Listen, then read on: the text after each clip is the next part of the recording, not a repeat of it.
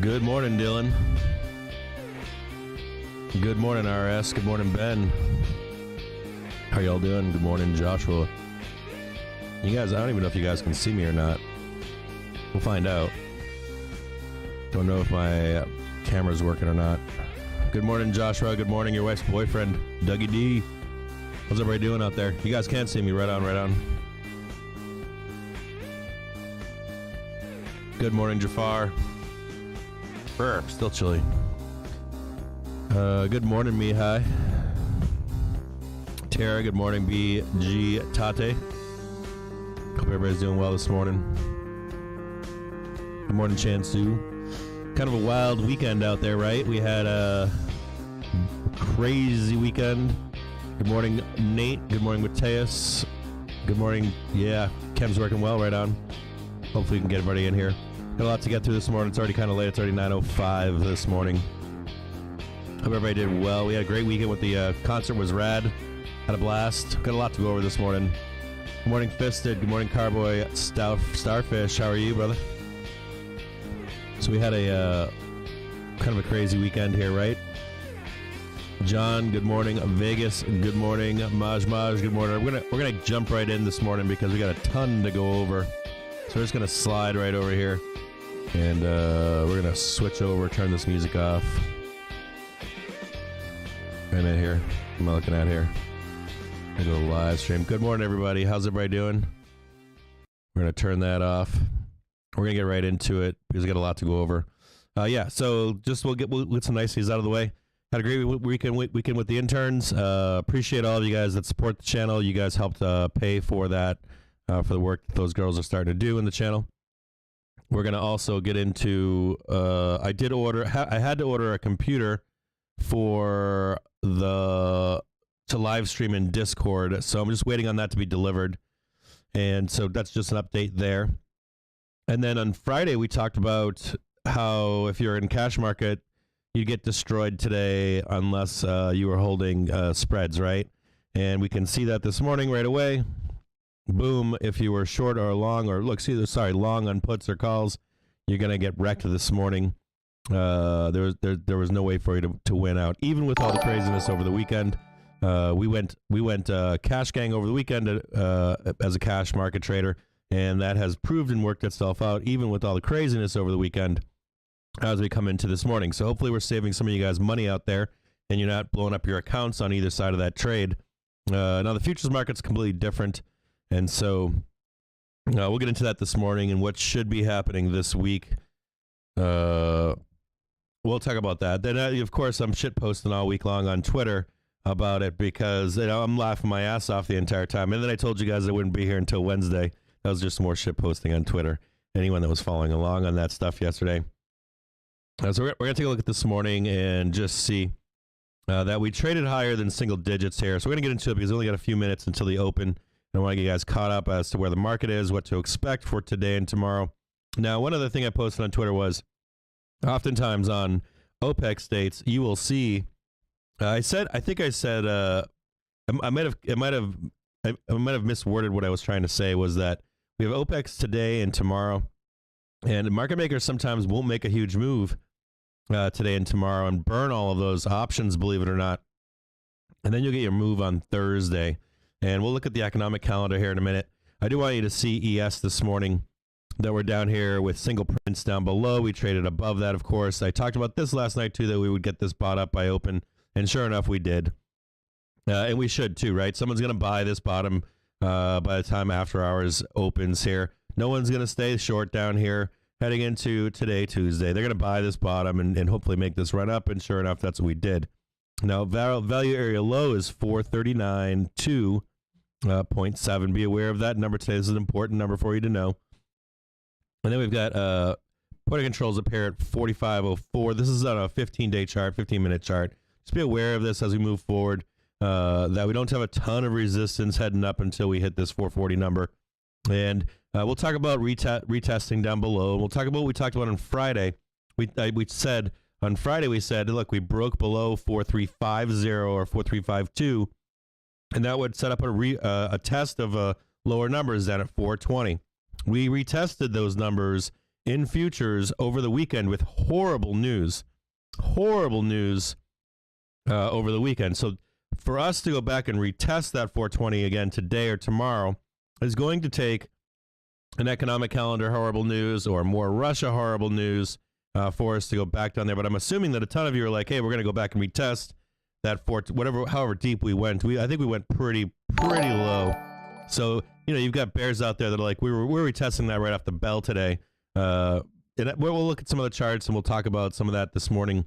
If we do that this week or today on Monday, we go back and revisit those numbers. Now, the door for us to be open is for a break of that 420 number. We'll look at the exact numbers where we need to see a break. We didn't see a break of the previous low in futures. We were slightly higher.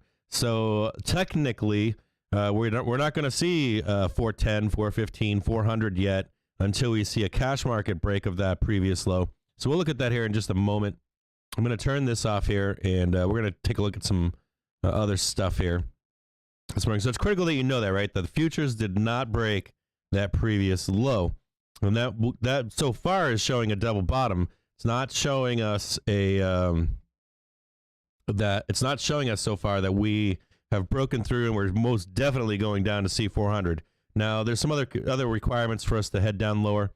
If we don't retest that 420, and then if we bounce off of, I think it's 440 or somewhere in there, the 200-day moving average, yeah, we can head back lower and retest again, right? We're always testing lows. We're always testing highs. Now, for today, for Tuesday, we know we had Home Depot this morning, Macy's this morning. We've got huge reports this week, right? We've got over 100, 150, 200 a day each day this week. We got some big ones coming up. We got Teladoc coming up. We've got Transocean. We got Caesars coming up today. We got Lowe's tomorrow, Overstock. So we'll take a look at these tickers if we get a slow day at all. Jack in the Box. We got Molson Coors, Fubu. Remember how Samuel Adams did not fare well inside of their reports. We've got Hertz, Skills. Hertz got run up. We got eBay, Lemonade, a bunch of beaten down tickers. Keep that in mind. Some of these beaten down tickers, someone put a list out over Twitter over the weekend. Some of these tickers are down 80, 90%, 60, 70, 80, 90%. So if any of these guys hit good earnings, any of these guys come out with some good earnings, you're going to see some face rippers. I also want you to be aware of something on earnings this week. We got Coinbase, Alibaba, Etsy. You know all these, right? Beyond Meat, Wayfair, Rocket. I do want you to be aware of something, that there is a program in this market, or a basket of stocks or indexes that are being shorted by hedge funds, and then they also have a basket of high risk growth stocks that they're shorting as well, and then they pick certain ones that they remove their shorts off of, and then they let them rip. And this is this basket of a mix between risk and bonds. So they're buying some bonds, they're shorting the market overall, and then they have this play money where they put into high-risk trades. And these high-risk trades, believe it or not, are in these individual tickers that have been beaten down for the course of a year or two. And shocker, when you're seeing some of these stocks just rip out of nowhere, when you see a stock that just blows up, goes up like 30, 40%, that's typically one of these big hedge funds that are lifting their shorts and trading them up for fast money. So I think we are set up for some of that this week with some of these reports we have this week. So we'll pay attention to see if some of these start to pop off. And if they do start to pop off as the week goes on, you're going to see a bid in some of these companies just on that information heading forward. So we'll keep an eye on that as the week moves forward. The economic calendar this week, we've got the Case-Shiller Home Price Index. On Tuesday, Monday we were closed, of course.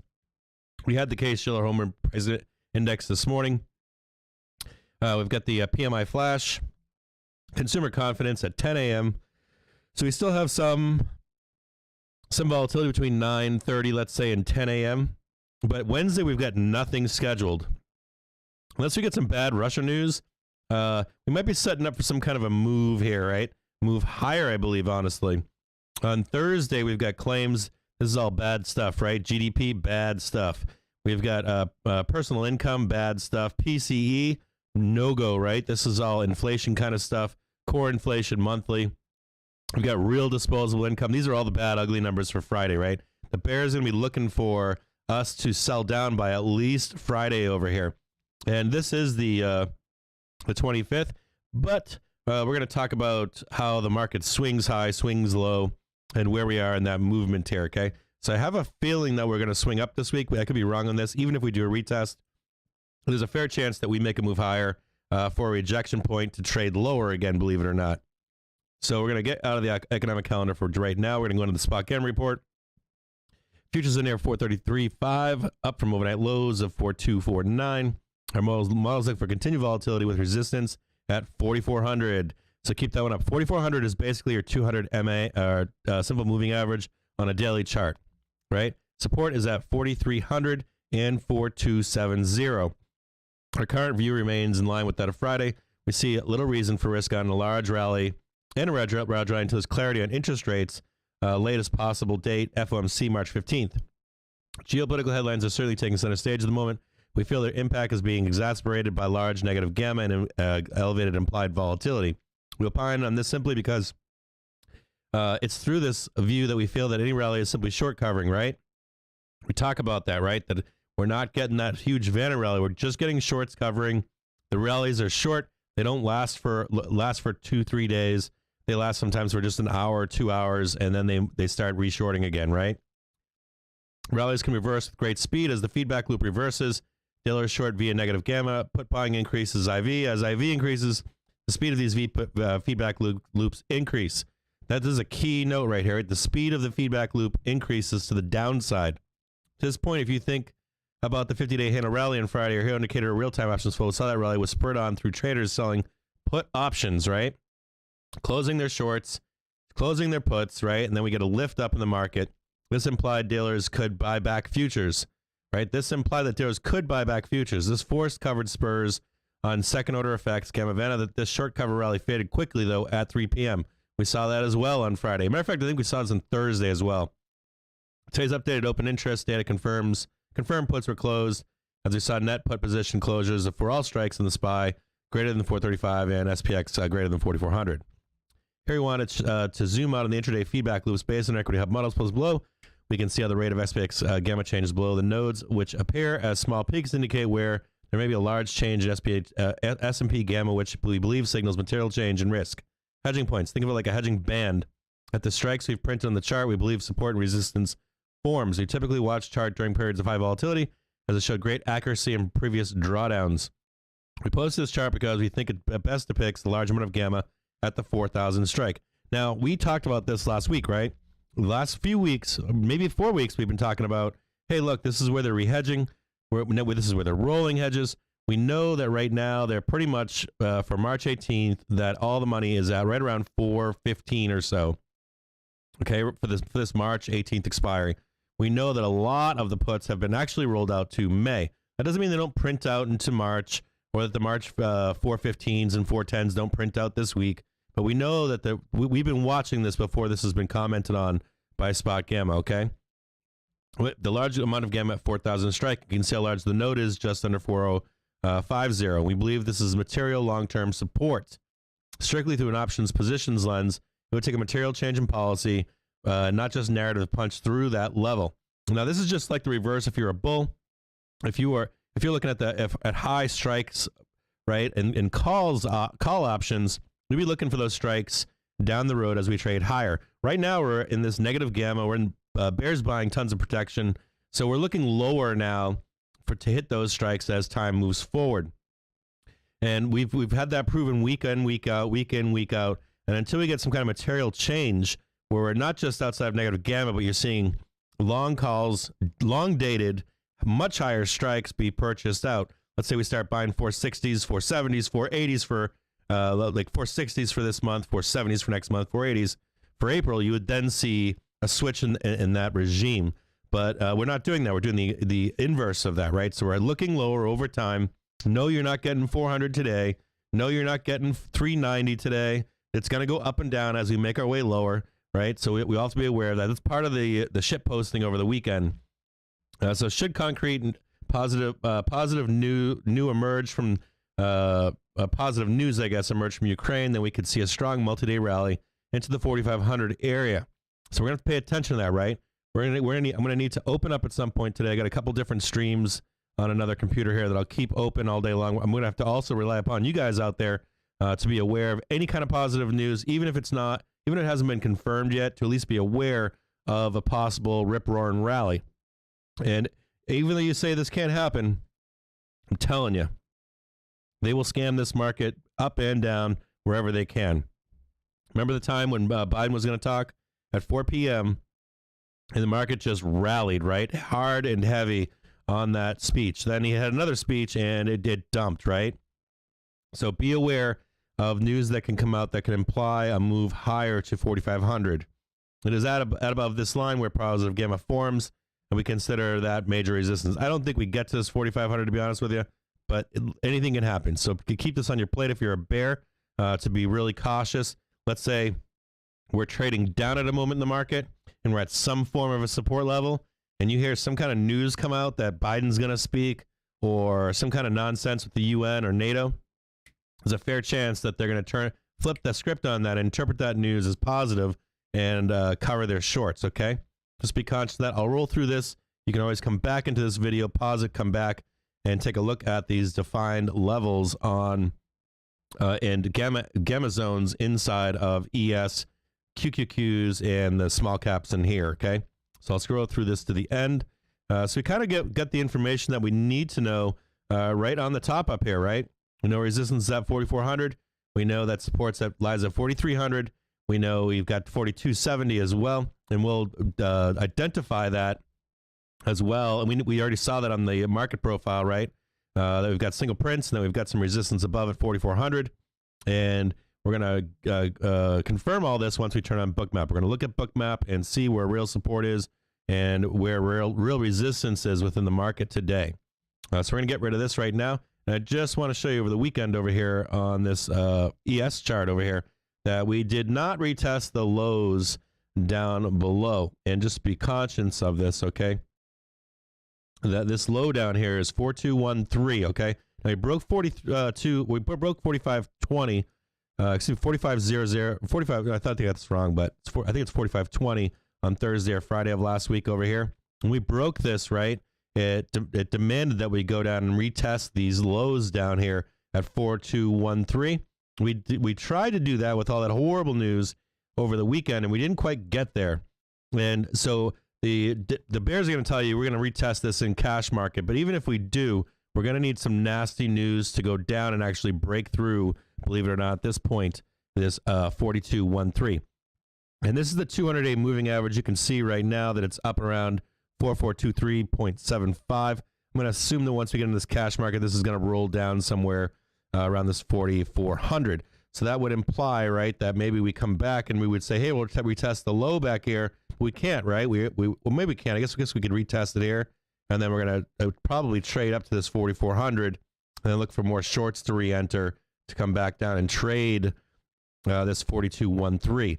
Now, this could also take 2-3 days, right? This could take like burning Opexes, make a run up for Wednesday here to this 4,400, and then we trade back down on bad news Thursday and Friday. There's a bunch of unknown news that we don't have. We could possibly trade down right off the bell, doom and gloom today, then make a rip higher to 4,400. We'll just watch the open this morning, see what winds up happening off the open this morning. But this is pretty much your trading zone. Okay, it's a real basic way of looking at your trading zone, right? And if we break below, we all know that if we do this retest in cash market, or if we break below here, only then does that open up lower numbers. You can't open up down below unless you retest and break this support down here. If this support down here is tested and it holds, right, we get a big, nice crown formation, right, then that's going to set us up to rip higher. You don't want to, if you're a bear, you don't want to see this zone hold, okay, because it will want to take another look higher. So ultimately, with the bears, the market does want to see in cash market another retest down below at this 420. We will more than likely get it. I don't know that we get it right now at this moment. Maybe we do. My thought process is that we trade sideways. If I had to guess right now, we trade sideways. We're going to make a move higher into Wednesday, and then we'll eventually Thursday, Friday retest this low, and possibly even begin to make our way lower from there. Now we're gonna also look once more. We're gonna look at the cash market on the SPY. You can see where we're trading inside of this on this bullish, believe it or not, this bullish megaphone, I guess you could call it. You can see the buys that came into the market this morning. Actually, I haven't looked at this chart yet, but you can see down here, boom, we bounced right off 428.24 in after hours, and we got a big buy down here and a big buy down here as well. So just be conscious of this. See this sideways movement though? See this sideways movement back on the 14th? This is kind of what I'm talking about, right? You do kind of a drifting sideways, and then boom, we shoot up for the next 2-3 days. This is kind of what I think is going to happen. We're going to make this sideways movement over here, right? Wait a minute here. Make this kind of sideways movement, then we boom, make a move up into Wednesday, then we start trading down again, unless we get some bad news. So we're going to pay attention to any kind of bad news that come in, any kind of setups for bears to get short in here. If I was a bear, right, and if I am a bear, I'm going to be looking to not take, I don't want to take this short right here. I want to take this short somewhere up in this zone up here. I want to wait for us to get up to around 440, and then I want to take a nice fat short up here, right, and I want to run this down to 420. If it, I don't know, maybe bears are saying, I don't care, I just want all this. I think that more than likely, a bear that's like, oh, I want it to drop today, is probably upside down in their shorts at this point. Or I don't know what they're thinking, but I guess we could just fall off today. We need some bad news. Otherwise, a bear that's looking to make max gains is going to wait for this to trade higher for another move down. And we might not get this high. We might not get up to 440. We might get some kind of bad news along the way. So we're going to turn this off. We got, what, 4 minutes left until the opening bell. Hope this guys is helping you this morning as we move forward. I'm going to turn on, what am I turning on here? Bookmap, and we'll look for the opening bell. My thought process this morning is it's not going to be a short covering rally. I think you're going to see a lot of bears load up on the bell today. I think you're going to see a lot of bulls load up on the bell today. I think the market makers are going to take all that money in today, and that they'll make a move later. I think it'll drift higher over the next 2-3 days into Wednesday, or not 2-3 days, excuse me, today, Tuesday, and Wednesday. It'll drift higher into that 440 zone. I'm adding an extra day to the week here. We'll drift higher to that 440 if we get no bad news. I'm going to also try to monitor, or maybe you guys should be monitoring CNBC. If they start coming out and acting all stupid bullish or something, or the market's going to be okay, anything like kind of nonsense like that, you might see the market drift higher today, tomorrow, and then you look for a Thursday or Wednesday into the close short a Wednesday into Thursday short into Thursday, Friday for us to start selling this market again. Am I saying that right? I'm thinking that today, Tuesday into Wednesday close, that we go higher, and then maybe Thursday open into Friday we start to sell once again. So hope that helps all of you out there. But it could be a nice run for bulls. And then the only other thing I would say on the Russia, we'll talk about Russia later once the market opens. We only got 2 minutes until the open here, so we'll get loaded up here for all of you guys out that are out there right now paying it or tuning in this morning. So make sure you guys are all. Oh, Nate tipped $5. Jafar tipped. Jafar, thank you, man, my man. Thank you for appreciating the work. I appreciate it. Thank you for supporting the channel. You guys are gonna be. Maybe I'll get some of you guys' names on that computer about. We'll do something for it. So we'll take a look here. Let's take a look at the last couple minutes before the bell and see where real support lies. See if we can get some. Let's look at we got 1 more minute left here before we open. We're gonna take a look at where real support lies this morning, and see here. Come on now, here indicator. We'll close this up. Take a look here. Let me just. I gotta get situated myself because I've got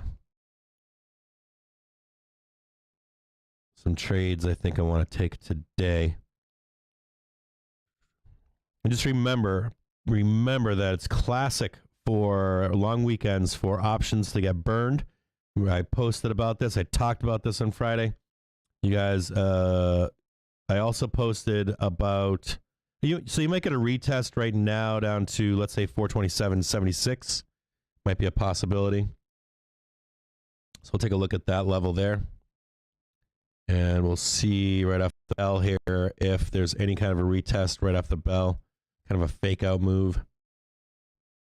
Yeah, you can see it down here, right? See the lower band of this volatility coming off the bell right here. Is right down at that 427.50, right in that channel where we are. So you guys can see that, right?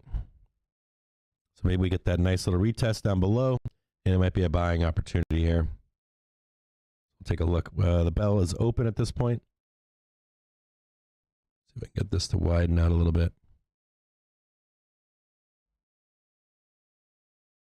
But I do want you to be aware of, I've made another post. There's a little bit of sellers right off the bell here at 433.43. I do want to talk to you guys about long weekends too. This doesn't always happen, but sometimes you'll also see not only the option burn from that weekend, but you'll see like people loading up on the Tuesdays and the Thursdays, and you won't always see major moves. But with no news on Wednesday, we might get a move. We might get a move earlier. I didn't consider that when I made that comment, that the way the economic calendar is working out. You saw a big buy this morning in after hours. Hopefully we can get another retest down below. I'm assuming that's what bulls are hoping for this morning, is for at least a retest down to 427. Yeah, let's not have Joe. Good morning, Joe. Let's not have these extended 3-day weeks again, or weekends. Good morning, X. Good morning, Mary. How are you? Yeah, Home Depot should be up, not down. Are they playing? I haven't looked at Home Depot at this point. Good morning, Desperado. Mary's saying that she's thinking that we revisit the lows today. Thanks for your input, Mary. I always trust her input. Good morning, Binky, Adrian. Good morning, Stocks Anonymous. Good morning, Firsthand. My son, Josh. Good morning to all my sons out there. Good morning to your wife's boyfriend. Good morning to the other Josh. Good morning, Winky. Hope everybody's in here. Hope Emerson's in here. Hope Jason had a great weekend. So what do we got here? Good morning, everybody. Good morning, Willie. Good morning, BTCCK. Good morning, Steven, the Real Fed Chair. Good morning, Chris. Good morning, Sport K. How are you doing, brother? Yeah, Sport K saying basically 4250 break area support. Support is 4260. What else we got up here? Anyone have the chart setting for this Thinkers? Yeah, I gotta send that to you guys today. If we get slow today, remind me to send over the script for the Thinkorswim stuff, because I keep forgetting to do that. We got a new computer coming for the let me say right, chart scripts. We have a new computer coming for the stream. I tried to run an extra stream, but it's interfering with my my own trading. So I need a third setup so that I'll do a live stream with a bunch of information. You're gonna get what? You're gonna get trade the news. You'll get the texting and the verbal, and you're gonna get flow algo, and you're gonna get the Bookmap direct into. You're gonna get Bookmap direct into the Discord, so that you guys get real time. You won't even get the 30-second delay. I have to do a bunch of stuff. I still haven't signed up for the 1080 60 frames per second in Discord, but that's next. That's today. Let me see here.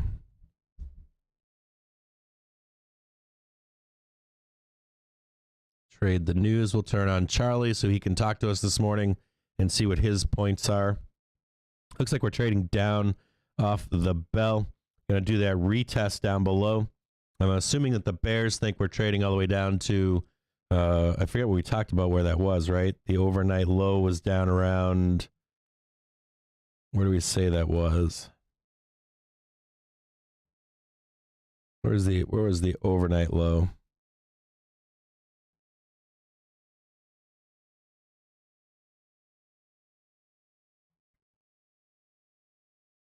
Or the over weekend low? See if I can clear this real quick.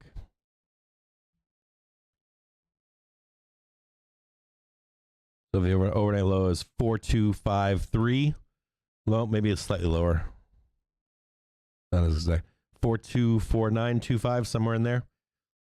So we'll see if it retests that. The bears want to retest that for sure today. I don't think we get that low. I think we can only get down to 427 if we're lucky. I think at most we go down to 42750 or so, wherever that. Get this to sign in here. I don't think bears get that lucky today. I think bears wish they get that lucky today. Let me see here. Give me just a second. I'll turn this on. Maybe. I guess you can't say never. You can just say maybe they do.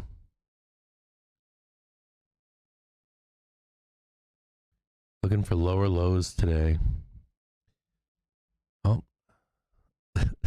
Lower lows today. I'm long puts from Friday. That's all I ever see when I hear stuff like that. That's all I hear. All I hear is I'm long puts and they're burning. So please give me lower lows today. Okay, so let's look below and see where we tagged. We wound up tagging down here at 430.09. We'll take another look lower here and see if we do even get down here. There's a little bit of that. These buyers are down here at 428. Looks like there's some ice down here at 428. So we'll see if those buyers just moved up at this point. We've got bears already stepping in off the bell this morning. Let's talk about where we got for trades off the bell. Let's see here, 9:30. Let's go back up to 9:30 and see what we have.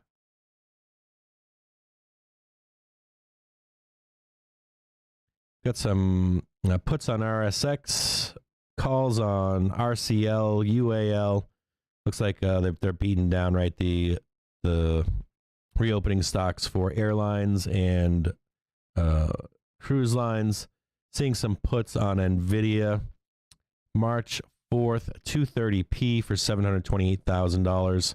That's a big one. BA, February 25th, 210p for $395,000. Got some puts on SPY, March 14th, 438p for $672,000. QQQs, we got our puts on Disney, June 17th, 130p.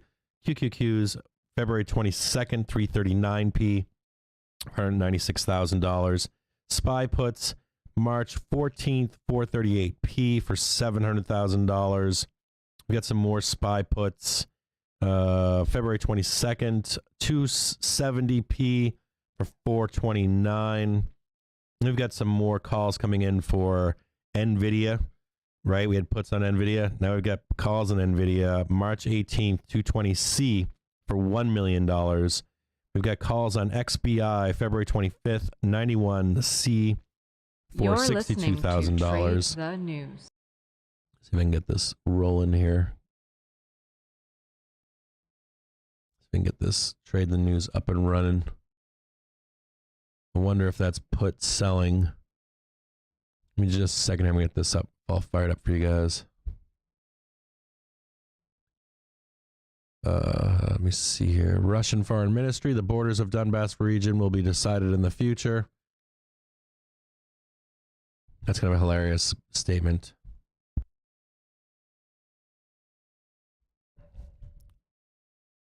So we'll pay attention to, well, we've got EU plans to assign crypto oversight to money laundering regulators. involves EZU and cryptocurrency in general. All right. 5 minutes to our next. The market U.S. manufacturing PMI February preliminary expected at 56. Services PMI seen at 53.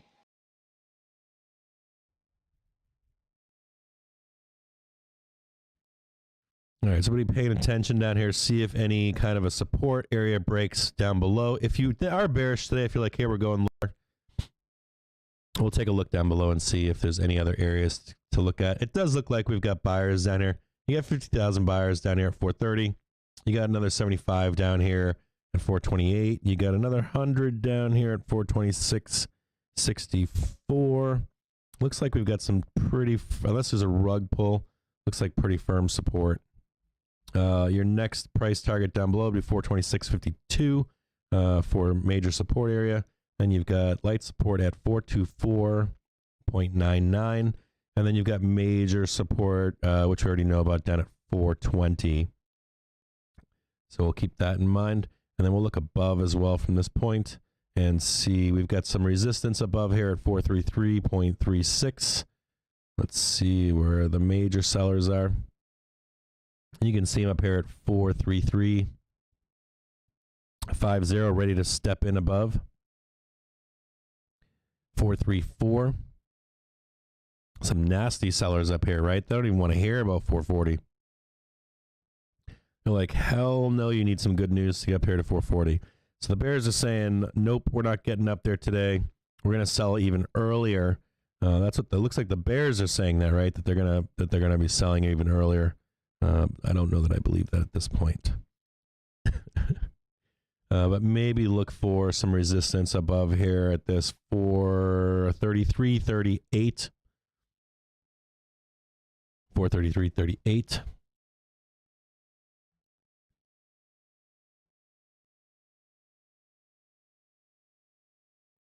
Yeah, that's right where our opening bell was, right? So bears are wanting to step in right away this morning. They don't want to give any kind of a respite to the bulls. I haven't taken any positions yet, by the way, if you're wondering. I'm going to wait for this news to come out between now and 10 a.m. and see if we can get any of this volatility out of the way. We've got 18 minutes left until 10 a.m. to get an answer on any kind of bad news.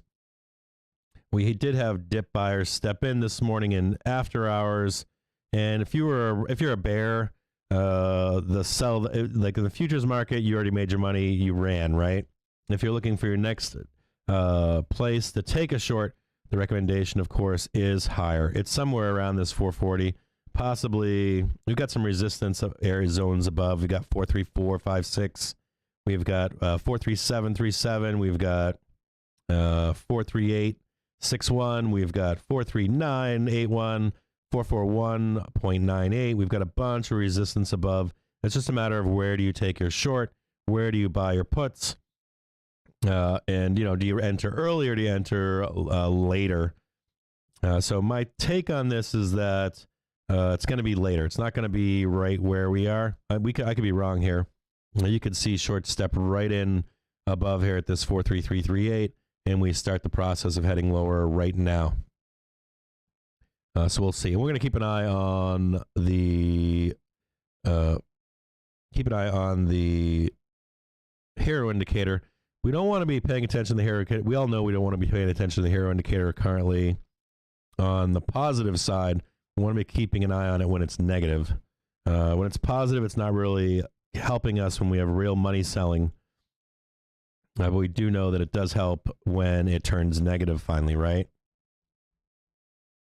We've got calls on Facebook, NVIDIA. We've got NVIDIA 225, 250C for $137,000. Facebook calls March 11th, 215C for $270,000. We've got puts on XLV September 16th, 115P, $228,000. About half a minute now to the market data. Market U.S. manufacturing PMI for February. Preliminary expected 56. Services expected 53.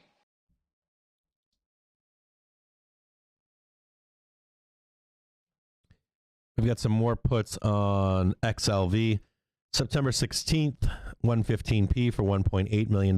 SPY calls March 18th for 60C, $269,000. IWM calls February 22nd, 199C, $117,000. Manufacturing 57.5 above the 56 expected. Services 56.7 above 53 expectation. Composite of 56 is up from 51.1 prior. Okay, so we've got PMI. The PMI we have 56.7 was the actual versus the expected of 53.0. The composite PMI was actually 56.0 versus 51.1 prior, and I think it was 53 was the expected. And corporate debt offerings, ConocoPhillips coming to market today with a 3-part benchmark offering, 2-year non-callable, 3-year non-callable, and 30-year notes. Charlie Oscar Papa. I don't know what was said about what legally Captain can't make the trades. Yeah, there's a couple things. So I've had my let me give you guys a couple things here. We have QQQ's calls February 22nd, 343 C for $140,000. Q's February 22nd, 341 C for $148,000. And then Facebook calls February 25th, 207.5 C for $259,000. Let's have a little talk here. So we're going to have a little chat here. So I've been trading for many years. And I used to trade on Wall Street Bets before years ago. And I had my accounts, I had some brokerages broken into. I had enough information found out about me where I had 2 brokerages broken into, but one specifically had some money in it. And so I had some money stolen from me. It was covered, but I had it was a lot of money, believe it or not. That my account was broken into. So I tend to give a little bit less information out there than I used to, especially on YouTube. I give a little bit less information, but there are traders here in our community that I have shown my bona fides to in the past. I've shown my my actual tax documents with my trades that I've made in the past. So my bona fides have been proven by some members of this community. I don't like to trade with a public screen. Any of the screeners that you see, I don't trade on those. Like I don't trade on Webull. I don't trade on Thinkorswim. I trade on another or a different brokerage, but I try not to. I did ask my wife to open an account on options.ai for me. So maybe I can trade on that one with $100 or something like that. But I have a problem these days with showing you physical trading, only due to the scammers that are not how did I say it? The savviness of the scammers that are out there. And that doesn't mean that you're a scammer, but people do monitor social media to find out enough information about you to get into your brokerages. Some of you might not know this, but it's easy to get into a brokerage. It's not as hard as you think it would be. I don't know if any of you have ever allowed anybody into one of your brokerages. It's basically a phone call with 2 people talking and a verbal, yeah, they can enter my account. And then it's all over. You guys don't have to fund a separate account for me. I'll fund it myself. But I have to be able to get around a way to not show the account that I trade on. You guys have never seen it. I've got it sitting on another laptop over here. If you guys can see it from here, I'll try to put it on camera. I don't trade on a broadcasted account.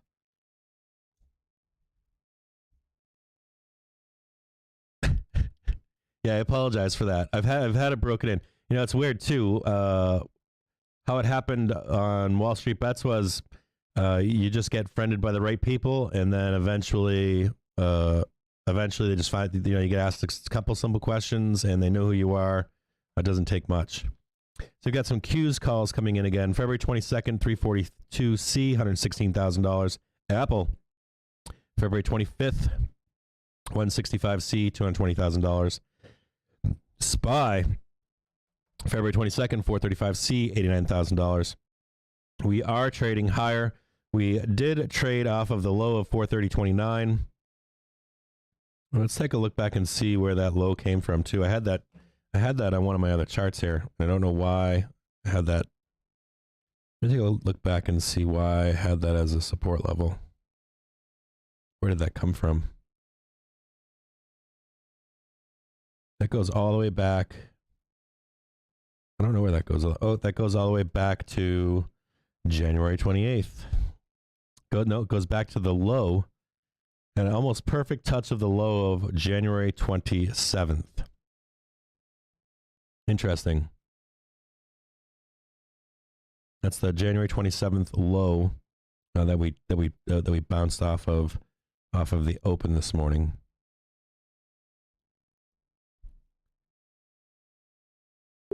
10 minutes for next data. Conference for consumer confidence for February expected at 110, down from 113.8 prior.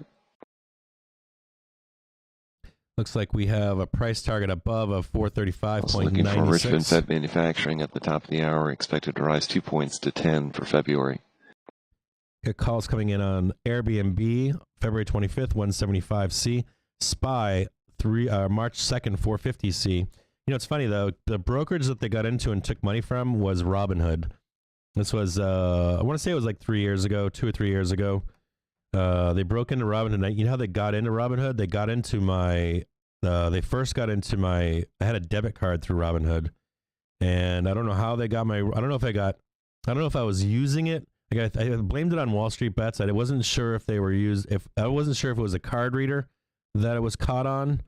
And I wasn't sure if it was something that I ran it on, because I was like, at that time I was spending like 10, so you have a max that you can spend on your debit card every week. It's like 15 grand or something. And I'd use it. Like I'd run it for like 10 grand, 15 grand, 5 grand. I don't know if it's 5, 10 or 15 grand. I don't remember what it was, but I would run it. Let's say if I was going like an Airbnb or something, or if I was going on a trip and I was using it actively, that's how it started. It started with my card being run, and then eventually they got into the account. I didn't notice it right away, and so from that point forward, I've tried to limit how much people know about me. There's a few of you out there actually know who I am. There's a few of you out there. There's a very small select few of you that have some of my personal information. There's I know that I've shown some of these documents to like Quinn and Joe Donut. And I know some of you have my personal phone number, so you could deduce who I am that way. But I trust the ones that know who I am out there.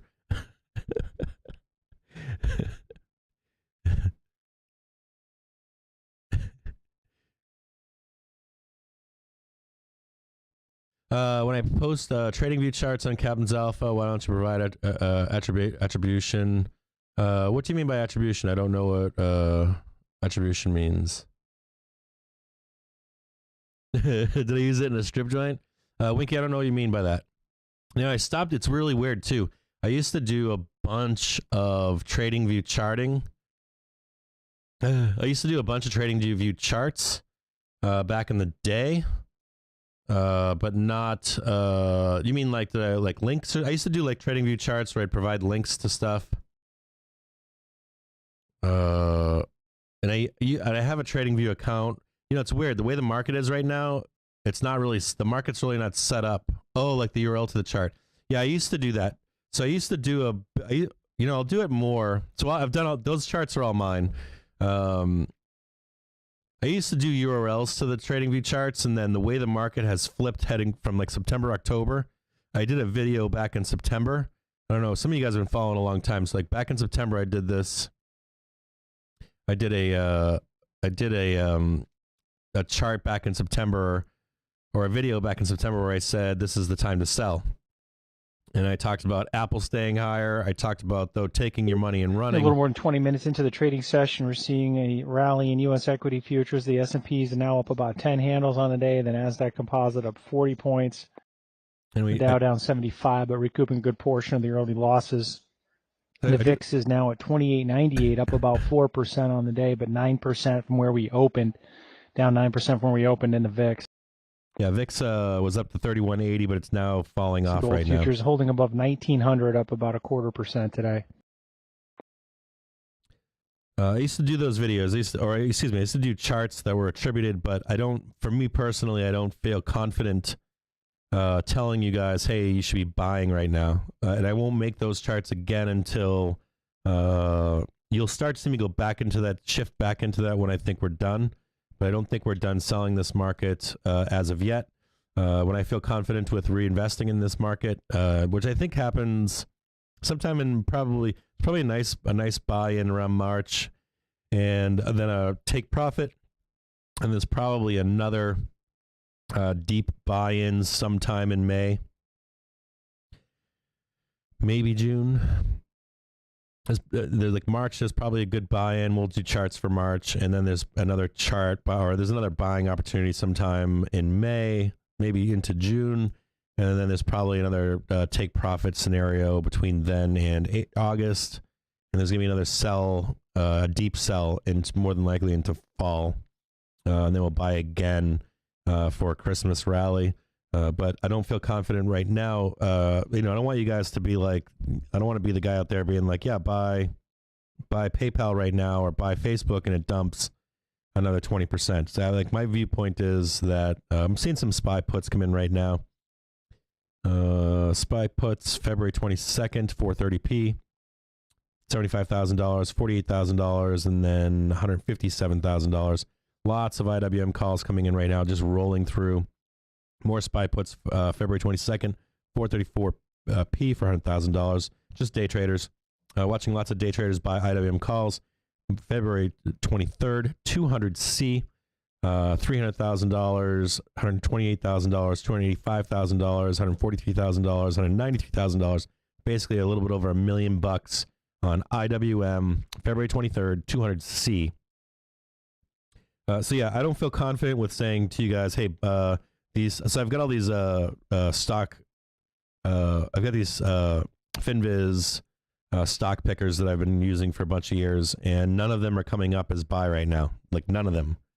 The only thing you can really confidently buy right now is basically commodities, energy, metals to an extent. And I don't personally like trading those. Maybe I could spend more time on energy or on metals. My problem with that is that they always seem to be you get caught in the down cycles of those trades. I typically tend to short the market and then buy the rips and looking for entries for a bottom in the market.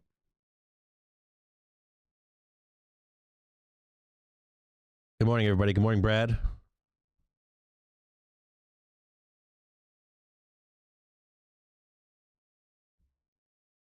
I don't know. The thing with Palantir is that it's a buy and hold. It always is. Palantir is a buy and hold. My only problem I've ever had with Palantir is that it's a high float stock. It's got not high float, but there's so many shares out there.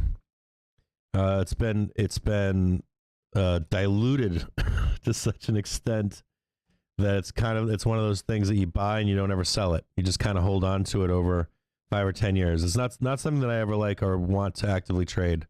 I've never been a fan of actively trading it. It's something you just add to your collection and you don't mess with it. It reminds me a lot of like a Ford, right? I remember I sold a bunch of Ford stock when it was $3, and I just didn't want to wait for 6 months, a year, 5 years for it to trade higher. That was a couple years ago, 2-3 years ago, and it's traded much higher since then. But I'm not that kind of investor. I'm always looking to buy stocks that the banks are actively moving. Got the conference forward data for February in about a minute, expected at 110. Richmond Fed usually released early, expected at 10. Yeah, so I'm waiting for this 10 o'clock news to come out, and then the news is over for the day, I think. We should get some much clearer direction. Richmond Fed at 1 below the 10 expected. Richmond Fed dropping to 1 from 8 prior. Ooh. Got the consumer confidence reading for February in just a few seconds, expected at 110. The actual was 1 versus 10 on the estimate.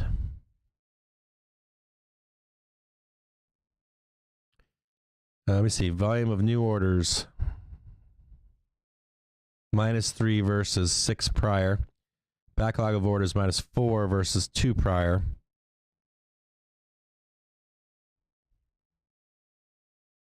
This impacts the SPY.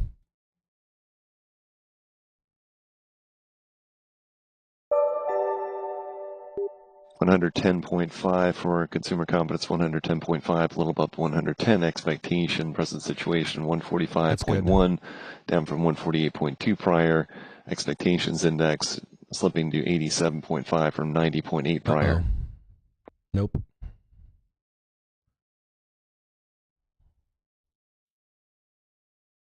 So it was February consumer confidence was 110 versus the expected 110.5 versus 110.0 expected. But the expectations index was 87.5 versus 90.0 the prior. So it has gone lower. You see here, present situation index 145.1 versus 148. Oh, wait a minute. They're revising this as they post it. Those that are saying jobs are plentiful is 53.8% versus 55.0% prior. Those that are saying jobs are hard to get is 11 points, mixed bag on this, 11.8% versus 12% prior. Prior consumer confidence revised lower to a 111.1 versus 113.8. So not the best numbers on the February consumer confidence. Manufacturing looks like not. I don't know if I got this wrong here. Looks like that's not that good either. They still have no less. Yeah, let me see if I'm reading this wrong. Backlog of orders -4 versus 2 prior. Okay, that's good.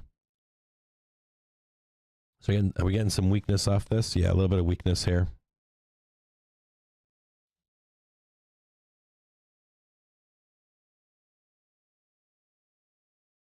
Yeah, so James, my take on Palantir is, and I think I've heard people saying, well, we can look at Palantir real quick.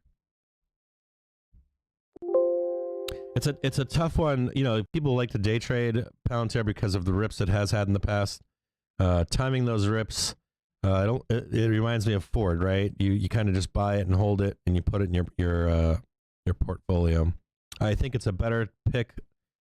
We should, you know, there was I saved. Let me see if I can bring this up, but someone did a really neat. Remember I forget who originally did it. It was stolen by a bunch of FinTwitters and thrown around FinTwit on Sunday or Saturday. But somebody put, we're watching some SPY puts come in, Twitter puts come in, Apple puts come in, BAC puts come in, XLE puts come in.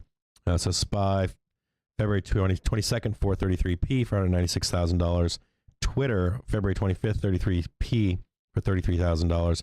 Apple puts, March 4th, 167.5p for $622,000. Apple puts February 4th, 167.5p for $1.3 million. And BAC, February 25th, 44p for $12,000. XLE puts March 4th. I think I don't know if I said February 4th. I meant March 4th and all of those. XLE 66p for $106,000. So we'll look at Palantir real quick. There was a chart thrown around with all of these speculative growth stocks that are down 60%, 70%, 80%, 90%. And they were kind of abused and thrown around. I saved the chart with all of the names of these companies, and there are some key things to look at on those companies. So one of my, I'll talk to you guys. This is a good thing to talk about right now, actually. Believe it or not, this is a good one to talk about. So SQQQ calls March 4th, 44C, $167,000. That BAC put I misspoke on. The more came out on BAC. We've got BAC January 20th, 2023, 40P for $1.4 million. The SQQ calls are high algo score. March 4th, 44C, $167,000. We've got some calls on SPY, February 22nd, 435C, $95,000. The market is neutral right now. So we've got a neutral put to call ratio, 0.65 versus 0.65 is the put to call ratio. Got 47,000 puts to 71,000 calls.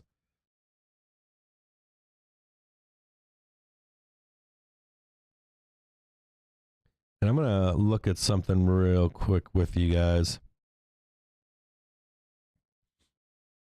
So basically what I'm always looking for in companies, right, is on that list that was thrown around Twitter. I'll post that right now on @CaptainJimJames, that guide. And we'll talk about this right now. This is important. People are wondering when they can start buying this market. So Palantir real quick, we'll take a look at it, right? We know that it's got some semblance of support down at $10 and $8. So we've got some support at $10 down here. At $10, and then we know that it can go down to 8 or 9 at points, right? $9.50. We've got buyers down at $9 down here. So what do you do on a Palantir? I can chart this out for you guys, make a video. We got buyers at $8, and I'll show you how to buy any stock. I've done videos on this in the past, how to buy falling knives, how to look for a turn in a stock, and it applies to Palantir as well. Apply them to any stock and index. But I'll post this this chart that came out on. I'll post this chart that came out on Twitter over the weekend. And so what I would apply to that chart that was given out, I think it listed like maybe 90 or 300 tickers. I don't know exactly how many it listed, like 100 tickers or some nonsense like that. They're all beaten down. So what you do is you take those tickers, right? And you're going to look for certain things. If you're an investor, if I'm an investor and I'm looking and I want to buy speculative growth stocks, there's some things I'm looking for. I'm looking for so you're looking for the next Apple, right? And that's the plan, right? I want to buy Apple. You hear all these stories. I heard this one guy this weekend on YouTube. He was talking craziness to me, like batshit craziness. I had to turn the video off. I turned it off because I was like, I don't want to hear this anymore. And his point was that he made it through 2 or 3 recessions with Apple, and that he bought it before whoever, and all kinds of fucking nonsense. And you hear that, you always hear these anecdotal comments from U.S. equity markets trending lower once again following the Richmond Fed print. We've seen the you'll hear these S&P down about 4 now, the NASDAQ composite down 21, and the Dow down 160.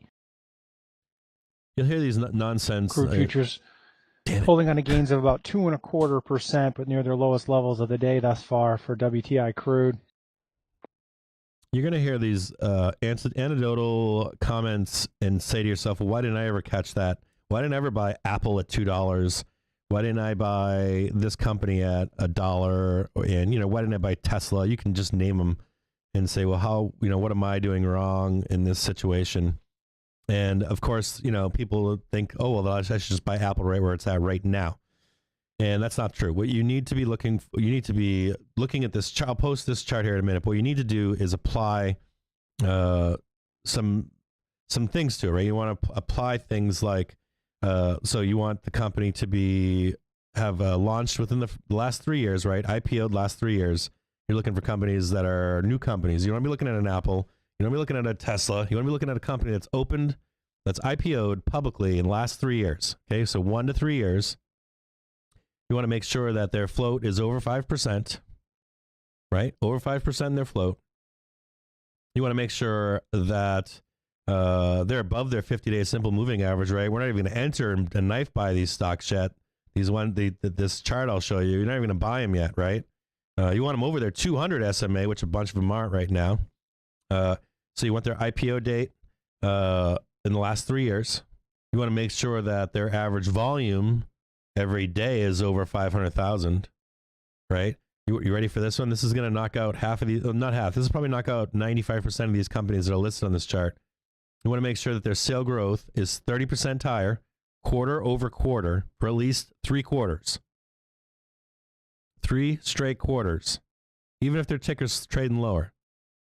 Yeah, the sales growth rate, right? Then you want to make sure that their last 3 earnings reports, they had positive guidances. That means you're going to have to go into all these companies and review all of their guidance statements that they're making money, they're profitable, they've been profitable, and that they're guiding higher even right now with everything being down. That'll probably take out, I would bet you might get left with 3 to 5 tickers on that list that was published this weekend on Twitter. Maybe you might get 10, but that work that needs to go into looking at 100 tickers is substantial. It'll probably take an entire weekend to look at all those tickers. So I'm going to find that chart right now. I'm going to post it on Twitter for you. I'm going to get on Twitter at CaptainJimJames. I'm going to post this chart that I'm talking about, and you'd be surprised at what tickers will come up with that. You'd be surprised with how many tickers it discludes that you're interested in. You can just look at a Palantir. They don't meet those requirements. They don't. I know they don't. I know that they haven't had 3 positive quarters. I know that, right? Their guidance is awesome, but they're not hitting 30% profits, right? And then the last thing would be if you really want to knock out, and let's say you're left with 10 or 15 companies, you want the last killer. Last killer is TAM, right? You want to know about how much market. A report here out of the Ministry of Ukraine. Ukraine has reportedly asked both the UK and the United States for more weapons. Nice. I like it. So I just posted on Captain's Alpha this list, right? And then the last part would be their market comments capture. Being attributed to the UK Foreign Minister Kuleba. You know, so you're looking at let's say market capture. So you're going to say to yourself, just like an apple, right? If you were to buy an apple at $2, what did Apple do differently than everybody else, right? They had a closed garden economy, right? Everything was closed garden with Apple. They did something different than everybody else. They used their own operating system. They were different than everybody else. So you could target Apple and say, yeah, they've got a great market capture. They're doing their own thing over there. And that's how you target them, right? And they're going to capture a large percentage for themselves, right? Outside of what everybody else is doing. And so I just posted the list that was passed around over the weekend on Twitter. And I'm sure that if you go through all of these companies, there's only a few that hit them. There's only a few. Even Hood doesn't hit the profitability target, but they do have great TAM, right? So you might find 1 to 3 companies on this list that have the potential to actually become an Apple. So when you hear that argument from a bull out there saying, well, I held through all these problems and I kept adding even when things are terrible.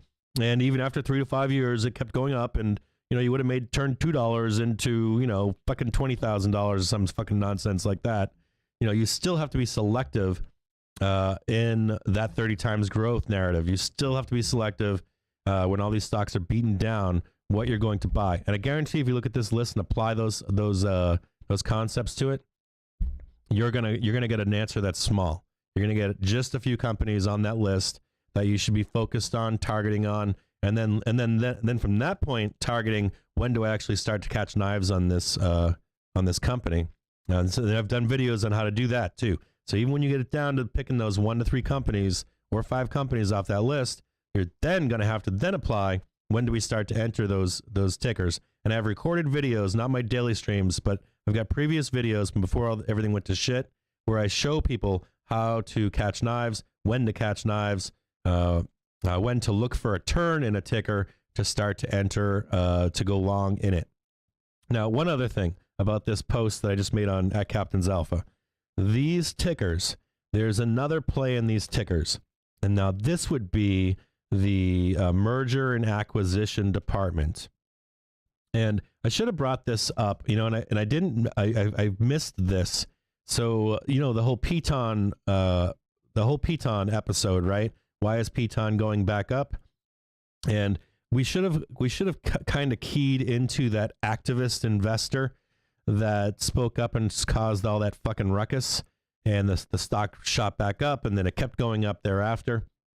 And oftentimes, you know, I ended up watching this weekend Carl Icahn's documentary on HBO. I think Jenny Marcus brought it up on Twitter, so I ended up watching it this weekend, and it gave pretty much the same layout as to what's happened to Piton. The same thing with Viacom.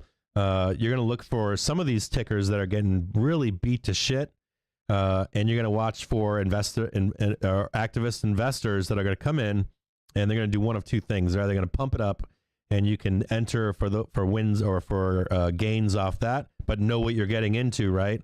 Know that these companies are going to either get merged or acquiesced. That's not really the real word. But be rolled into another company or absorbed into another company in a form of an acquisition, or they're just going to be pumped up because they're not as valued as where they should be. You saw Carl Icahn talk about McDonald's. You saw a real sell-off of McDonald's in the after hours today, and then a bunch of buyers step in at like 4 a.m. I made that post on Twitter over the weekend about Carl Icahn being involved in McDonald's right now. You could apply those same principles to any of these tickers here. If you track some of these tickers, maybe you don't buy them right now, but if you're looking at like a Wish, or not Wish probably not a good example, but like a Hood, if you're watching like a Hood out there for someone to step in and make a move or replace Vlad, or they launch a new platform, a Webull type charting platform, something like that. Yeah, you can make money off those moves as well. And you can track for those and look for the newspapers, to tell you that a Carl Icahn type figure is in them. Piton is a good example for right now. Even though I think Piton sucks, you can make those plays off these tickers, but they're not the apples that everybody talks about, right? If you're looking for that long term, I'm just going to add right now in this shitty market environment, you're going to reapply those principles, right? IPO'd last 3 years. Low float, right? 5% float, right? You're going to be looking for 3 consecutive ERs, or you're going to look for year-over-year profits of 30% or more. You're going to be looking for, so that's 1 to 3 years of 30% profits in that year or more. You're going to be looking for their TAM, right? Their market capture. You're going to be looking for 3 consecutive ERs that are positive. And if you can identify any of these companies in here, that would be the non-gambler play for these tickers. No, you're not. Just request to follow, and I will approve you. I'm going to approve anyone that's in there right now. You just request to follow. I try to keep out bots, and there are some, believe it or not, hedge funds from Wall Street that try to track certain users on Twitter. There are some people out there that nefarious individuals that try to get the sentiment of retail traders, and so I try to limit that on my private handle. On my public handle, I shitpost all day long. I'll put some tidbits out there on my public handle, but I try to keep my private handle pretty serious. Watching a mixed bag of calls come in. Some puts. Buyers on XOM. July 15th, 87.5C, $119,000. SPY puts, February 22nd, 434P for $202,000. Roblox calls, March 4th, 55C, $85,000. Qs, February 22nd, 343C for $96,000. Still watching lots of call action come into airlines and cruise lines today. Just bouncing around now, right? 434. Now looking for 436 on the SPY.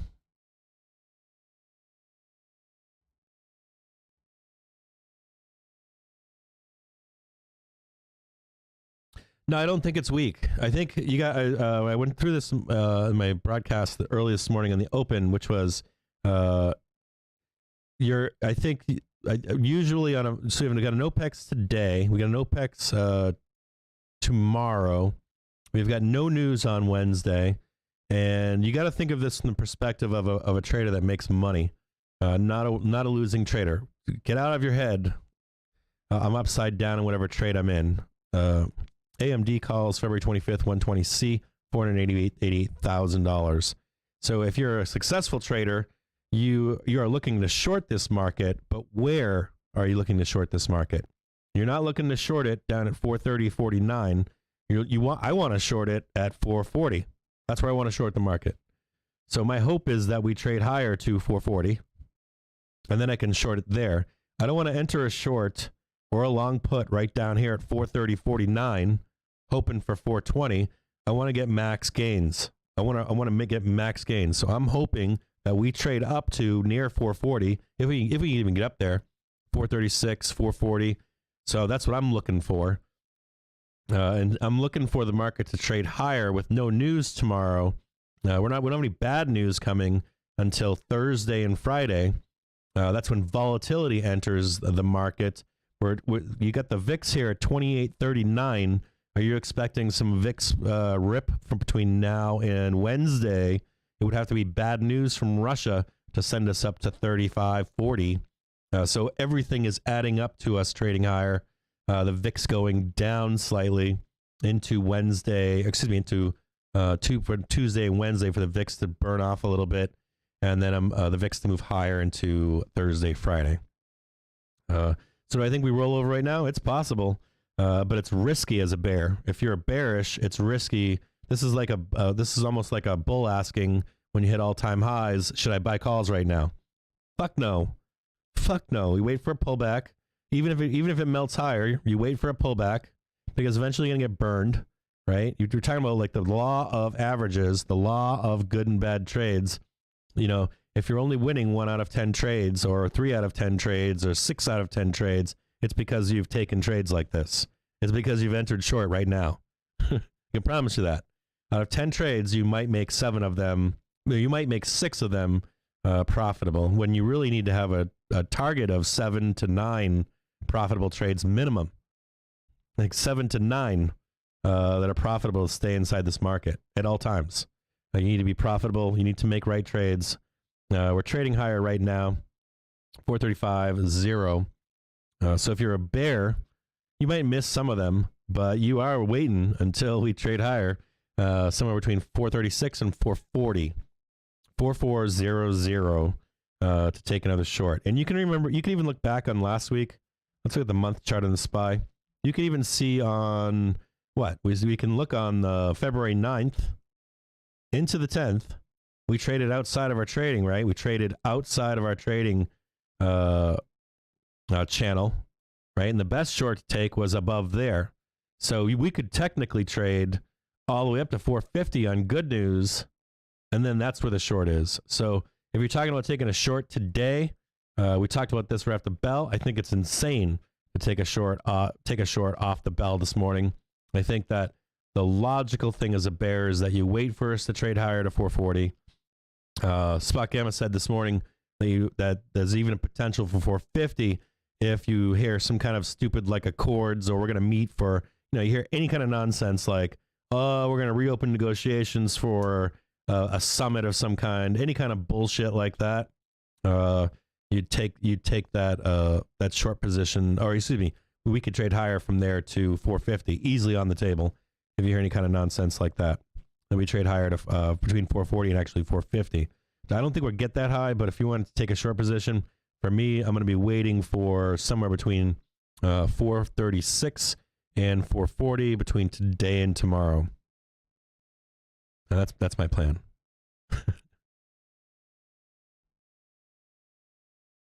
Hey, Steven, how are you? So Steven, I want you to know that I want you to know, Steven, that YouTube is hiding people that don't roll themselves into their money-making scheme.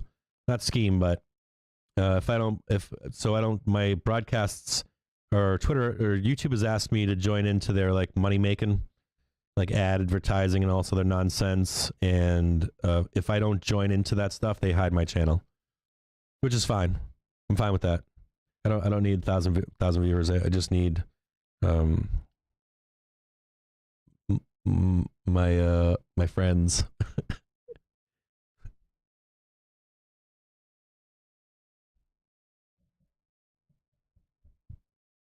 Yeah, I tried to clip these moments, and YouTube doesn't allow me to, on live streams that are like 6 to 8 hours, I can't go in and edit them. That's why sometimes I delete these videos. If I posted some personal information by accident, sometimes I'll delete a video fully. They used to allow you to go in and edit them, but now you cannot. So I have to do more recorded videos with these moments. I used to do a lot of them, but the way the market's been trading, it's been wild. I used to do just recorded videos, and then the way this market's been trading, I've decided to come on live because people were getting smoked. They were getting wrecked. My friends were getting wrecked. My friends on Twitter were getting wrecked. I don't want people getting wrecked out there, so I hate the fucking banks. I like retail. I like retail bears and retail bulls.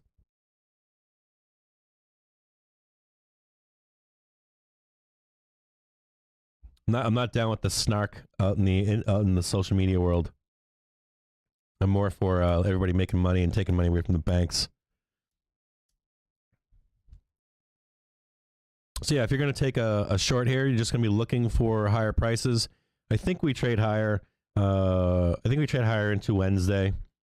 Yeah, we're set up to trade higher into Wednesday. It doesn't make me bullish on the market. It just means that we trade higher and we're looking for a better entry to take short once again. Just keep that in mind. Where do you take short? Think logically. Look at a month chart on the SPY right now, and look at where you should take. If you were to look the last 3 times to take short on the SPY, it was what? Back on the 2nd. It was back on the 9th, and it was back on the high on the 16th. So you were not supposed to take short on the 4th. You are not supposed to take short on the 14th, and more than likely, you're not supposed to take short on the open this morning on the 22nd.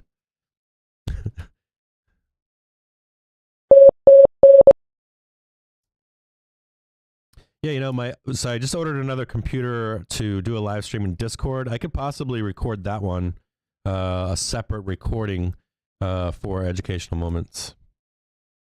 This new setup should allow us to do. I'm gonna have to put another microphone up here, but I've got a second mic, so I'll add a second microphone to the recording, and I'll make separate videos off of the live stream. How's everybody doing out there this morning?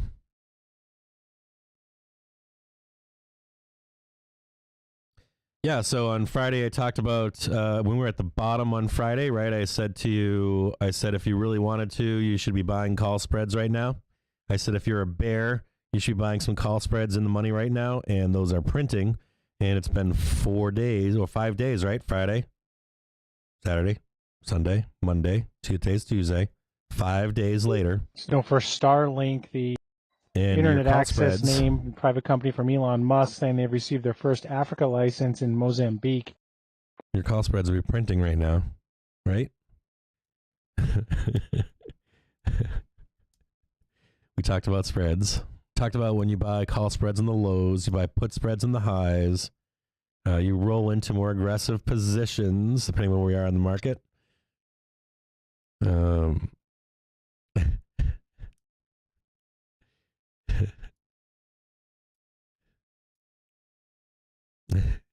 Most of these things work out. If you guys go back in my videos, you'll see that most of these trades, generally speaking, they work out quite well. And yeah, we should do a $100 challenge for spreads so you can learn how to make consistent money just based on probability of the market going up and down, even if the direction is overall down or the direction is overall up. You will get prints on these things. Sometimes you'll see some guys I trade with here we'll have phone call conversations. We get really scared because you're like, oh shit, it's not going down. But spreads eventually, if it does eventually go down or up, they will eventually print. Good question, Declan.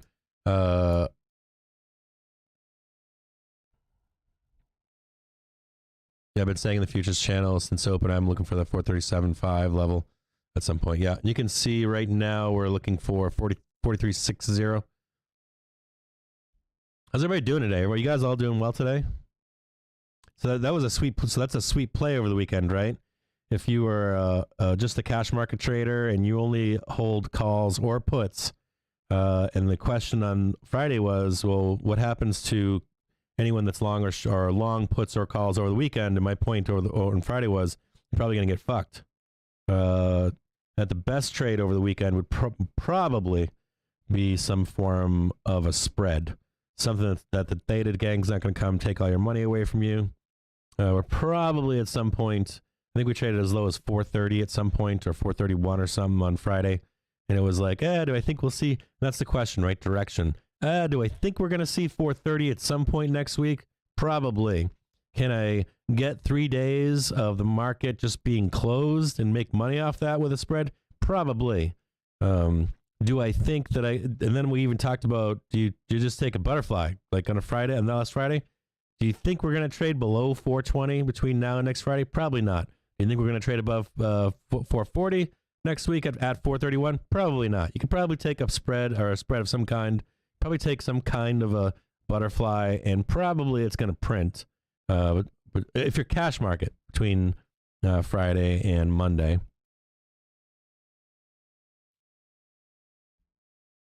Hell yeah. I know naked puts and calls didn't print today. I fucking know they didn't. I know they didn't print today. And it's a pretty consistent way for you to make money. So like if you are buying zero dates, or you're buying weeklies or monthlies on the short and long side, there's a lot more risk there. And if you're just saying, hey, where are we in the market? I just need a direction. I don't care about the intrinsic value of options. I don't want to get burned on the erratic behavior of the markets due to high frequency trading. I know the general direction that we're headed. I know the date, by that date where it's probably going to be. You're kind of reducing a whole bunch of problems. I think the calls I showed you on Friday were 100% print. I think they were 100% print that I showed on Friday. But they printed 100% if you bought them down at that low on Friday. You'd make it 100%, no worries, no panic. And you know that even if we hit 420, we're going to swing higher at some point into this week, and we already have.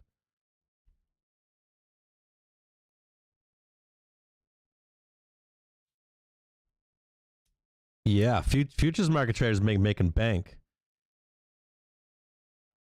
Yeah, Steven, I didn't have a someone asked me that on Twitter this weekend. I didn't want to go into the complexity of that. Twitter wasn't really the right place to talk about that, but it's a good time here to talk about that. So when you go over a 3-day weekend and you've got an expiry, the question becomes, do more people want them to? It's not only where are we, even if we had, so even this morning, if we were down at, let's say we're down at 430, or we're at the bell. Let's say after the bell, we're at 430 or 425.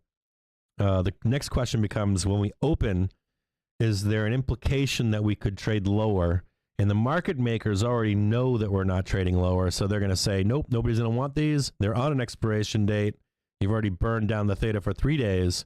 Oftentimes in 3-day weekends, you'll see, unless we're going to head down deeper or higher at that point, you're not going to see, you'll see them rug pull, even just where they should print. You'll see the rug pull right on the bell. You won't even get the money. They just won't give it to you.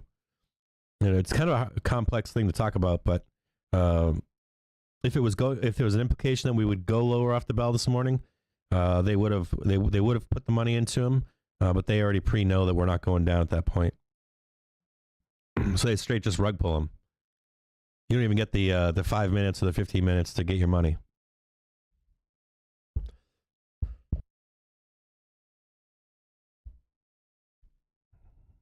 So we'll look here and see. Looks like some of that resistance is moving slight. No, they're still there. 435.93. We'll look higher from here. I do think they burn options today. I think we got to move higher between today and Wednesday into the bell, or at some point later in the day, maybe midday, and then we'll see a move lower.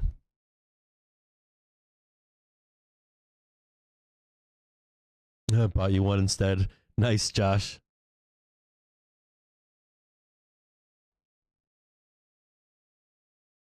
You guys want to know what would happen to puts on RSX if sanctions are applied against investing trading with Russian businesses? I don't know. I think that trade was over the weekend, bro. I don't like the trade even now. I liked the trade over the weekend. I was looking at the RSX over the weekend, and it's the ruble too. Didn't the ruble recover over the weekend as well? Yeah, they generally do. They generally screw up straight up options. I think that the trade, and that's another thing too about sanctions on Russia.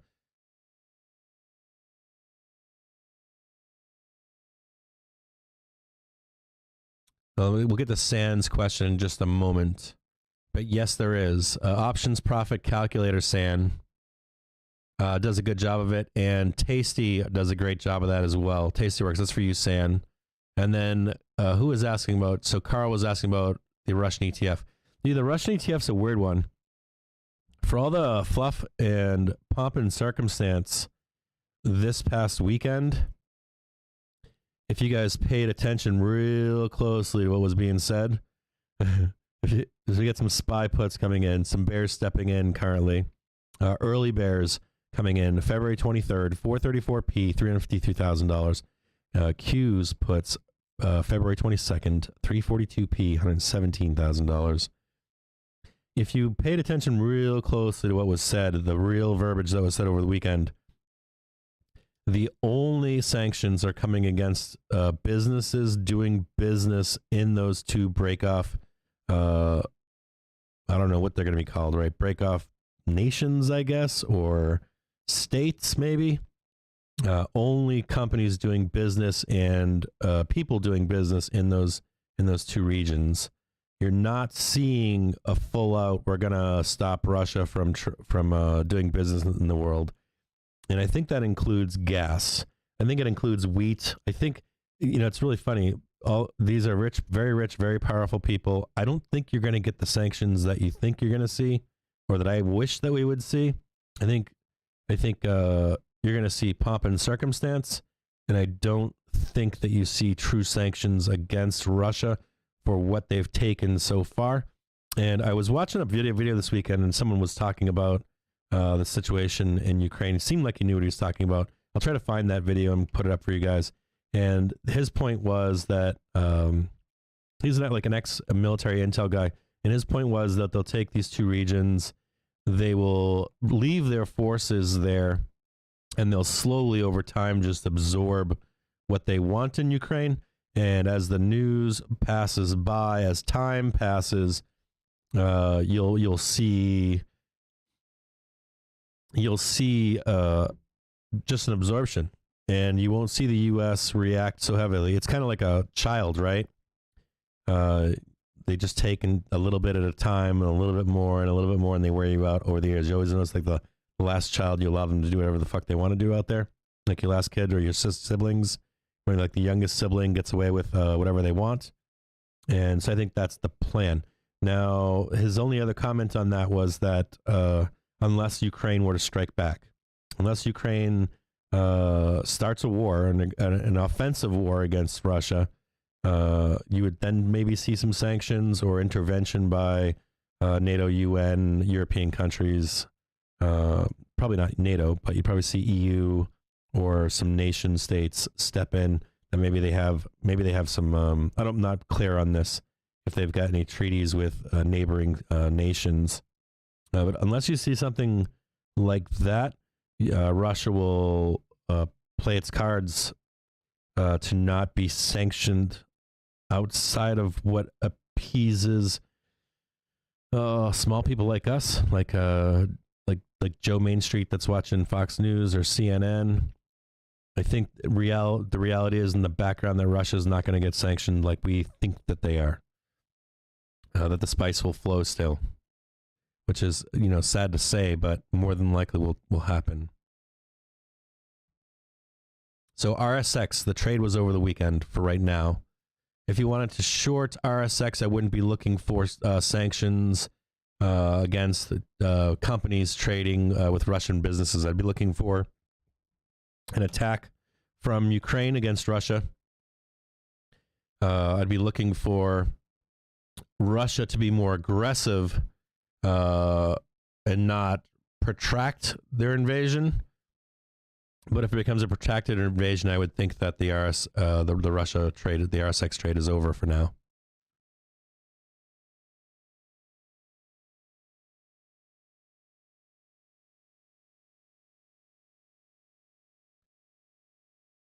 Yeah, I don't think. Yeah, slow erosion.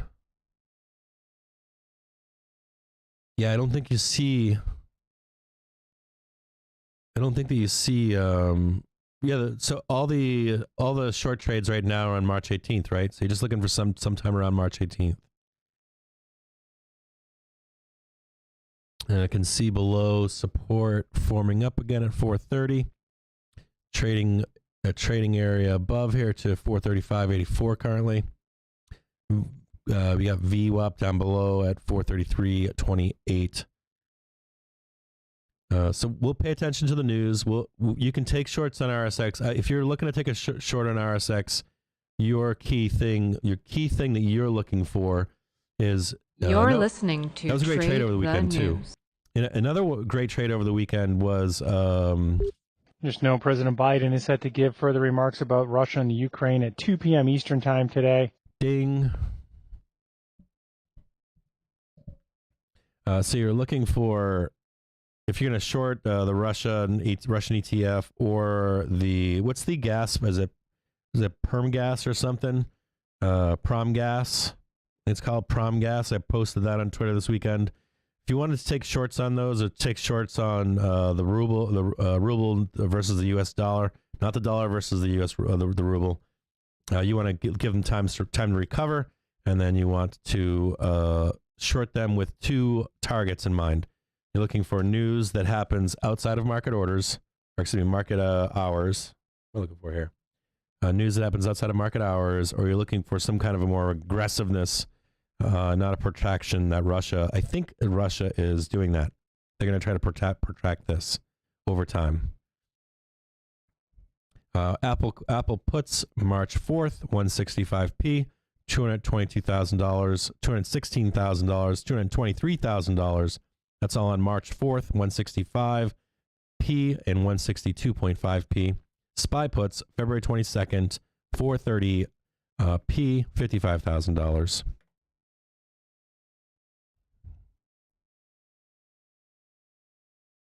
Gazprom. T-Crone knows what it is. It's Gazprom. Josh says he's short Macy's, pumping on earnings. Is the RSX a dip to buy, though? No, it's probably a dip to sell at some point.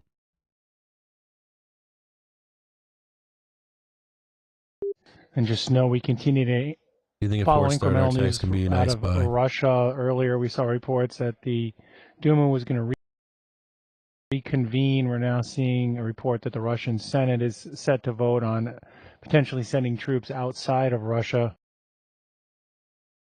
This is after the governing body did vote to recognize Luhansk and Donetsk as separate territories yesterday. This is setting up for some nice volatility in the market currently. We've got Biden coming out to speak at 2 p.m. You're getting the Russian Senate voting to send troops outside of Russian territory into the Ukraine breakaway province or regions. I'll read this to you right now. This is related to RSX, the ETF, so keep your eye on it currently. So look at RSX out there. If you are trading it, you want to take a look at that. The related tickers are the USD to ruble, the USD to the UAH, and RSX. Funny, we're just talking about that, right? I'm going to look at RSX right now, by the way.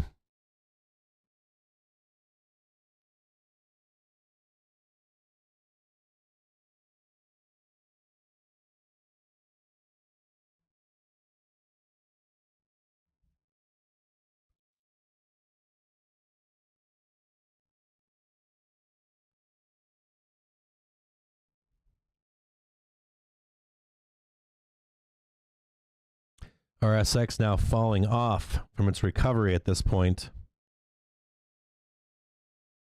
On that news that was just released, that the Senate, Russian Senate had voted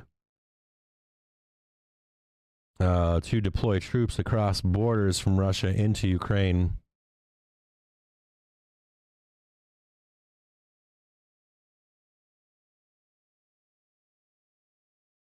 Yeah.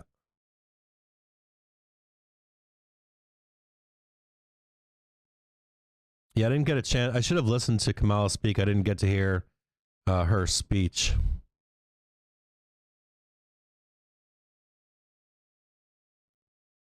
Yeah, I agree with that, Desperado. Willie Smokemeat saying that Joe Biden's speech is the last of the unknowns for the day unless Kamala talks. She sounded really bad the other day. I didn't hear her speak. I heard some of the talk about her speaking, but I didn't pay attention. I should have.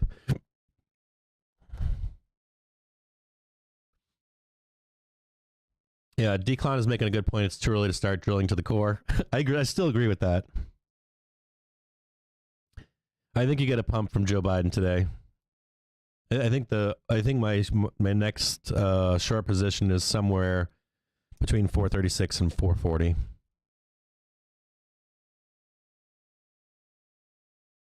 Yeah, the Sicilian goat chart has been wonderful for the MES today. Germany cut off the pipeline this morning. I didn't know that. I didn't see that news yet. I think maybe I saw something about Germany this morning, but I didn't see that they cut off the pipeline.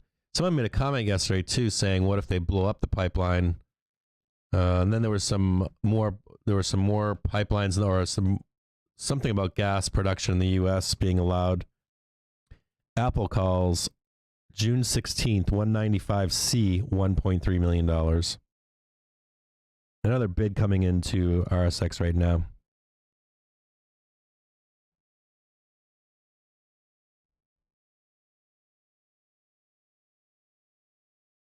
A reversal candle on the SPY currently, and also watching some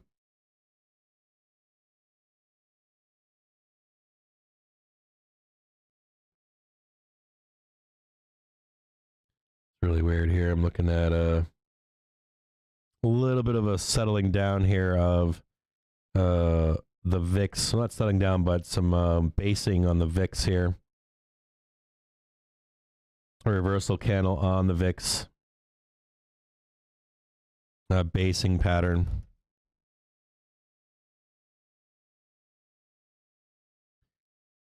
So they denied the certification of the new pipeline. Okay.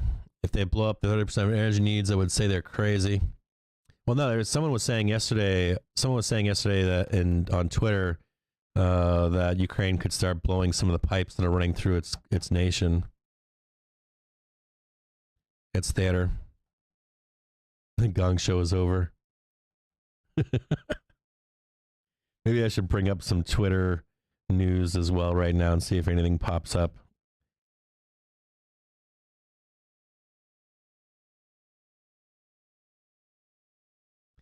So yeah, we know about my assumption is that the Biden speech is going to be positive.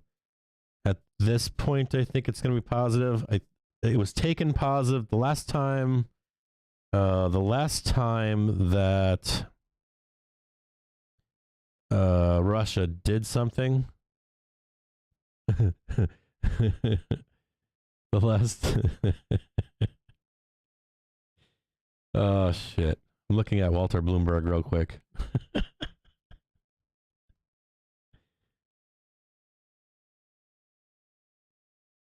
Walter Bloomberg's got like a ton of am I not following Walter Bloomberg anymore? Please see here.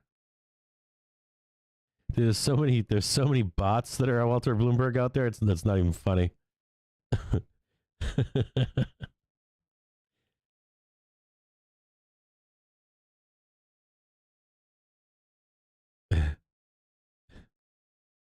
Hold on.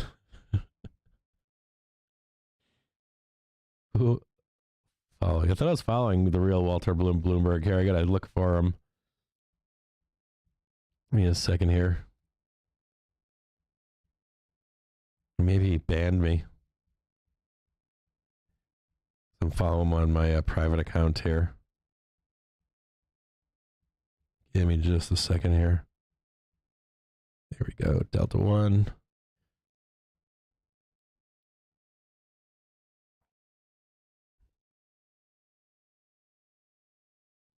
Let me see what he's saying. Russian Department asks, Upper House promised approved deployment of Russian troops in Donbass. That passed, by the way.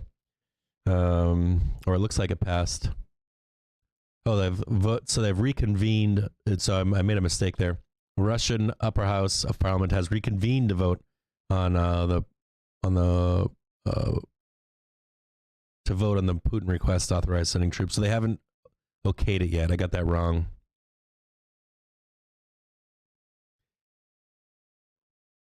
So we do have some volatility now in the market. All right, we got a 2 o'clock. We've got a 2 o'clock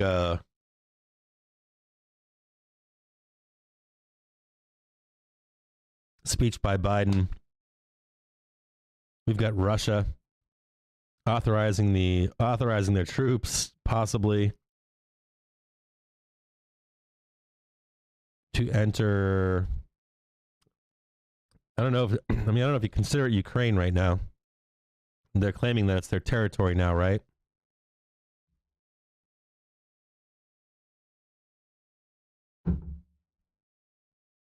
So maybe, I guess that depends on how you look at that. They shouldn't need to authorize entering the Ukraine regions if they're claiming them as their own at this point. So that's kind of odd. A reversal candle on the SPY. I think that was the 15-minute or the 5-minute. We've had 2 rejections above at 435.20 and 435.60, hoping that we could get to 436.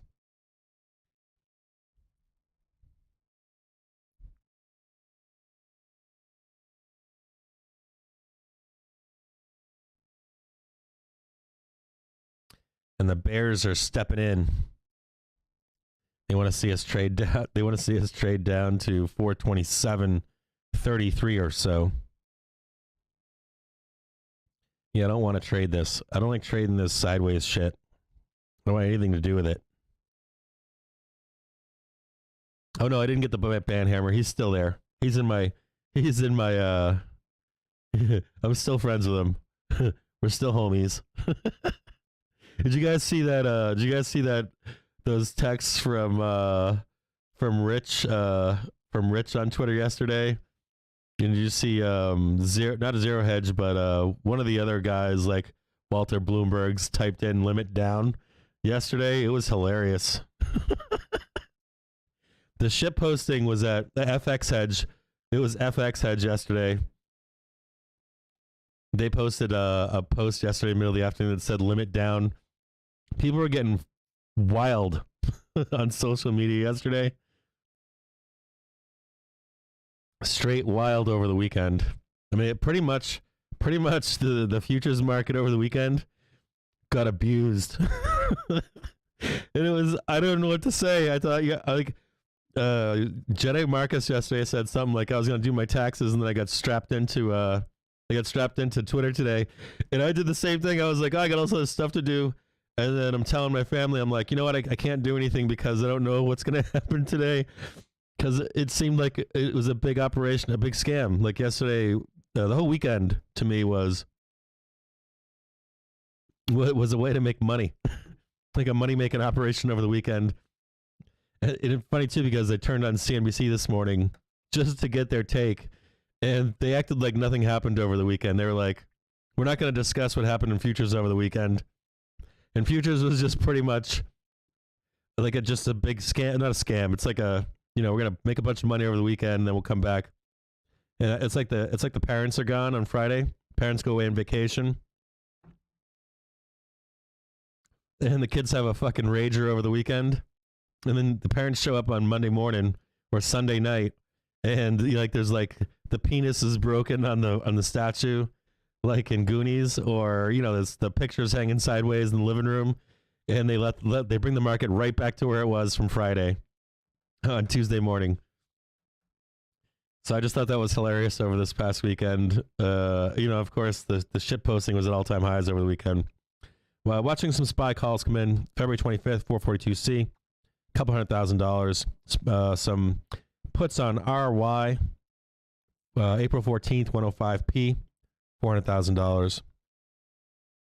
SPY calls, February 25th, 440C, $140,000. Looks like we're trading inside of this range, right? 430 to 436.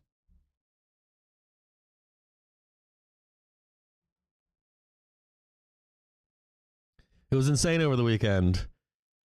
And then the worst part is you don't know who's drinking the Kool-Aid and who's not. You don't know who realizes that it's only for the weekend. I'm assuming that some people out there were like, we're burning this bitch down. We're going to 400 by Monday. Of course we're not. So, and we didn't.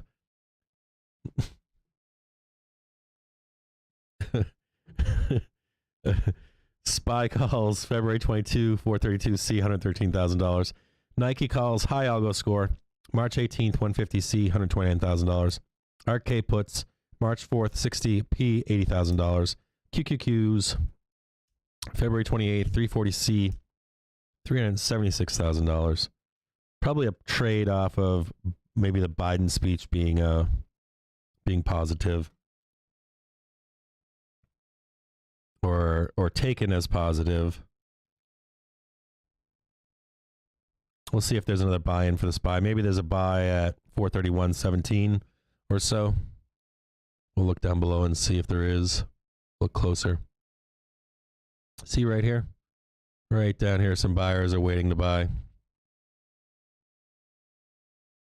I don't know if we get as low as this 431.10, but buyers are hoping that it comes down here real quick.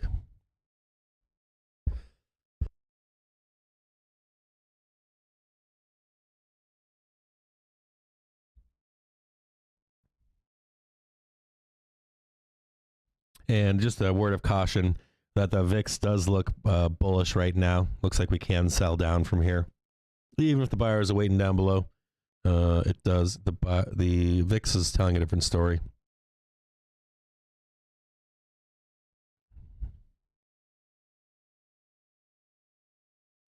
Someone breaks screeches as a mom's Elvis statue. Fuck yeah. I haven't thought about that show in forever. Not coming back to the office until ES is at 0.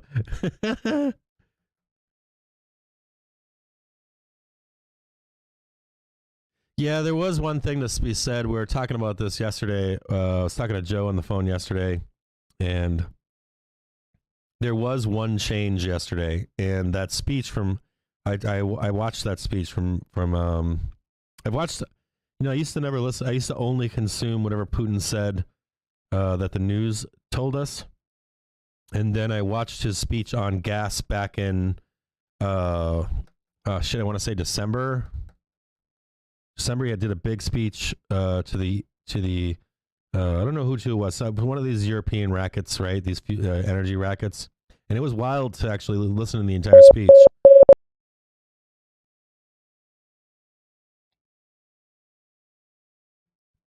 SPY, April 14th, 457C, $1.9 million.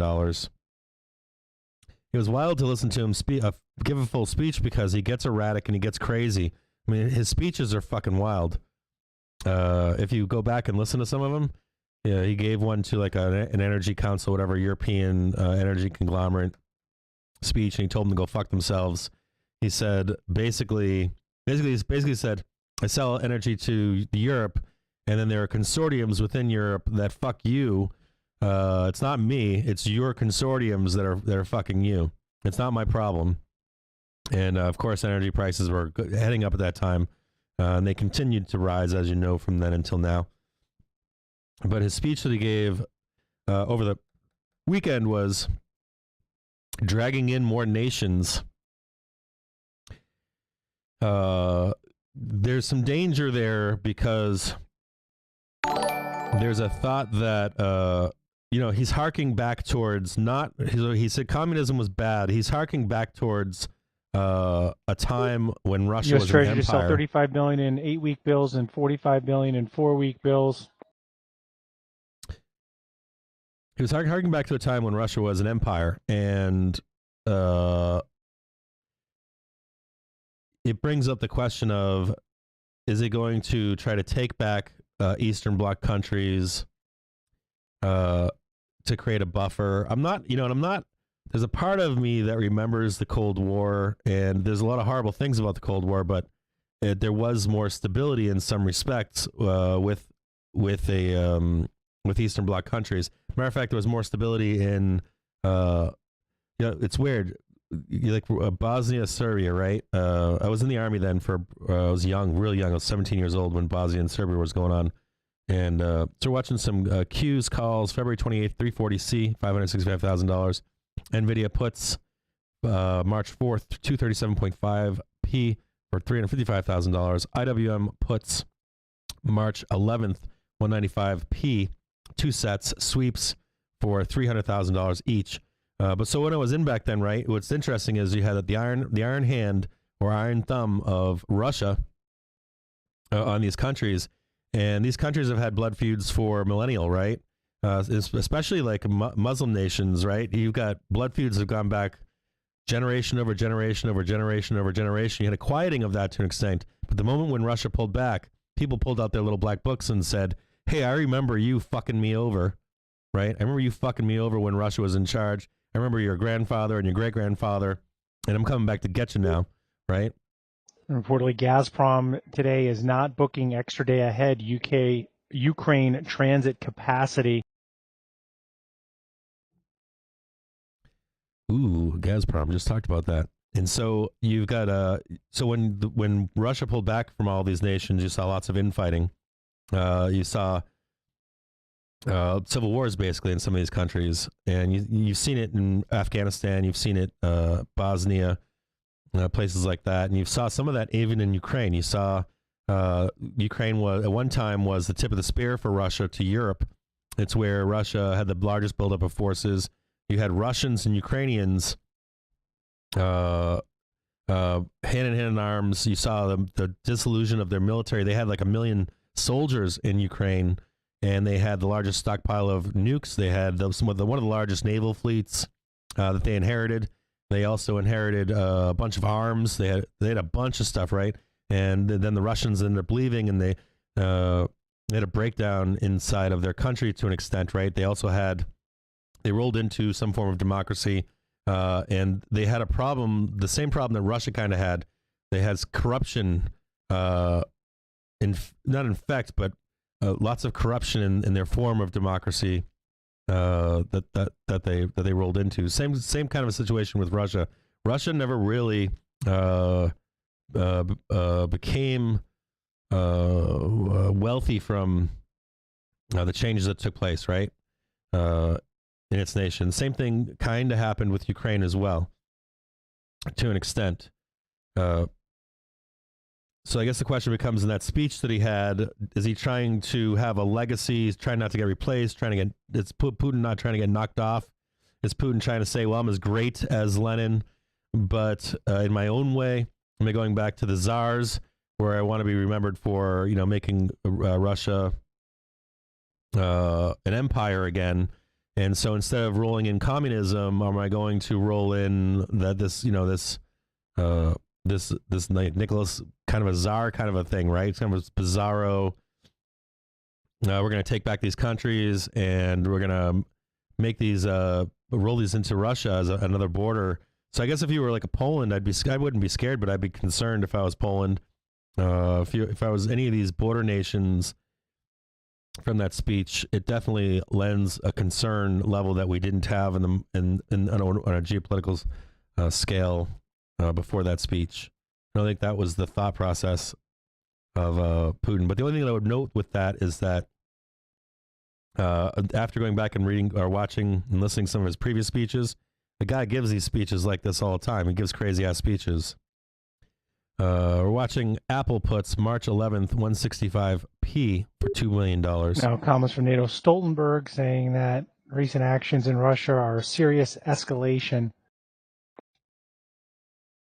So Apple puts March 11th, 165p, $2 million. Woof. Apple just getting.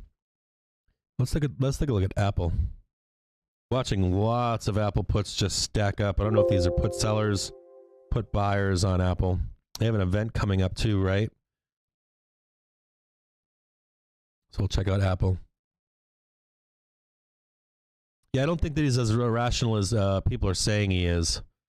I think if you go back and listen to a lot of his speeches, he is. Yeah, if you're Finnish, if you're Swedish, if you're any of the.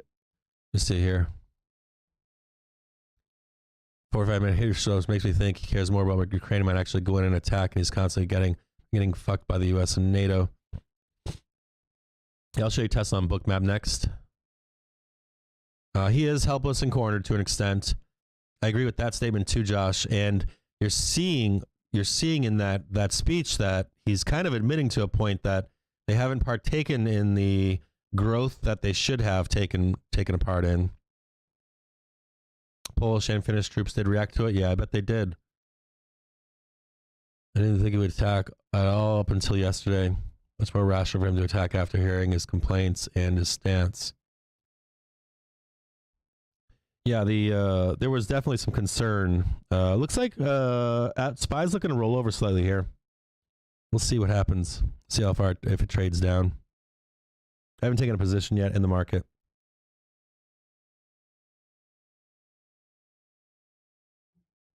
These fucking Tuesdays and Wednesdays after long weekends, this is the norm.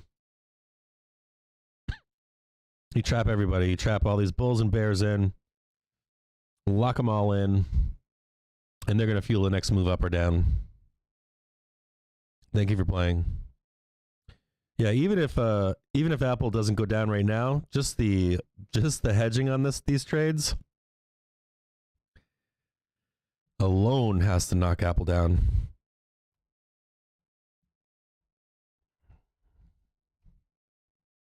A lot of negativity about there with Apple. That's the last peg for the market, right? A couple of them sitting out there, right? We got Tesla, Apple, Amazon. Facebook's already been knocked down. I haven't looked at all the big Fang Man names yet today to see who's going to knock down the rest of the market. Apple kicking around at 165. Buyers down below to 150. Let's see here. If Apple goes back to its pre-2020 stuff, it's somewhere down 140s, right? Can't remember off the top of my head. Here indicator slightly negative. Let's go where the real buyers are in Apple. Let this load up. Man.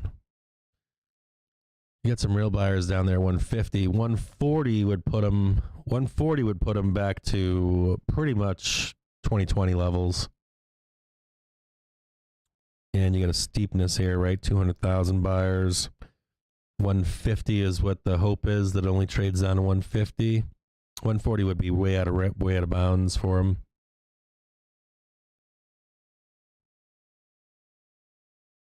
So hoping for a 10-point move down on Apple.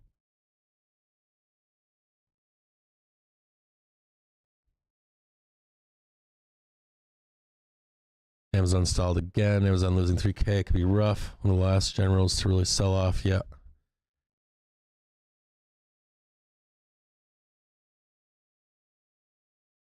My puts have been doing the best today. So you're getting some premium kick in your puts, Mary?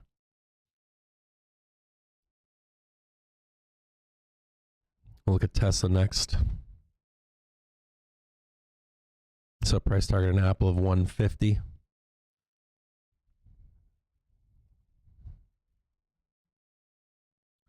We'll check Tesla.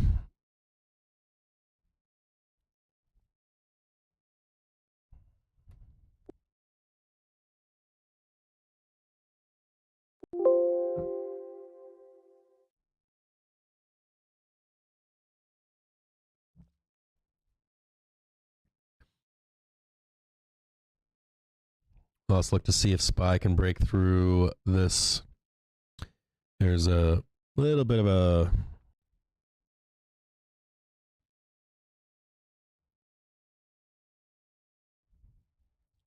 buyers down below at 430.06.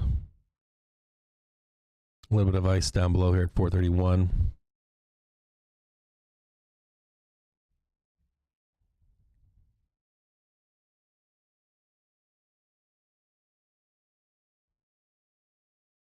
Not seeing too much lower from there.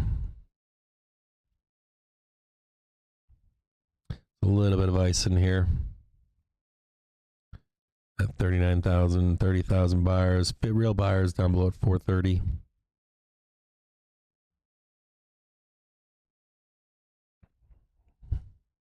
Same usual trading, right? Trading range as all week. Look at Tesla.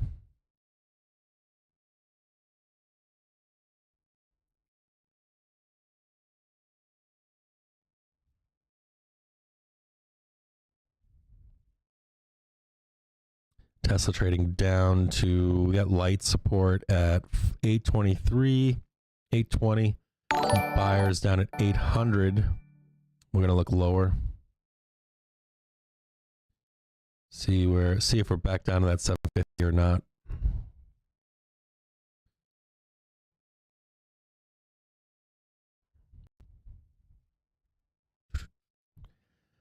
Q's buyers stepping in. February 22nd, 343C, $40,000 times 2. Below 800 and C.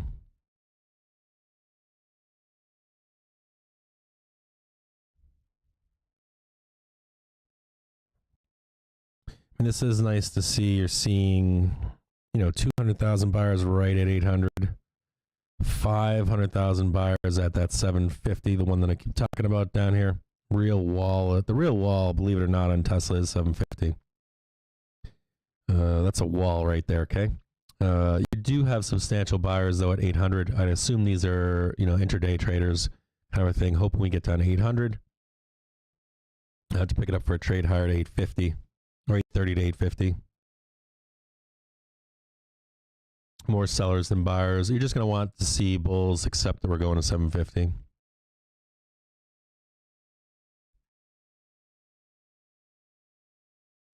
Guys, I'm going to look at what next. Superlink, thanks for subscribing. Appreciate it. The No Name, thank you for subscribing. Planet Animals, thanks for subscribing. If you are, let me see here. We got Tesla. Looked at Tesla already, right? See the support down here at 825.03. Lucid, high algo score calls coming in right now. March 18th, 29C, $400,000.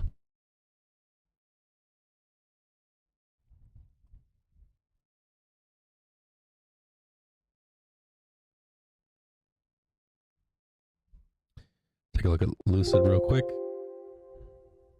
Load them up.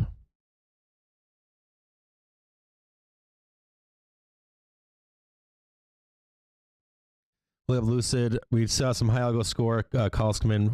March 18th, 29C, $400,000. Split 4 ways, all sweeps.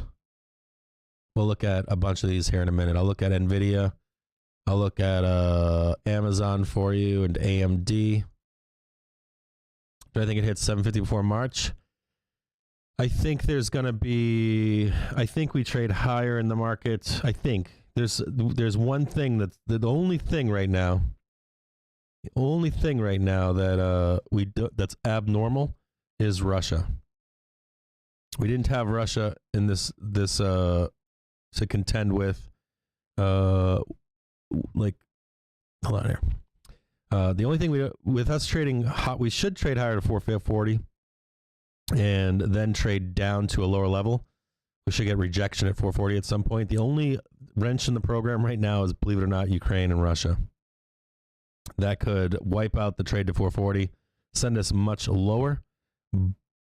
But, like, technically,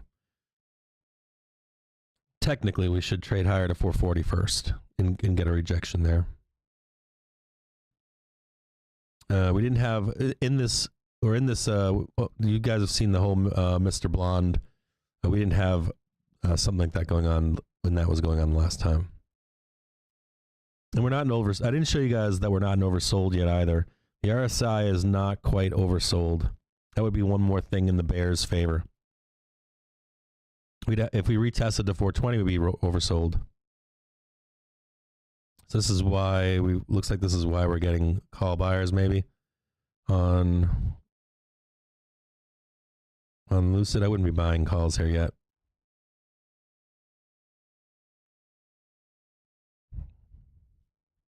Wouldn't be buying calls until at least the test of 25.14.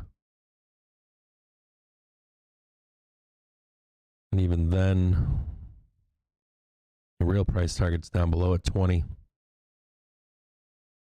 This can easily break. Not that we won't get a bounce here at 25 flat. But your real wall on Lucid is $20 currently.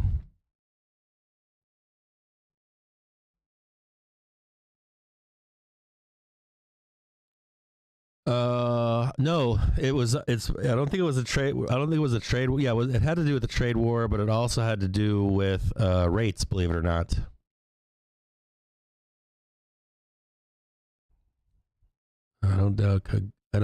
Frankly, I doubt Tesla could even get to below 800.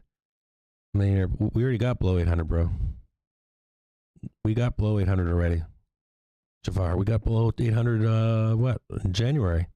We went to 790. I don't see SPY slipping either. I just see us trading off this 430. And if your inputs, take profit and then reopen them below 430 would be the answer. You take profit and then you re-enter puts if we break below 430. Yeah, we already went down below 800 on Tesla, so we know we can go below 800. We went to 791, I think. So a retest of 791 is on the table, right? At least test there and make sure that we don't want to go lower than 791 or 800. If you break below that 800, that retest of Tesla, next price target 750. When I get that you don't want to go to 750, I don't think I want to see us go. I don't want to see us go to 750 on Tesla. But the reality is, if the market starts to sell, real selling, right? Real money selling. These are banks that are really selling. They will sell their positions. This isn't us retail saying, I love Tesla, and I do. I love Tesla all day long. It has to do with banks taking profit off the table and risk off the table. So they can get a better buy-in, believe it or not. They don't care about what we think. They don't care about what Elon thinks. They care about their risk profile. They care about rebuying into bonds first before they buy into stocks. We'll see if we can trade lower here. I might get a long. If we can see a bounce on 430. Might pick up a long here at some point.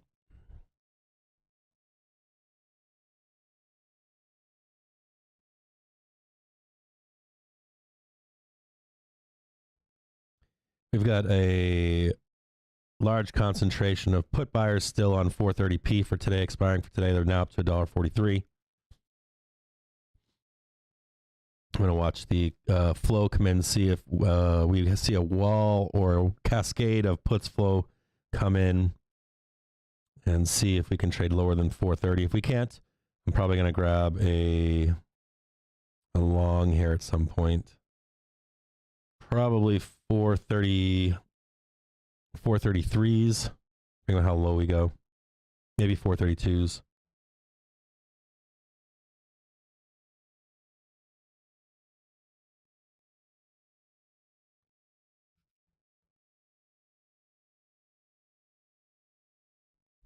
I'm going to give it a minute here and just wait and see.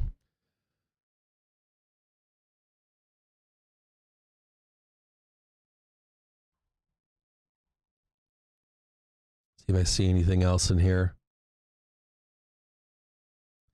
European macro. The NATO Secretary General Stoltenberg, Russian actions are a serious escalation. Every indication is that Russia is planning a full attack. That came out at 10:44, or excuse me, that came out at 11:08. That's 12 minutes ago.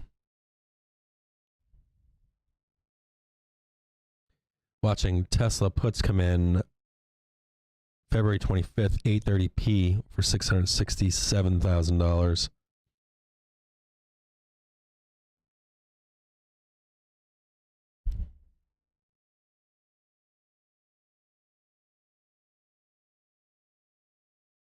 Yeah, no, I agree with Jafar's. So I agree with Jafar's points, right?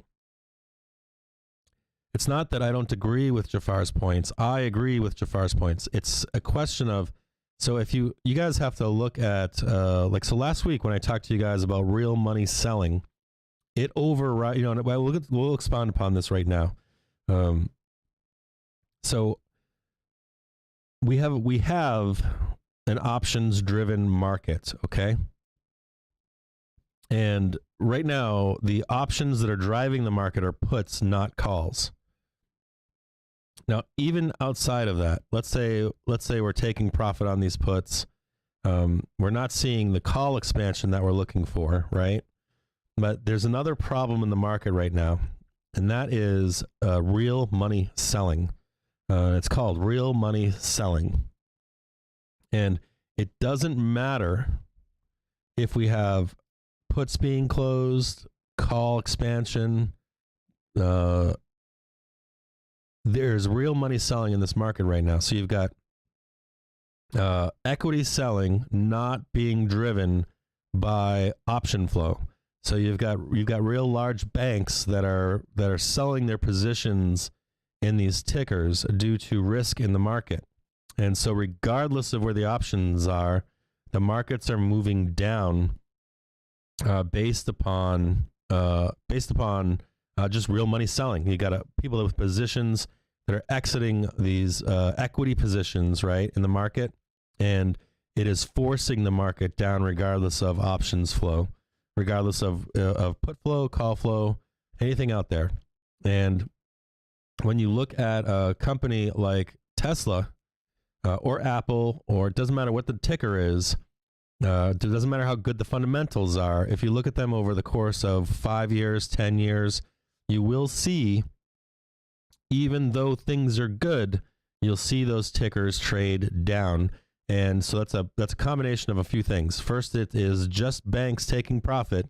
Banks saying, hey, I bought Apple at 550 last summer. I bought in. I was the guy. I was the big bank that bought that ticker at 550, and I wrote it up to 1200, and I've slowly been scaling out of my position, trying to take my money out, my profit out at different levels. We traded higher, then I take more money out, trade higher, then take more money out. And then you've got now risk in the market, and so I'm going to take the last of my money out of this trade. And that doesn't mean we trade down to 550 again, but it does usually over time that you'll see us trade back and give back some of those gains. So if you were a long Tesla investor, the time to buy Tesla was this summer at 550. If you were, so the last time to buy Tesla was this summer at 550. That's when you wanted to take long in Tesla. There's a bunch of guys in here. You got like Jess and you've got Tesla Wolf. You've got Joe Donut, a whole bunch of us. We took Tesla long all summer long, right? Started back in May, I think. And so when you see it trading back now to 800, it's not really that low of a number if you took it from 550 this summer. So you're like, well, where does it trade back to for the next run higher? And I want to take it at 800, but the reality is, for where we are in the market right now, there's a fair chance, though, we get back to 750. Now, I could miss that trade. Let's say I missed that trade at 750. And let's say it trades from 800 and higher from here. We don't get any lower in Tesla. We trade higher. For me personally, I'm going to have to then go back and look at how I research these tickers and say, well, where did I make a mistake in targeting 750, right? And catch the next dip and try to adjust my buy-in strategies for my favorite tickers. So for me, on Tesla, I don't look at it from a perspective of, I technically think Tesla can trade down to 750. I think technically Tesla trades to 800, but then I look at inside that trading range. Can you guys see me? Let me see here. Can you guys actually see me? So if inside this trading range, I'm going to expect Tesla to trade, or any ticker. I'm like, let's just call it ticker ABC. And I'm like, I expect this ticker to trade between 100, my bottom number, and 120, my upper number. And that's my expected range, right? And then I'm going to say to myself, well, whenever I see an expected range on a ticker, right, and this is, I'm pretty good at this, right, as a trader, as an investor, then I also know that we're going to trade outside of that range on the high and below that range on the low, right? So when my price target this summer for Tesla was, I think it was 1,100 or 1,000. It was like $1,000, $1,100. We ended up getting that Hertz news, traded up to $1,200, traded outside of my expected range, right? So we traded up to $1,200. Became very risky to hold up there. It was outside of the expected range, right? So everybody's like, "Woo, that's awesome." So we're down at $800, my expected range. What are the chances of us trading below it, even if it's only briefly? It's probably as good as us trading up to 1,200, right? Probably a fair chance that at some point we get below 800. So the next question is, how do you get below 800 if the technicals, if the TA, if the fundamentals, if the PE, if all this other stuff doesn't match up? Why would we trade below 800? What would be the reason for us to trade below 800? The only answer is that we have some sort of market risk, right, that doesn't involve Tesla directly. So if the market starts to sell off at any point, if we trade down to 400 or 420 or 390 or something like that, you would get algorithmic selling of these tickers. And so if there's a brief moment where we trade down to 750 or 775, rather than panicking, I'm going to get excited and try to buy that dip. And I'm looking to buy that dip down at that 750, 775, that brief moment that we're down there. I'm going to try to scoop that up when everybody, and you'll see, this is also another indicator, right? You'll see CNBC say, "Oh my God, the world's burning." You'll see bulls saying, "Oh my God, the world's burning." You'll see bears saying, "Look, market doom, everything's going to go to hell in a handbasket." And those are really the right times as a bull to be like, "Oh yeah, I want to buy." I remember last summer when it was down at 550 that I've got the posts where I had like 100 comments of people saying, "You're fucking crazy. Don't fucking buy this. This is the fucking worst mistake in the entire world. Fucking awful. What are you doing?" so Putin. Putin saying that the Minsk agreement no longer exists after Russia recognized the Donbass region. Putin's buying puts. So so I guess just that conversation is that outside of all the fundamentals and the TA and all the other fucking bullshit that you hear out there, these things happen, and they happen more often than you would think, right? These tail risk events, tail risk moments on tickers and the market, they do happen. They don't happen frequently, but they do happen, and we saw it happen this past summer. That was a tail. That was not a risk, but a tail, or about buying opportunity this past summer. So if I know that if we trade down, I already know right now before we even get there. I'm watching SPXU calls, racks of them coming in right now. Sweeps $67,000. Right? There's 1, 2, 3, 4, 5 of them. March 18th, 16C SPXU. More Apple puts coming in right now. More SPXU calls coming in right now. Apple puts March 18th, 162.5 P, $353,000. So, like, I already can tell you right now, if we trade down to 750, right, I already know I'm going to have people saying the world's burning. Fairly heavy calendar in terms of treasury sales. We're going to get the 3- and 6-month bill auctions here just after the bottom of the hour. In about 90 minutes time, we'll get a $52 billion 52-week bill auction. We'll also see a 2-year note auction at 1 o'clock Eastern time as well. We got some weakness in the market right now. Just heads up, guys. Real careful right now in this market. We're probably going to trade down here. There are XPXU calls just flowing in. 1, 2, high algo scores. 1, 2, 3, 4, 5, 6, 7, 8. sets of them. March 18th, 16C.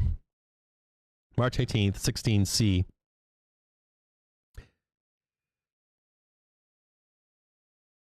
So that's my point, is that you look for these moments in the market. You look for when we trade outside of FAA bounds. opening up applications for a $1 billion in airport infrastructure. That's a good one. Airport infrastructure. So that's where I'm looking to trade. I'm looking to find the trade that's outside of our normal trading area, take a long there or a short there. Same thing is applied. This same conversation is me applying, hey, where are you taking a short, Captain? Well, I want to take it at 440. I don't want to take it at 436. I don't want to take it at the short down here at 430.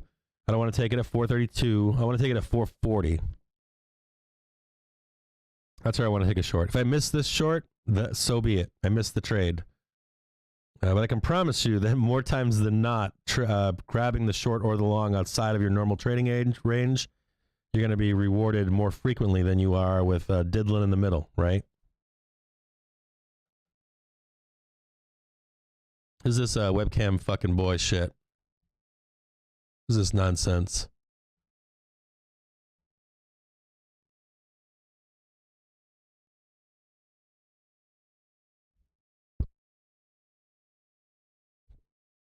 What are they trying to sell? They want to sell me porn cams? Let me get naked on camera? Whales, Paul's saying that whales are on SPY February 28th, 392p.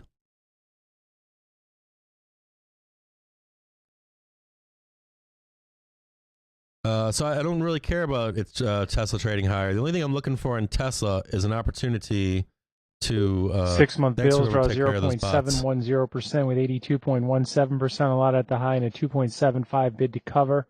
Thanks, Jason, for stepping in, letting us know that Germany has halted the certification of Nord Stream 2 natural gas pipeline. Thanks for taking care of that stuff out there. It's Russian bots. They don't like us. 3-month bills draw 0.380% with 38.84% allotted at the high and a bid to cover of 3.07.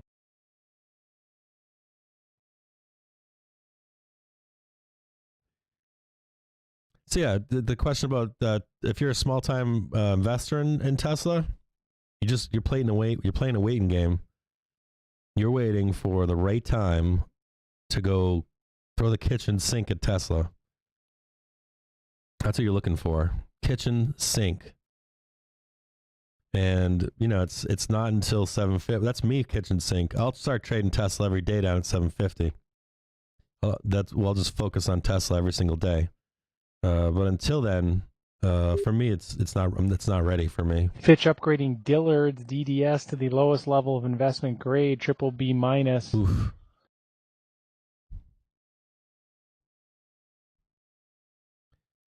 Watching QQQ's calls, IWM calls. Still a problem with these SPXU calls.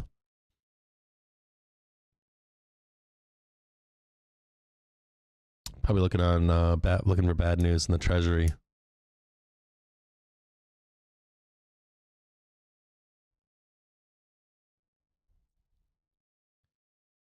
Piton hit by a major outage. I think please keep my hat on.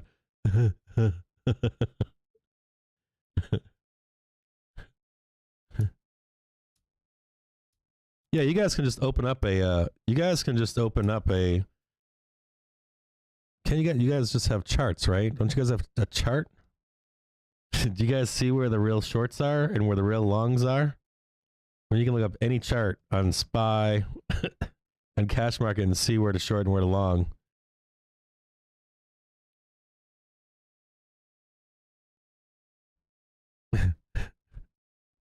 You guys can see that it's over, more than a day.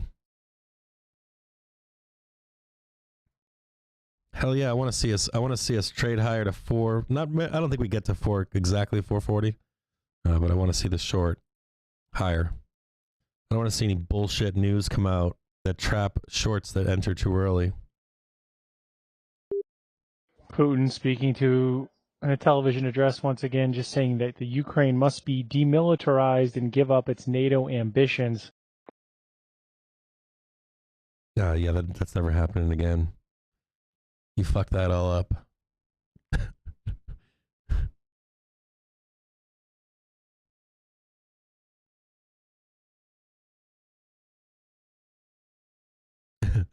Piton's going down now. Charts? What charts? You know, you guys open up any chart for a SPY, right? Let's open up a month chart on the SPY.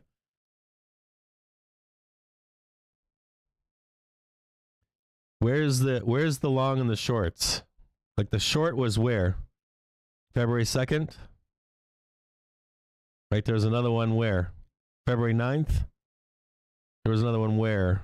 February 16th, right? Macy's also getting an upgrade to investment grade by Fitch. That's letter M.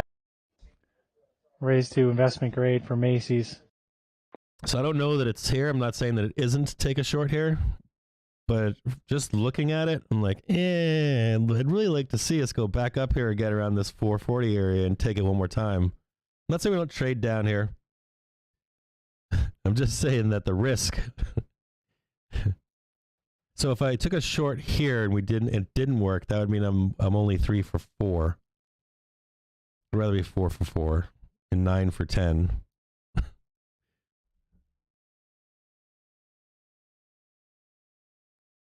Yeah, Putin's gonna go ham all week.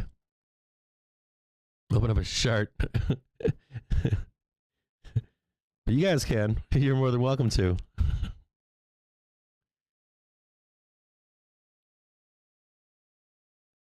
More IWM calls February 25th, 200C. And another one for 200C, $361,000, $363,000. More Q calls February 22nd, 340C. We'll look at IWM real quick.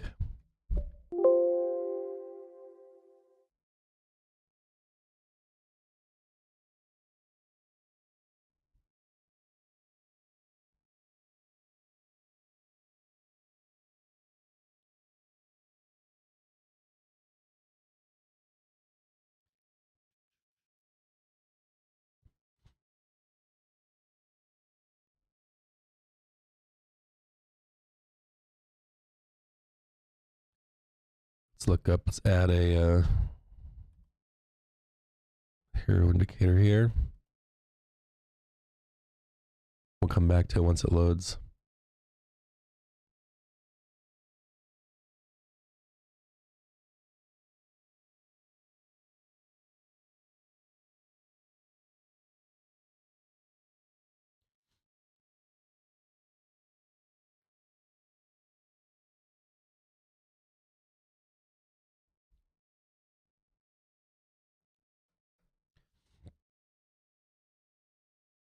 Robinhood basically told me to liquidate my position, lubricate my ass, and go fuck myself.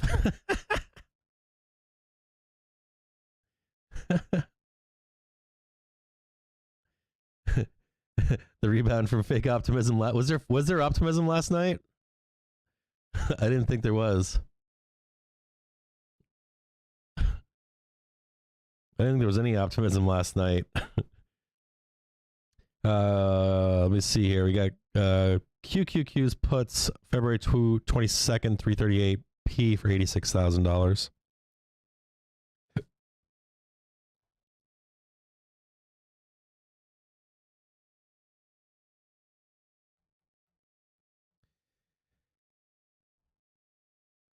Yeah, VIX is weird. How we're seeing support, a reversal candle on VIX, now another support candle on VIX.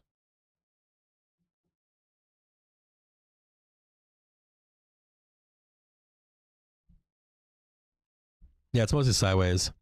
I haven't bought anything yet. Haven't sold anything.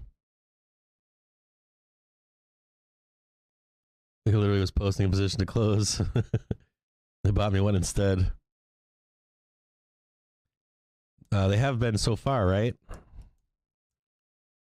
They're still burning premiums. They're going to let you all load up. You guys are going to load up on long and shorts right now, or long puts, long calls. You guys are going to just load them up.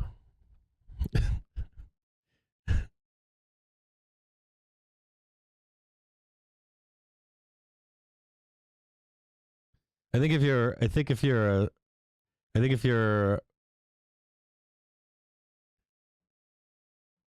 looking to take a short, I think the play is higher. Unless some other news comes into the market. You'd have to have like a fucking, what's his name? Putting on the fucking hits right now, putting on the puts. He'd have to come out and do something crazy. You have to have Biden come out with some kind of crazy news at 2:00. That's the volatility in the market right now. And if you don't see that, I think we drift higher until we get more volatility on Thursday, Friday.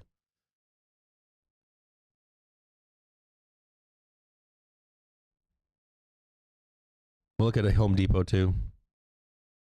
Look at Home Depot next after IWM. Did we look at Home Depot last week and said it needs to come down to like 100 or something stupid like that, regardless of what they're saying in their ERs? I think Home Depot is one of those companies that's held the entire market up.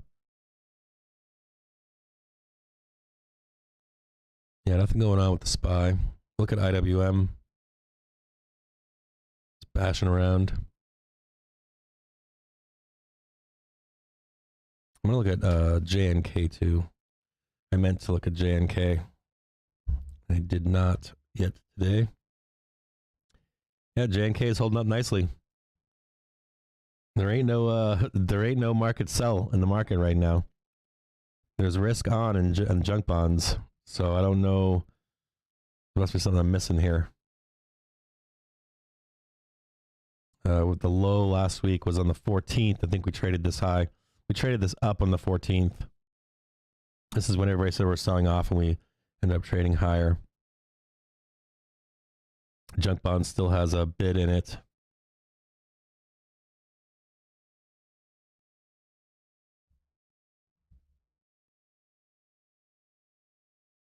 We have IWM traded down to 196.73.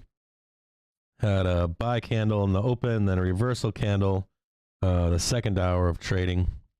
Look to see if IWM sells down or not. Seen lots of calls coming in on IWM, but I don't know if I believe them.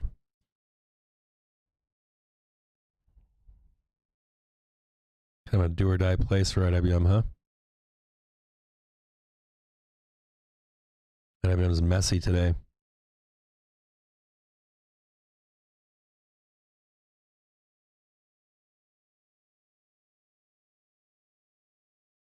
See if we can look any lower.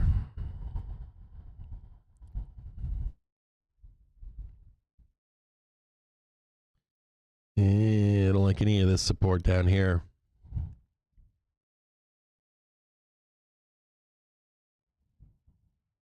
Weak down to 188.50 on IWM. Dangerous for being a bull down here.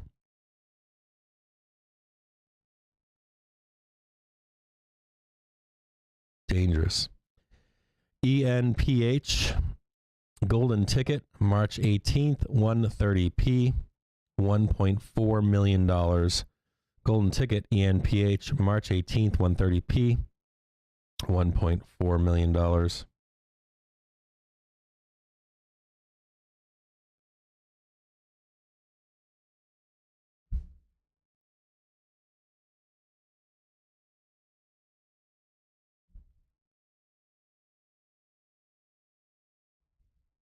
Look at Amazon next. I remember someone asked for Amazon.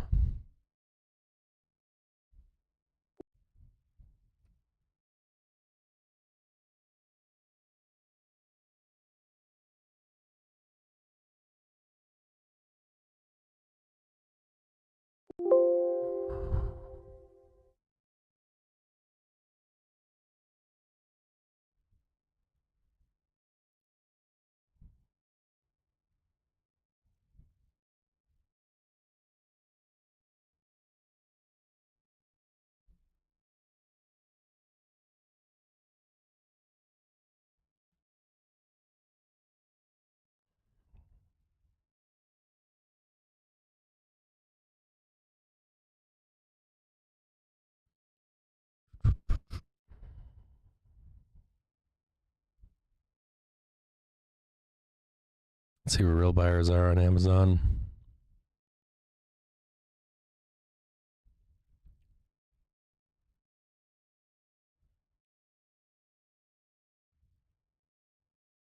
How low can Amazon go?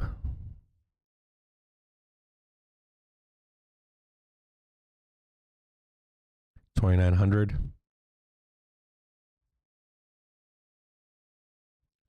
Can go even lower.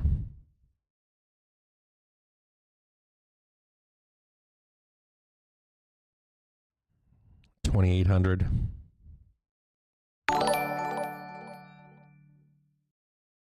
$2,800.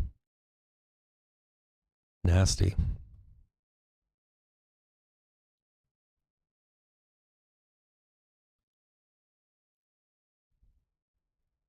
You guys want to see Piton?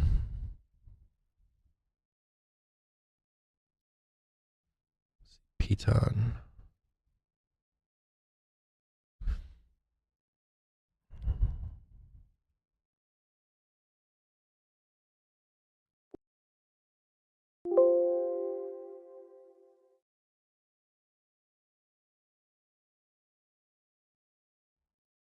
Let Piton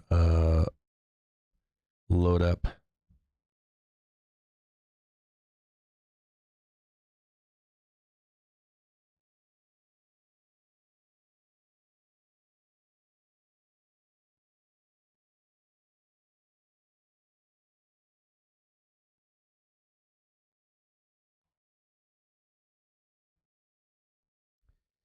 All right, what's going on here? Support on Piton. We're gonna look at Piton real quick. What else do we have? I'll look at EMPH next. Shit, Bagholder Bobby. When is Santa Rally coming? Bro, we had a Santa Rally in October. We had it twice in December. We had banging Santa Rallies, bro. But HD got pounded on Friday there. Santa is not real. Putin just spent a few minutes talking about how Ukraine could acquire nuclear weapons. No worries, Ed. Shout out some more tickers, and we'll take a look at some tickers here for you guys. I think there was questions if Ukraine still has some kinds of weapons of mass destruction, if they've got gas or maybe even nukes that no one knows about. They were the largest holder of nuclear warheads, I think, in the Iron Curtain. I think back in the day they were it. So Piton Sports at $25, $25.48. More buyers than sellers currently.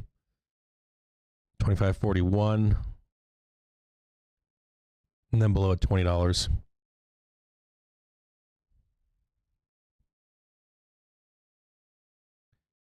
Microsoft calls 318, March 18, 300C, $466.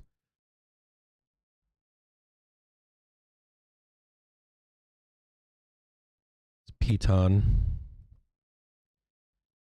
We already did Palantir. ADI. BA, please. All right, hold on. ADI.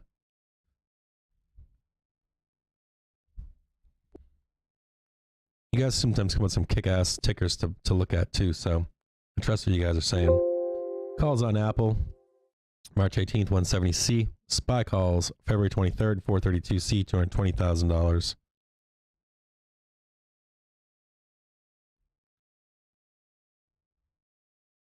Is ADI a real ticker? Analog devices. Load that one up. Look at Roblox too. Yeah, it is corrupt. They had a real problem with that lone wolf, with corruption that came in. Russia had the same fucking problem too. No, I don't know if it's crazy accusing someone. You guys have to understand that back in the day, that Ukraine had all these weapons. They were famous for like selling this shit on the black market. So it's not improbable to think that Ukraine has some of this stuff still left hidden somewhere. It's not improbable. Can't say that it's improbable that they already have them. I'm actually surprised Russia's saying that Ukraine could acquire these weapons because they've been trained to use them. They used to have them, and it's a fair chance that there's some that are hidden. More SPY calls. February 22nd, 435C, 50,000. SPY calls February 22nd, 435C, $58,000.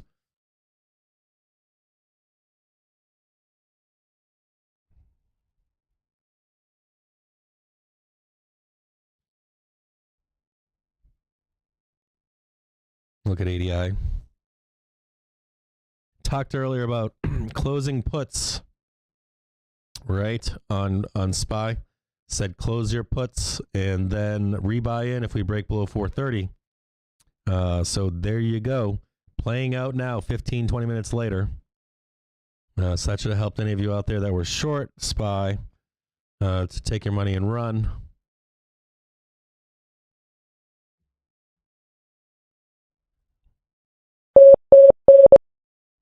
Hopefully some of you guys are following along with that.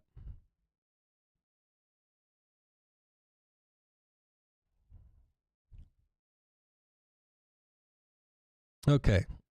So we've got more buyers than sellers on ADI. Very nice. I think that was Royce Boyfriend that called that one out. Real sellers don't step in until 180.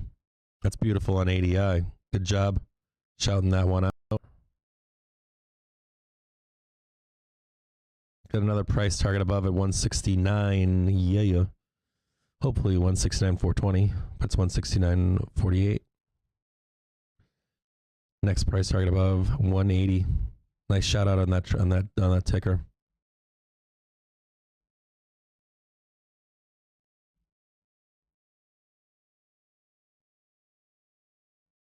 Let me see. Hold on, miss. You guys are going so fast.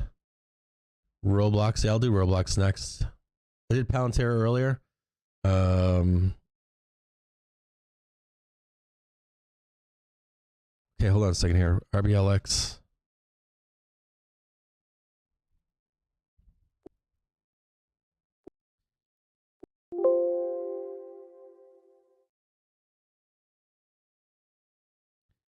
I'm gonna have to pause for a minute here, guys. I'm gonna pause. I just have someone stopping by real quick. I'm gonna talk to them.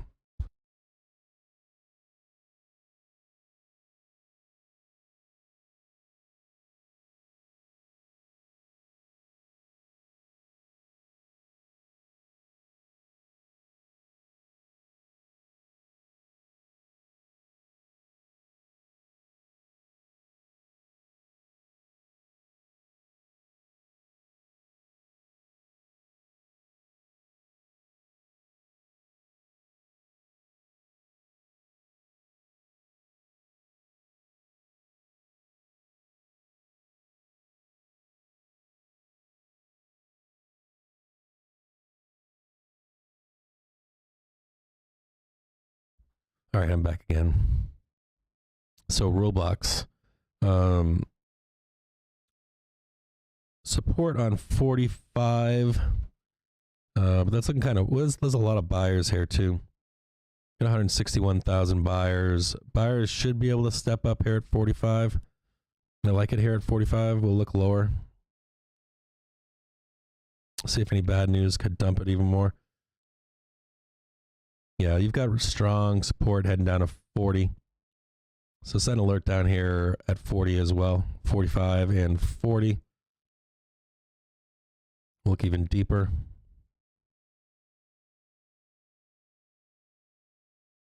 Yeah, 40 looks like pretty strong support. I don't think you get down to 35. It's possible, but I doubt it. Some SPY puts coming in now. February 22nd, 431p, $85,000. SPY puts February 25th, 430p, $970,000. At Roblox. It's a real ticker. Thinks I'd be rolling over. Lord of War movie. It puts. Let me see. What are these tickers you guys are looking for? You guys are the tickers are going by so fast right now. Or your comments.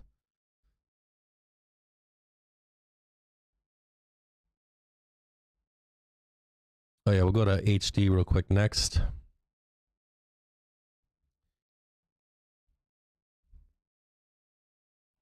Watching puts coming on the Qs, February 22nd, 3:35p. Oh, looking for a break in the SPY.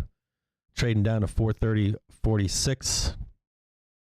We'll hang tight on HD. We're going to look to see if SPY can break through 430.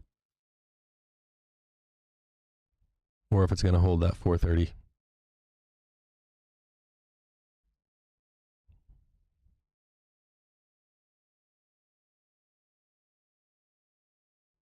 You want to be watching this dome over here on the right-hand side. You want to see it's at 50,000 buyers right down here. You want to see this break down to like 20 or 30,000 for a move lower. If you start to see this stay, though, at like 50,000 or so, it should hold at 430.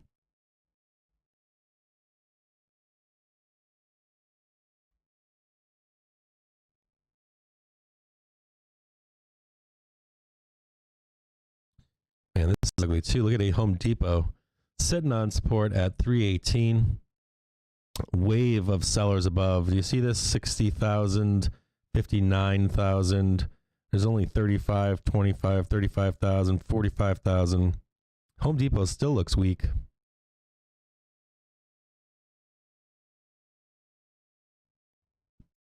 Man, this might be a long time short take.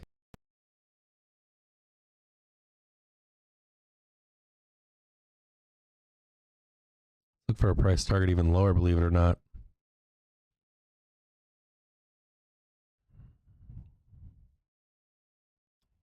Damn, HD. 250. Gotta look at Home Depot. It's currently at 316. That's where I've got my buy. I've got a buy set up at 246.35. I wouldn't be shocked to see it trade that low again. It's at 300 it's showing. 290. 290 a local price target.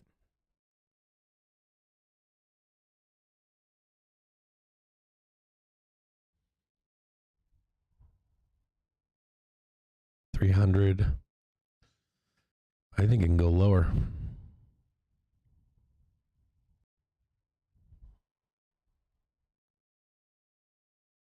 Yeah, right there, 250.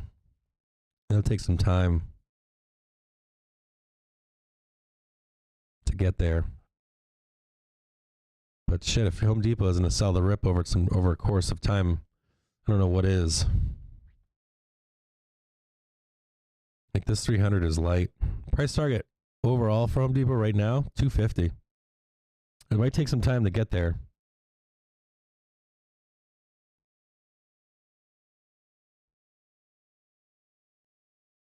$250. Oof.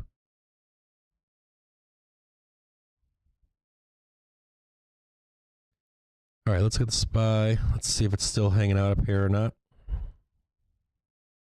If SPY does break at 430, you do see this nice support here on SPY at 430. But if it does break at any point, we'll look lower, see what the next target would be. There's still that 430 kick in of buyers. More buyers down below at 429.26.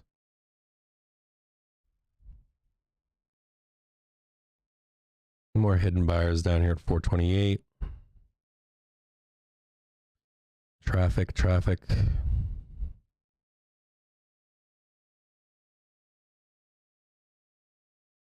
So we can clean this up a little bit.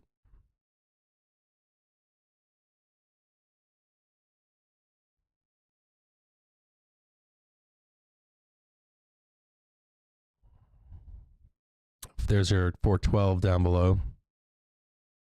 Light ice down below here at 420. No call structure above. Just none.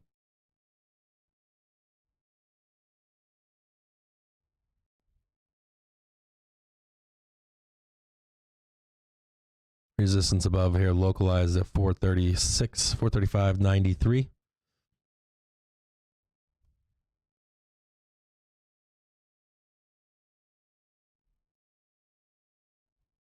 Damn, Home Depot does not look healthy, does it? Going back to 2020, the low was 140.63.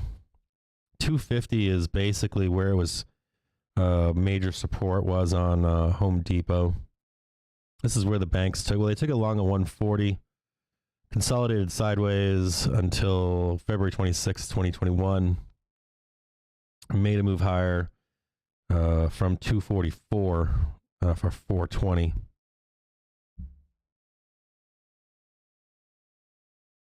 So yeah, I would see. I mean, I don't think Home Depot can trade higher again, close the gap, and then trade down. But ultimately, probably looking for 250. Might take a long time. Might take 1 to 3 months. But look at this chart, you know, and then look back on like a Sam Adams chart. The Sam Adams has different reasons for trading lower, but it doesn't matter. It's all profit taking. So Home Depot price target 250. I don't know how long it takes to get there. I don't know if we trade higher to 300 again or 350 and then we trade lower. Probably need to wait for it to come higher again to close that gap and then take it lower. 290 would be the first price target. Then the next price target below is 250. But timing entering that trade is going to take it's probably not right now. You probably wait for a trade higher and then eventually distribution down.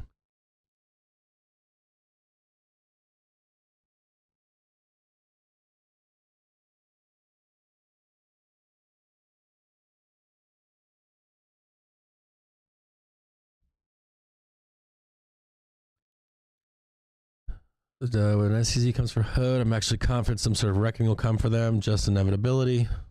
I hope so too.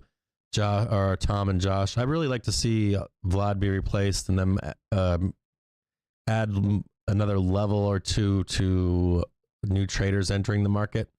You probably have the best opportunity to do that of all these companies that are out there doing that shit. Saw ADI, ENPH, Centerelli, missed all that stuff. Snow for short earnings next week, high multiple stock. I like Snow. Remember the last time Snow sold? You know, remember the last time the market had a big sell-off and look at their last big sell-off when the market was cratering in January. Be careful if you take that short. I think it's a good short. Just be careful that you take that you close it when you can.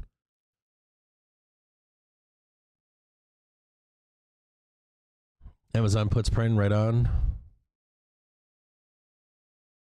Volatility, man. I missed a bunch of what you guys are saying here. This my chat box is jumping back and forth. Dole. I'm missing a bunch of what you guys are saying. So look up Dole. Uber.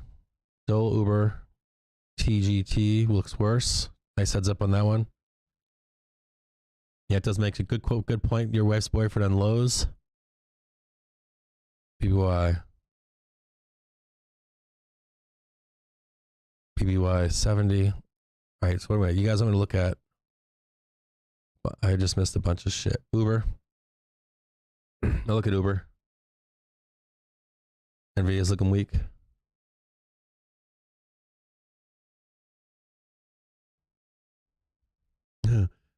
Glisten. I like can't. Hello, a second, guys. I got Dole up right now. Bob Dole. You remember that guy?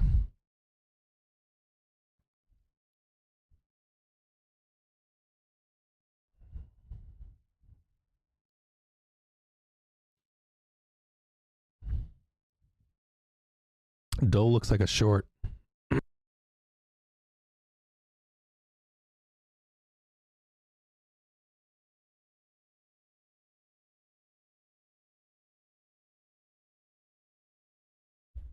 I had to pound some water. Hold on. Dole looks like a short, to be honest with you. See that wall of sellers up there? Pretty big wall of sellers. I don't know where you trade to. There's something going on with Dole we don't know about.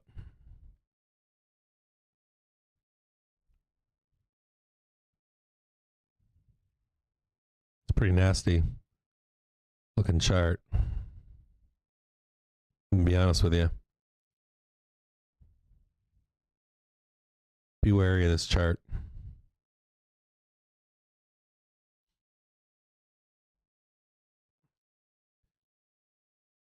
BBY, I'm gonna look at BBY. Yeah, but you were like, all those guys are dead now, right? You had like old George Bush, the grandfather or whatever. He's like a World War II fighter pilot. Like Bob Dole, like was an old World War II. Like when you look these guys up, and then you look at the guys we have today. You look at all the politicians today, like Bone Spurs, and I went to college. I was in the National Guard. Like you look at the old school politicians, like crazy. Like them or not, like just their backgrounds are way different than the backgrounds of most politicians today.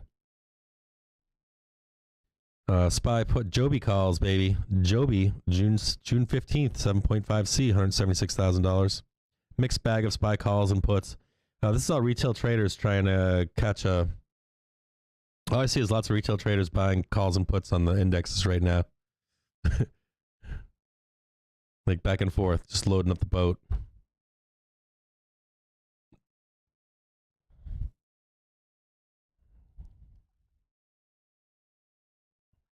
Just haphazardly. They don't care. They don't care when they get in. They're like, fuck it, I'm buying calls and I'm buying puts. We've got a BBY price target above 100, sitting on some major support at 91.79. More buyers than sellers right now. They are looking for a higher price of 100. BBY looks healthy right now. I'm not gonna lie, it's a good chart.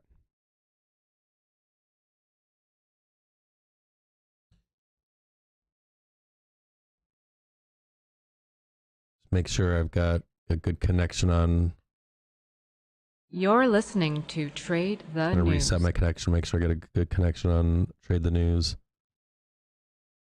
Not a hell of a lot going on in the market today, or at least in the indexes. We saw the first test of 430.45 off the bell.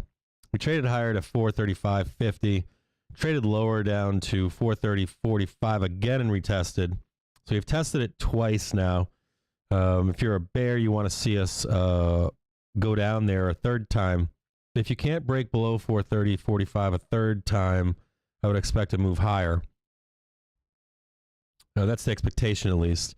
So we've got some Qs, call or puts coming in February 25th, 335p for 350. Qs, March 11th, 340p for $902,000. I don't think anybody thinks we're going up. Just want to clarify my statement at 440, because I don't think anyone thinks we're going like higher than 440, or unless Biden says something awesome sauce. Even if we trade at 450 over the next day into Wednesday, I think it's minimal, right? That's the most that we trade to. Spock Emma has said the same, right? So then the question just becomes, where do you take short? Where do you take a short position? Where do you take a long position?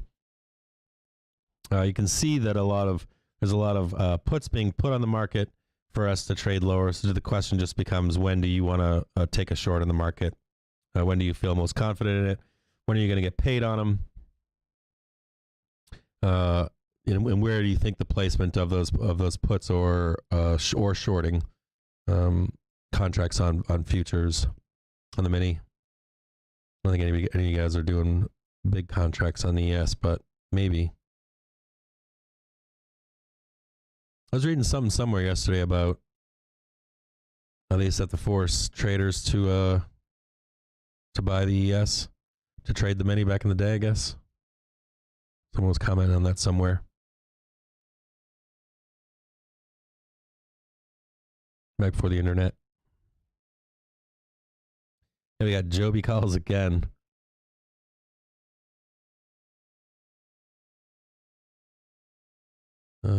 Nope, just loaded Tesla 2. We about to ride. Oh yeah, so we'll look at snow. Yeah, so snow, treat snow like you treat Apple right now. It's a market hedge. So you can short it. But take a look back at snow back in late January when the market was weak. It traded lower, but it was really fast. It was like you had to get in and get out to short snow. You couldn't like hold puts on snow. It rebounded. Yeah, it's one of the market hedge stocks. Believe it or Really going to not. be selling 4 billion euro and 5-year bonds, along with the 1.25 billion in floating bonds and 3 billion in 10-year bonds on February 25th. That's Italy. We'll load up snow. I'm sure there's some real bears out there that want to see snow die. Snow's like shop, right? Snow's like if you knock snow down, you can really kill it. You can destroy it, right? It was trading as high as 405, traded as deeply as 304. You know, as a matter of fact, this would be a good ticker to compare to Home Depot, the way that it's selling down. And I bet if you compared this to Sam, it's the same overall short strategy. But the key on this one is that it jumps back and forth. So it was as high as 327. Now it's trading down to 266. That's really bizarre, or not a bizarre. It's a ticker that you have to short and then get the fuck out of it as soon as you can. Take your money and run every time because it does trade higher quickly. Or if you compare like Snow, Samuel Adams, and then look at Home Depot where it's at, and see the trading pattern. Hey, Henry Cray. Hey, buddy. How are you doing? What are you doing out there, bud? Having fun outside? I like the snow. I like the snow short. It looks appetizing, doesn't it? I want to see it trade down like 230s.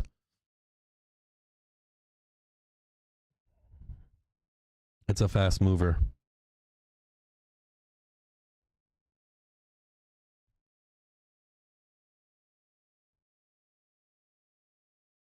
Watching calls come in on the queues on IWM still.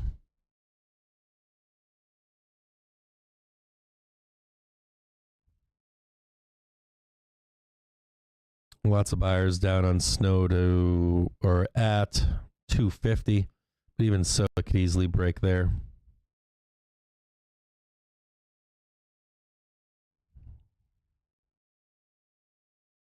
$250 looks like real buyers. 200 would be the ultimate price target. So if you were tuning in when I was showing you the Home Depot Bookmap, same kind of a situation. Similar. Compare all these tickers. You can go on like TradingView, compare tickers. Samuel Adams is a good representation of what happened to it and what will basically happen to Snow. Probably Home Depot.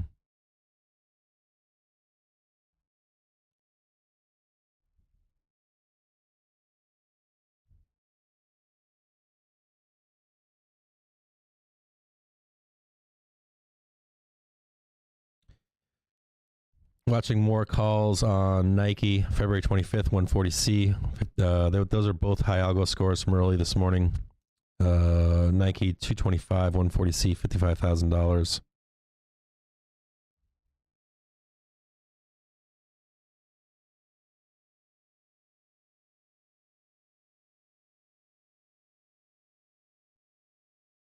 You guys want to see a dog? Hold on a second. Show you dogs. Very good boy.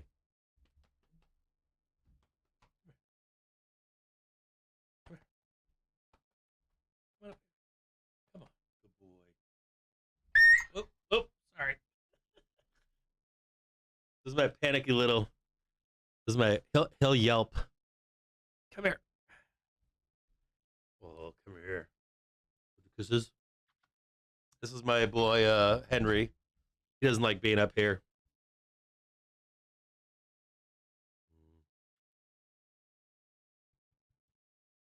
This is the dog that, all right. Get it back down. Now he wants to get back up. This is my coyote hunter, believe it or not.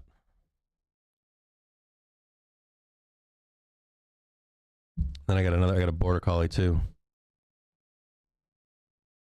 Go back up. Good. I'll get the border collie down here. Where's Jack? Do you want to go outside? I know.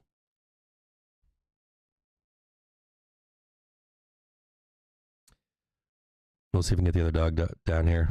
More Joby calls. March 18th, 5C, $100,000, $48,000, and $48,000.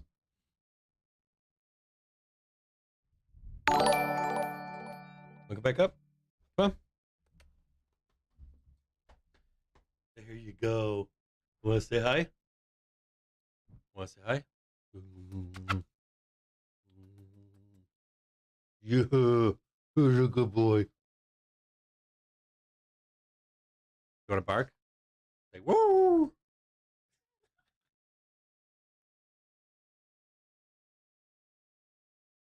You want to show that sexy chest off? French foreign minister announcing an EU sanctions deal. EU ministers supporting a package of Russian sanctions over Ukraine moves. Look at Jack. All right, that's enough.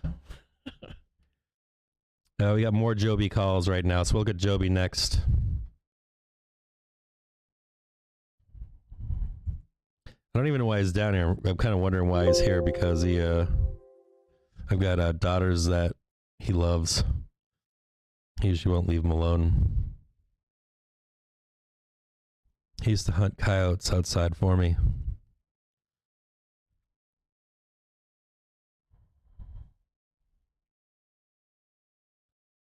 Look at Joby. There's lots of calls coming in on Joby right now.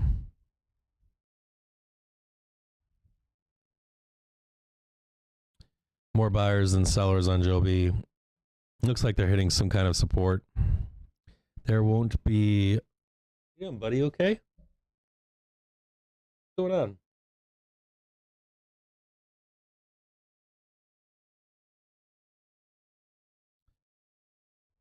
Let's look at Joby real quick. See why it's got so many calls coming in. I don't know. I don't know if I'd buy Joby here. You got a lot of buyers here right now. At 502, between here and 450. But still, the majority of buyers are down below at 405, 381. Not a lot of sellers here. You've got like a mixed bag of buyers and sellers. If you want to take a long on Joby again, I might not get this low, but I'd keep an eye at 411 and 382.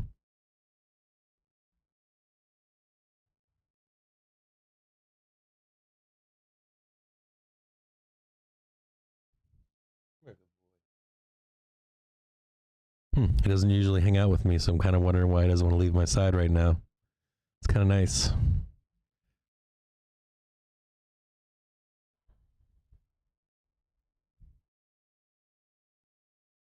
Sometimes our neighbors' dogs will go outside and roam around our yard, and they'll be coming to me to try to get out to play with the neighbors' dogs. So SPY's trading lower here, 430.58. That same little area of support down here at 430. Weak buyers down below, only 24,000, 30,000. Looks like the buyers are stepping lower. They're still down here at 430. See if we can see any more price targets lower from here. No, they haven't pulled the rug yet. You want to see like a rug pull. You want to see like 30,000, 40,000 down here. No rug pull yet.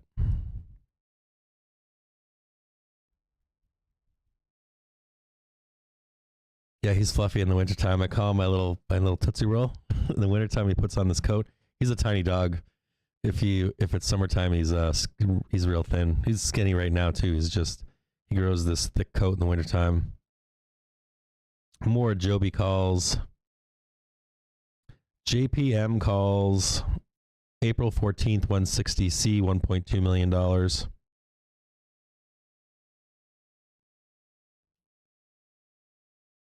my other dog is a purebred border collie. It's a blue merle. This one here is he's some kind of he's a Aussie Shepherd and some kind of a terrier mix. I donate to a shelters for no-kill shelters for dogs. They were going to put him down, and no one would take him. He had a bunch of problems. His owner died. He was left in the house with his owner, and nobody wanted him. So I took him, and he's been a great dog. He is an attack dog. Well, he's not an attack dog. He doesn't attack humans, but he attacks small animals. So we used him. I had coyotes. I lived out in the middle of nowhere. I had lots of coyotes, like packs, like hundreds at a time. And he protected my daughters and protected we had animals and all this stuff like chickens. And he would run the coyotes off. Actually play with them sometimes too. But he likes to go after small animals, like chickens sometimes too, believe it or not. He caught a couple chickens once. We would separate the chickens from the chickens, rabbits, and stuff from him and the border collie. Border collie border collie protects, period. But he's got a hunter instinct inside of him.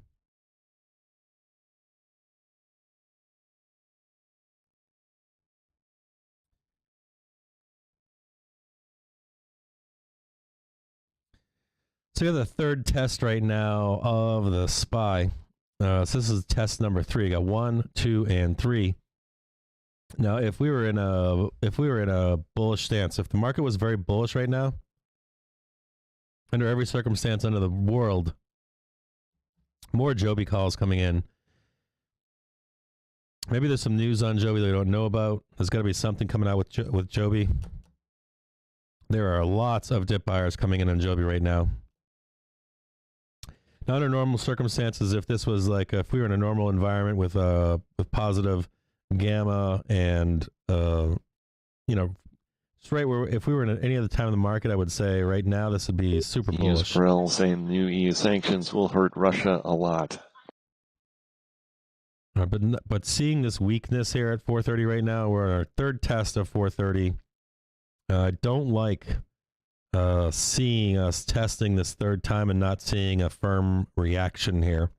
So I'm not a fan of this. I don't like seeing a third test of a support level and not seeing like a ricochet off 430.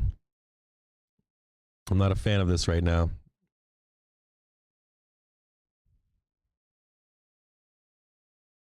I want to see a firm move higher, a firm rejection off of support to a higher number, and we're not seeing that currently in the market. It's not a good look for the SPY.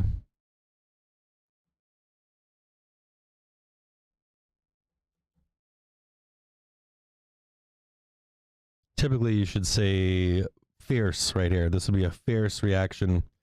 Or even if we traded lower for a brief moment, let's say we traded lower to 428 or something, you'd see a huge reaction. We'd move much, much higher.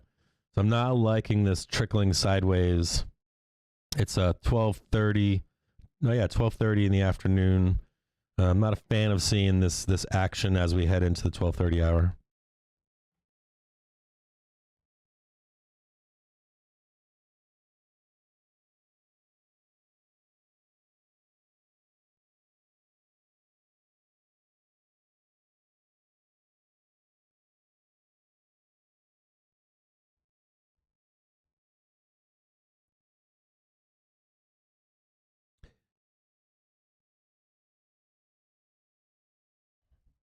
Yeah, so Biden's administration has prepared export controls to hit Russian companies with alleged military ties and deny Russians access to global tech, including electronics, computers, sources.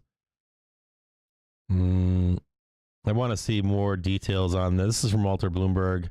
I want to see more details on exactly who they're going to hit. It says if Russia further invades Ukraine, Biden administration could deprive it of a vast swath of low and high-tech U.S. and foreign-made goods. Like, which foreign-made goods are they talking about? From commercial electronics, computers, semiconductors, and aircraft parts. People familiar with the matter told Reuters You'd still want more definition on this.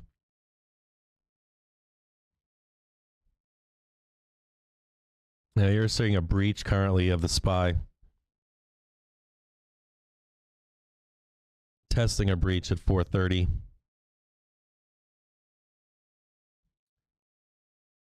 Brief break below here at 4:30.26. I just touched a new low on the day.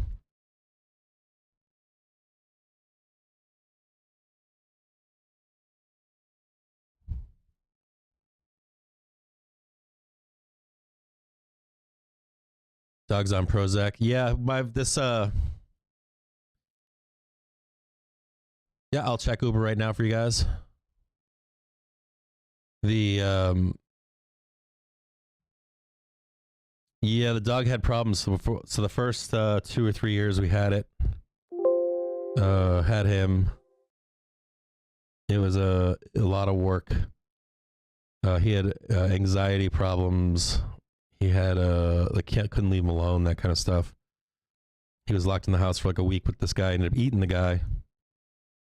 He didn't have any food. He ate his owner, who I was told, I guess he was his companion. It was just him and the dog. And so he had all kinds of issues, but he's done well over the years. I think I've had him now for at least 7 or 8 years now. Somewhere in there, right? 7 or 8 years, I think I've had him now. But he used to run away. We had all kinds of issues. And but it didn't matter. We loved him, and he's loved my daughters more than the world. And he's our family. So we'll look-see down here and see if they're stepping in or not. Just looking for opportunity to buy or not.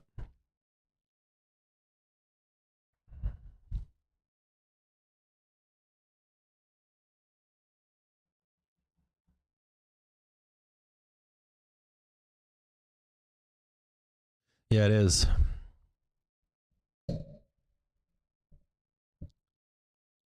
Is there good action and writing? Is it emotional like Sopranos, like the Breaking Bad? Great shows, but kind of good, boring. That's sad. Yeah, he's been loved though. I mean, I've got 2 daughters that love on him. Like, dog sleeps with my kids. Like, jumps in the bed. My kids showing that dog so much freaking love. Like, the dog just gets loved on, but he demands a lot of love.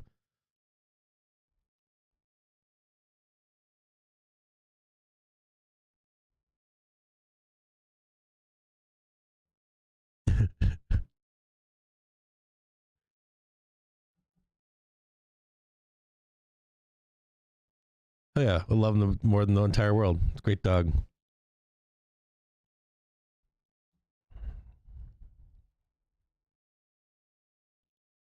Let's see what we do here with the SPY. SPY is just kind of kicking around right now, right? It looks like it wants to fucking dump. 12:28. We got an hour and a half until Biden comes out and talks. I think it might take a long here. Looks like it wants to dump. I'm hoping that we can get a quick dump and then maybe a rip. You'll get Biden pumping the market. He's been hard to read. We had some SPY puts coming in February 23rd, 436p for $323,000. Got some SPY calls coming in February 25th, 435c for $228,000. Biden's been a tough one to crack. We've seen Biden's speeches around Ukraine bring the market up and down. Now we've seen both. Well, they moved it to 1 p.m. Thanks, Paul. I didn't see that. Yeah, I had the Global Plus package for Bookmap, and then I did have that package, and I got rid of it for this stream, believe it or not. I got rid of it and got the cash markets package because most cash market traders are wanting to watch individual tickers. So I grabbed the hero indicator and the cash market package for these guys. Do we have a time on Biden? Is it 1 o'clock or no? Is Biden at 1 p.m.? Maybe weakness into Biden. Thank you for the heads up on the time change.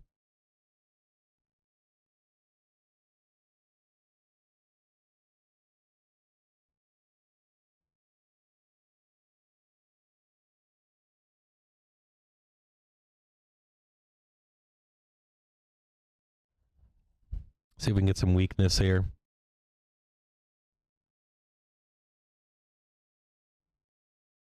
Starting to dip its toes down below at 4.330, 4.3020. We'll see if we'll find a target down below if we're going to trade lower here.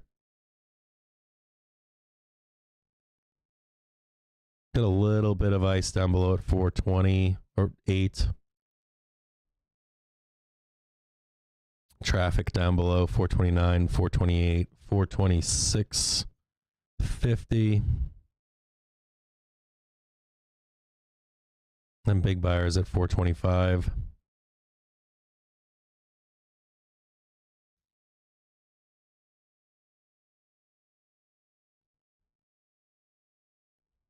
Putin.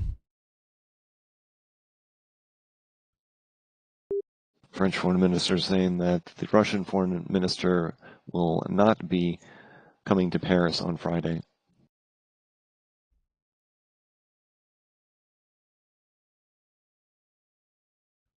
Is the French foreign minister talking about going to the G7? Is that what that discussion's about?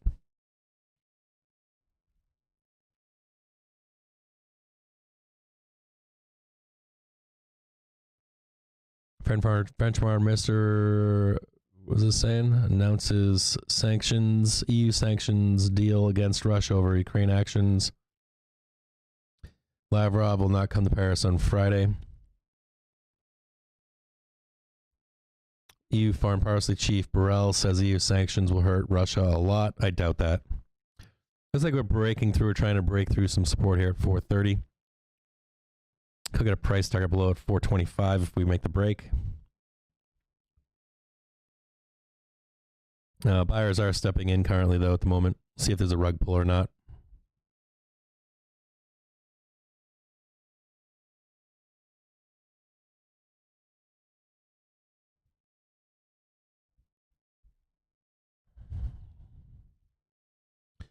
Russia's getting invited to all the parties except the one it hosts, the ones it hosts.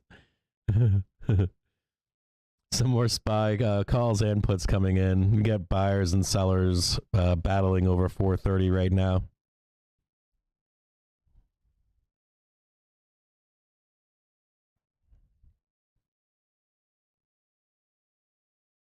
Let's see if we can break 430.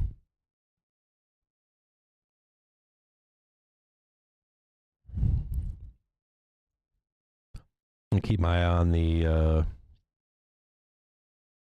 those 430 puts are now up to $1.81.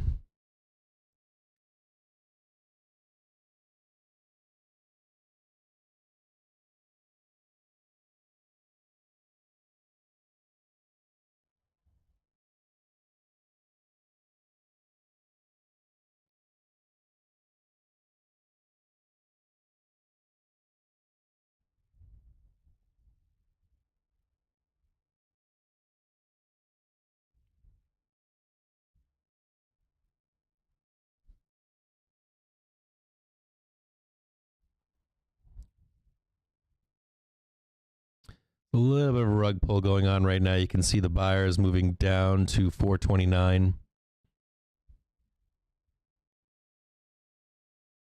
I'll leave my cursor over here so you can see them down here. I'm going to move my cursor around. You can see them now moving down to 429.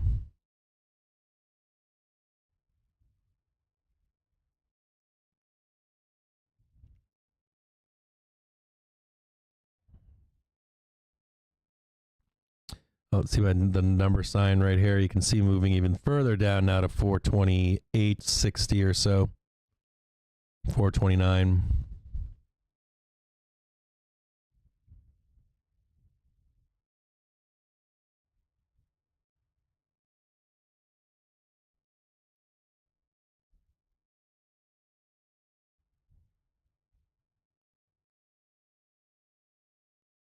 Keep your eyes on where you see about 50,000. You want to see where it's moving up and down right in here. See my cursor on the bottom right-hand side of the screen?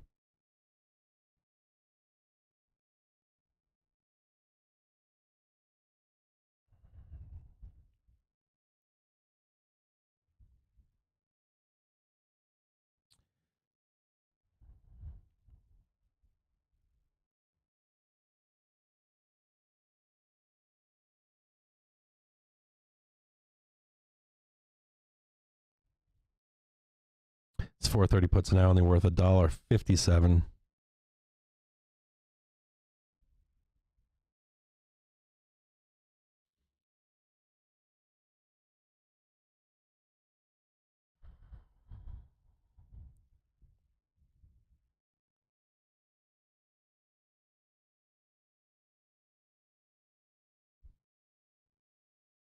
Look at Uber.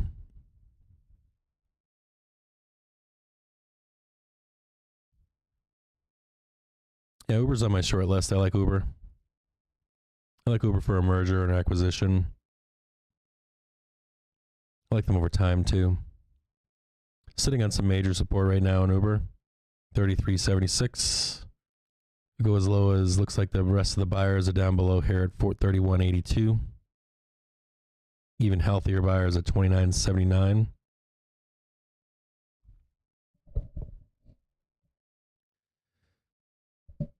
I need a better screen or view of my screen here.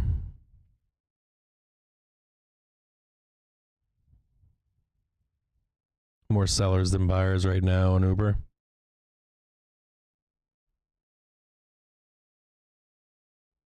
If we have like a major sell-off in the market at some point, and I want this so bad, I want to buy. I've traded Uber a bunch in the past.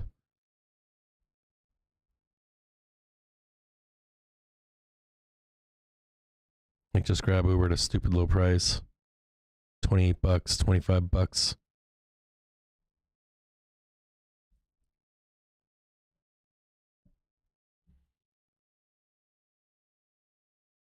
I'm an Uber fan. I know Uber sucks. I know it loses money, but I like it. I like the idea of like a car company wrapping up with them, or them getting a driverless car down the road. It's a long hold.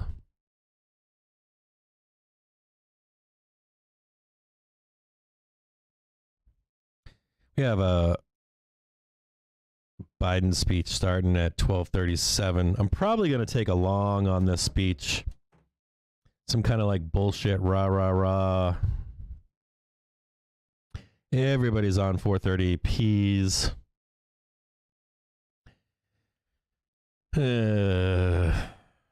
Nobody's on calls in this market right now.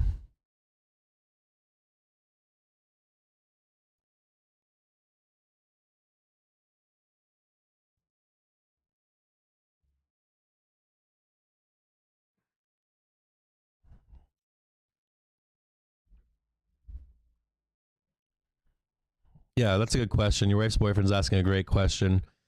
Owain saying that Russia is evacuating diplomats from Ukraine. I think I don't know. I don't think Russia wants it to get nasty. There's no point in it getting nasty. I don't think hold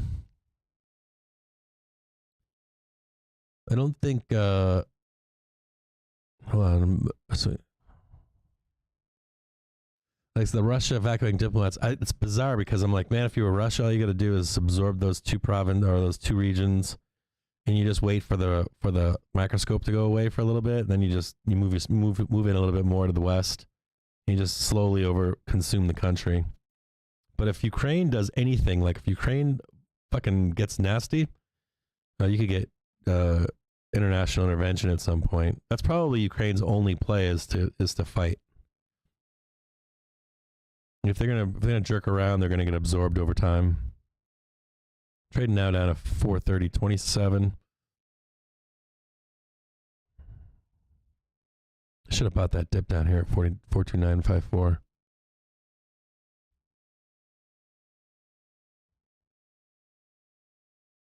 Give me another dip buy. Give me another chance. I'm gonna bring up Biden's speech here. Biden live.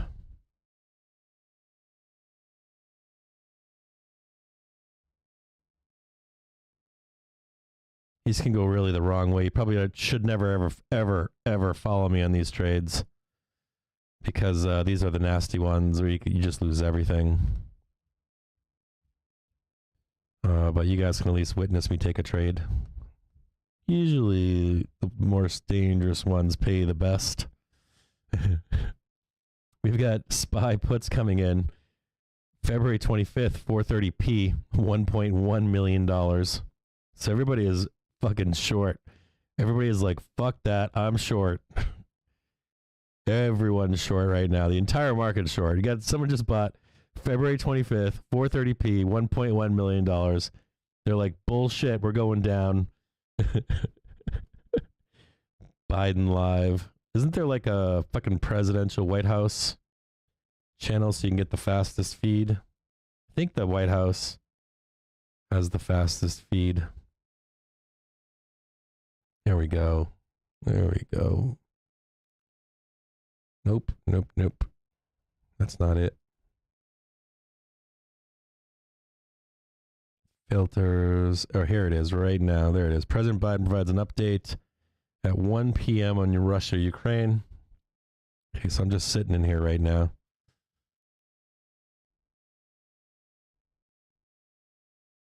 Everybody's short. Should see a little bit of weakness from that trade.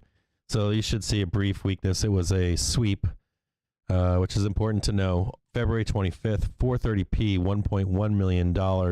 Should see some weakness even if we don't trade lower from just it being a sweep. It should impact the market briefly. We should trade down from it, even if it's only an impact of a few minutes. Could be anywhere from 5 to 10 minutes. So we'll see if I can grab something down there. I don't like that everybody is short. Like everybody and their fucking sister is short right now.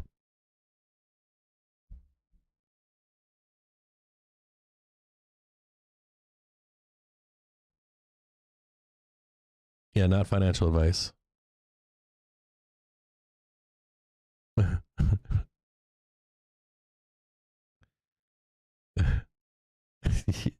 It's not reverse psychology. It's they don't want to pay it. That's the truth. So they will pay it if more sellers come in. That's a weird thing. Like if more sellers come in, let's say you get a bunch of put buyers lining up. You get like stacks them, right? 1, 2, 3, 4, 5, 6, 7, 8, 9, 10. And they're all in. And they're all on board waiting for this Biden speech. If you don't see more put buyers after they're all on board, then you will see them trade higher. You need to have like two sets of bears. You need like the initial bears, and then you need more bears. Because what they'll do is they'll print the new money coming in to the original put holders, and then they'll leave the bag holders to be the bears that jump in at the end, right? So you'll see the bears that originally buy, and then you'll either, so let's say I buy a put position right now, and then I'm hoping that more put buyers come in once we trade down, let's say to 425, right? So we hit 425, bunch more puts are bought, and that means I'm selling them my puts at that point. They're holding them, and now they're hoping that another wave of put buyers come in so they can fill that bag. Now, if we only get this initial round of put buyers and we don't get a second wave once the Biden speech starts, then the market maker is going to be like, well, fuck you, ain't paying these puts just because you bought them. We need more bag holders to step in to buy down at 425. So that's what I'm going to be looking for here is for Biden to come out and no more put buyers to step in. You guys understand all that? The contrarian trade pays better, believe it or not. And, well, then my other issue is just the risk of having to stay short for so long. Like having to be fucking short from 9:30 to 1 o'clock in the afternoon is dangerous in and of itself. You just need some piece of good news. Russian Foreign Ministry is saying that Russian embassy personnel have been ordered to leave Ukraine. Yeah, that's not a good sign. That's a sign that Ukraine wants to fuck around, which is good. I hope Ukraine does fuck around. I was saying yesterday that I think that, while the military is staging, they're very much like an elephant in a room, right? Once they start moving, they become more dangerous. But when you've got all these, you got all these Russian troops that are just staged right now, they're all in parking lots and shit. They're an easy target. Incrementally in Ukraine, seeing a report from a major news agency suggesting the military convoy of more than 100 trucks of soldiers has been seen on its way toward the Ukrainian border in Russia's Belgorod region. Ooh, that's not good. And we are going to sell off. Maybe you got to not buy those calls. The 425 is only 38 cents. 425 is only 38 cents right now.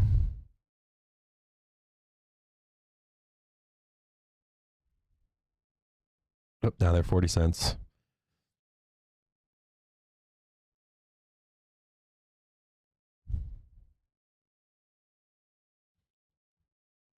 Let's see if I was able to catch those or not. Oh, sweet. So we'll see what happens here.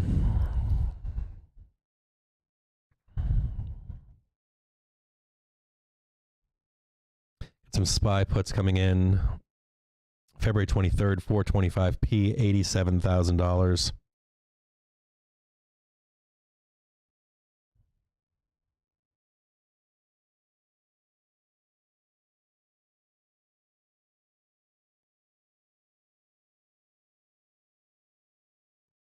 Some price targets down below if we do trade lower.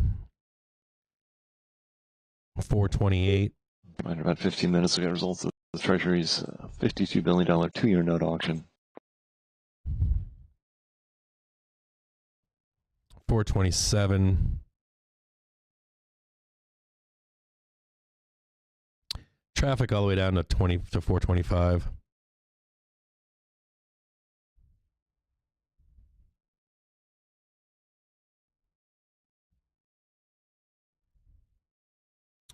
Starting to roll over slightly here. Now down to 429.66.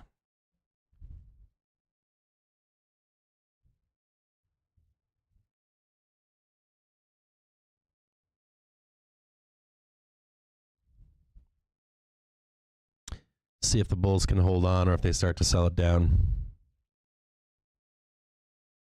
Did see a large put position come in. It was February 25th, 430p. For $1.1 million at 12:38 p.m.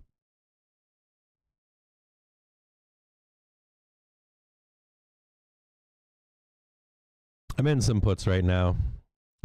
I don't like that news of Russians rolling over the border right now. You're talking about volatility with a conflict. That means that you'll see some fighting. Those two breakaway regions do have Ukrainian forces within them, even though there are separatists there, unless they've pulled back and nobody said anything about it yet. Now trading at 429.42. Unless Ukraine forces have pulled back, those breakaway regions are still full of Ukrainian troops. So if you are seeing Russian troops cross the border,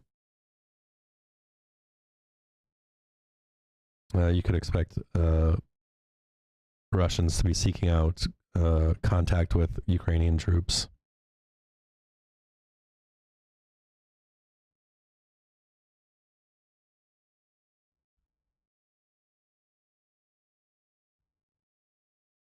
Slight rug pull here on the SPY down to 428 currently.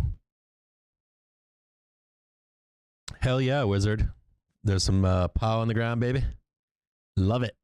Always love seeing powder. Champagne powder.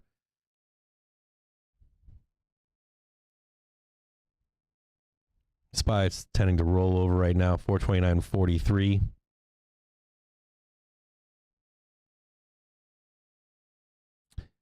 Puts starting to roll in heavy right now. Warning, market warning to a point. We've got February 25th, 425p, $707,000. QQQs, February 25th, 337p, $359,000. Warning right now, SPY puts, February 25th, 425p, $718,000. Be careful out there right now. There are a lot of puts rolling into the market currently. Doesn't mean don't trade harder, just there's a lot of short-dated SPY puts rolling in currently.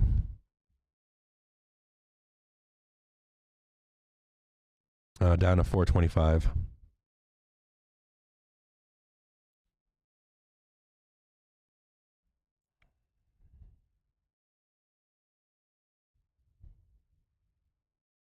Also watched SPY call come in February 22nd, 432C for $51,000. I'll post some of this stuff onto the Twitter handle so you can see it. You can see the flow here.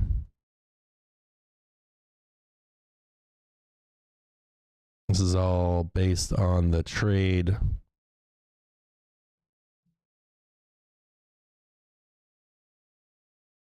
Heading into Biden's speech. I'll post this to the @Captain's Alpha handle.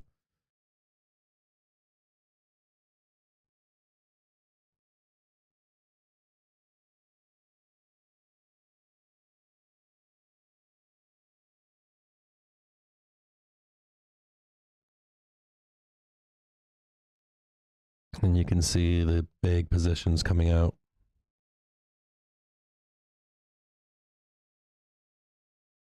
Got 9 minutes until the speech begins.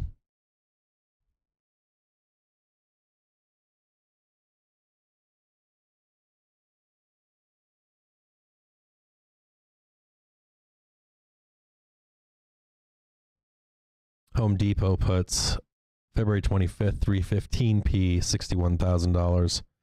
Rocket more puts March 18th, 10 $23,000.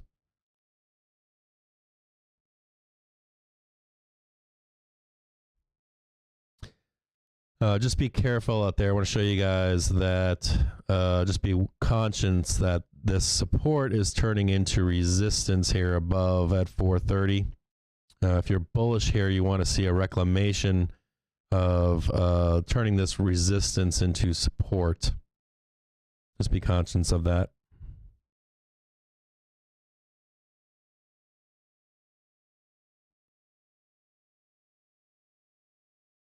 And currently support at 430 is turning into resistance.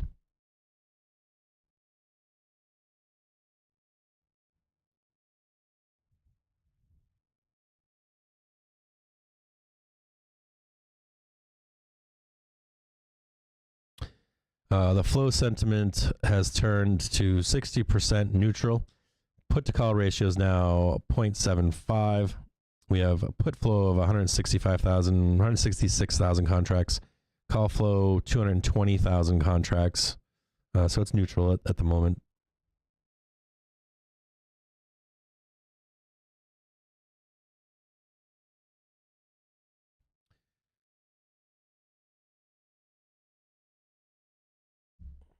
Oh yeah, so your wife's boyfriend's asking, is the room flat into the speech? It's a good time to ask that question.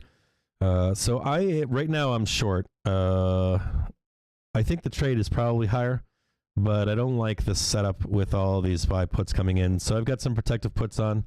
If I have to, I'll get some. If I have to switch real quick and get some calls, I'll sell out of them. I've got some tight stops on them. So if we see any kind of movement on the upside, I'll close them out and I'll take a long position. But otherwise, I think we can trade down to 425. That's me at least. Don't listen to me. I just don't like this turning in. I don't like this support turning into resistance here. So let us know in the comments, are you short or long here into the Biden speech? We've had mixed results with Biden's speeches. We've seen them be positive, so don't get me wrong. You can see the Biden speech be a positive on the market. We also did just hear that troops are moving in from Ukraine into, from Russia into Ukraine. So let us know in the chat. Be like, hey, I'm long, I'm short, I'm cash gang, whatever it is. Whatever you think is going to happen into the speech. We've got 5 minutes left to place your bets, which way you think we're trading. The only trade I've taken today is getting fucked by Hood. Short, just went flat from short, been short for a few hours. Hesitantly short, but I was short from way earlier. Short sanctions is bearish. Short sanctions, we take off. Short Disney, Chewy, Baidu, SPY, short. So everybody's short right now. Everybody's on the wrong side of that trade, I guess. from that trade today. Shit range and fake outs. I agree with that, Jason. The trading. This is not the place to be trading. To be honest with any of you out there, you'll see a move. I don't know that. I think we trade higher to 440 between today and tomorrow, or overall, that's where I think we trade. And then the next short is at 440 or nearby it. I don't know what the trigger is for that to happen.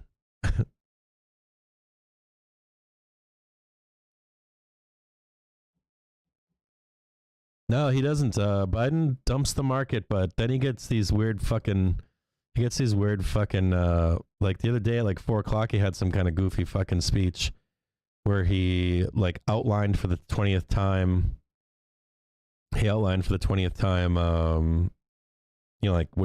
outlined what Putin can and can't do, instead of just saying "fuck you." No, there'll be consequences, which is what I wanted him to say. That's just but that was taken well by the market. I think the market went up until the overnight, and then some bad news came out and dumped it again.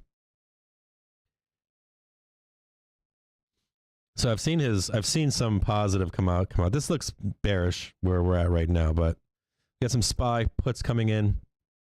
February 25th, 420p.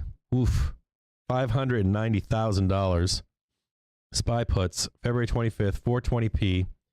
That's even deeper than I thought we'd go. $590,000 against the SPY. So February 25th, 420p, $590,000. Lots of bets coming in against the SPY currently.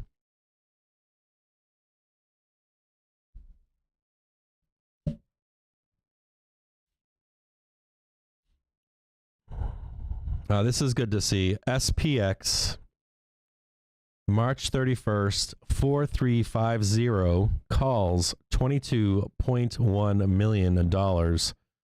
Say that one again. SPX, March 31st, 4350.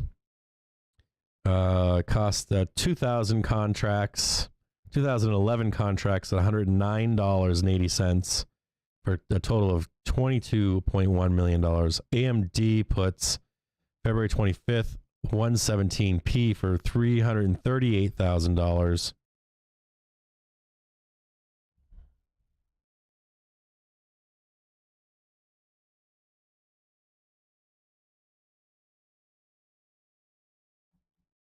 That's a big one. That's a big one in SPX.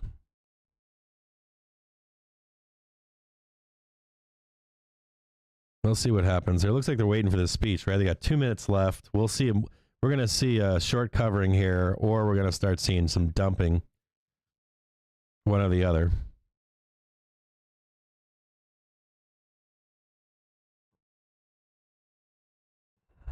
Makes you wonder if that XPX, if that's like the government buying fucking SPX so it doesn't shit the bed so bad.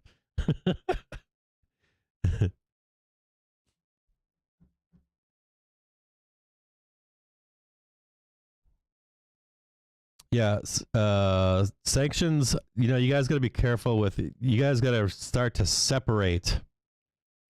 Take off your Main Street hat, put on your trader hat and your greed hat when you're thinking about sanctions. So SPY, February 25th, 420p, $429,000 just came out. Lots of puts just rolling in against the SPY right now.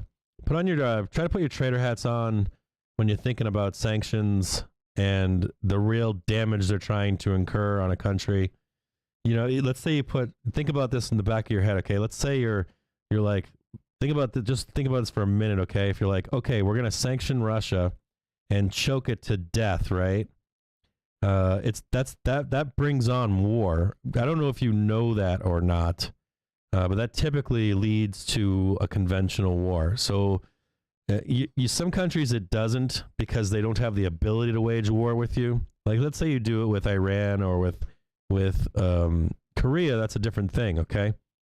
And they'll get support from, like Korea gets support from China, it gets support from Russia. They're a smaller country. Saying that they've raised concerns about Canada's plan for a digital service tax.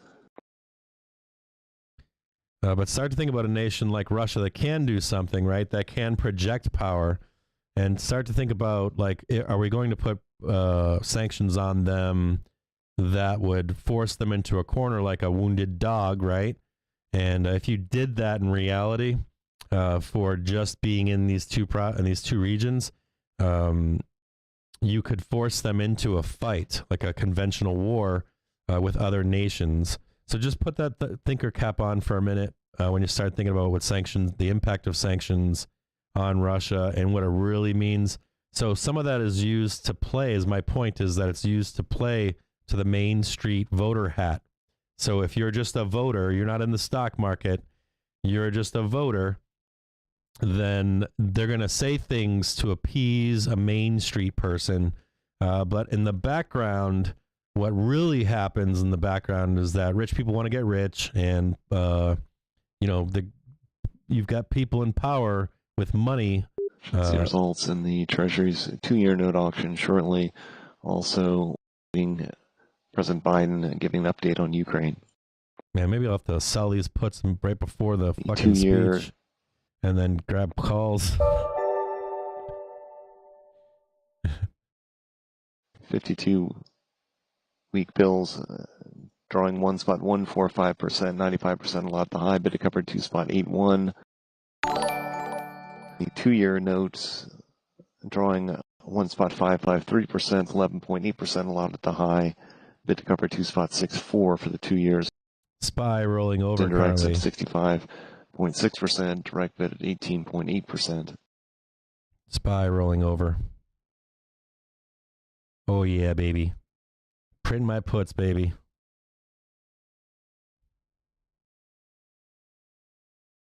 Watching some rollover in the SPY currently.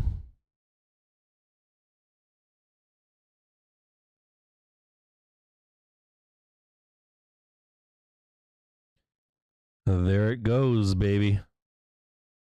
Here we go.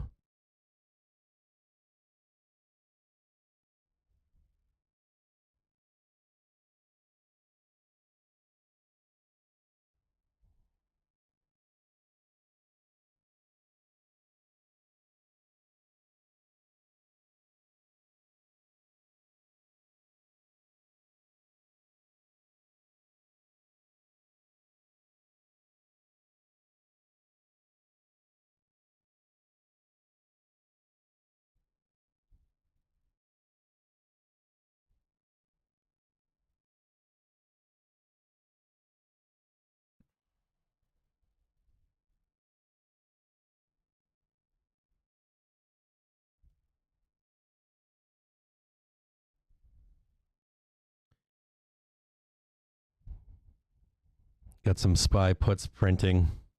Printing pretty good. 20, 30%. Not printing 100% prints. But they are printing 30, 40%. More SPY puts. February 25th, 425p, $800,000.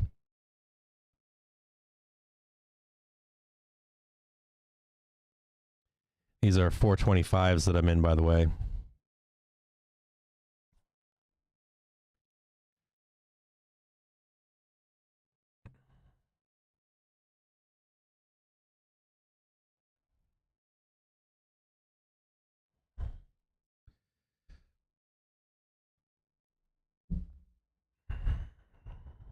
I use the DX feed for the cash market. DX feed. KSS puts April the 14th, 55 P, $407,000.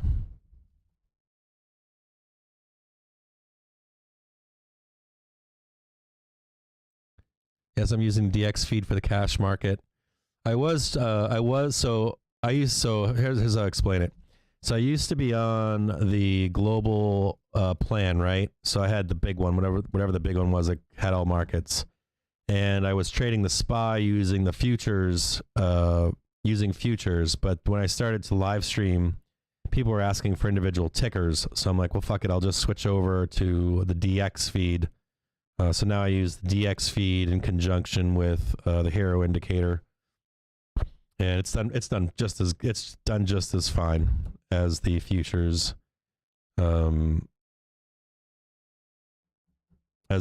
feed for me. So now I'm just trading cash market, and I'm not trading futures right now.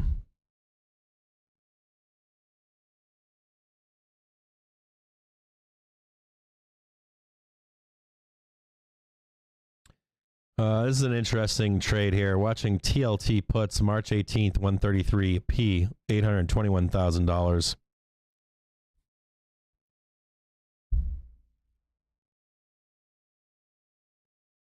J&K sold down today to 103.21.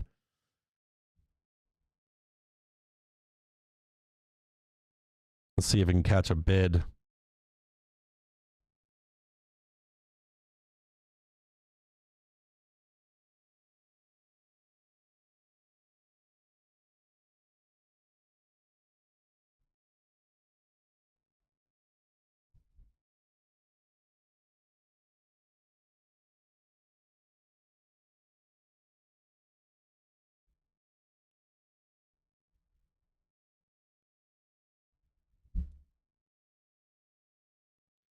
Yeah, I'm not seeing this 1 o'clock speech yet. Are you guys out there seeing President Biden speaking? I ain't seeing shit.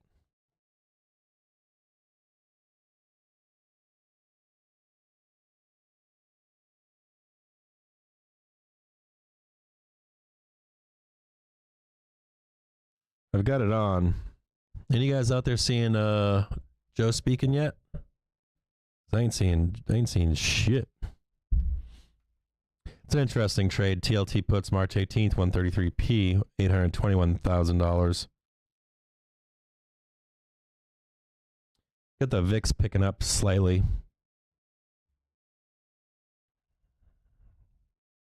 Be nice to see like a dump down to 428.24. Be nice to see like a dump down to 427.24 and then a long maybe from there.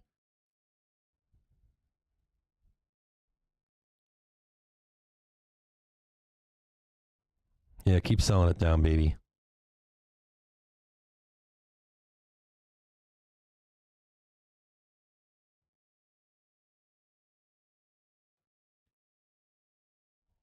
Just grind it down.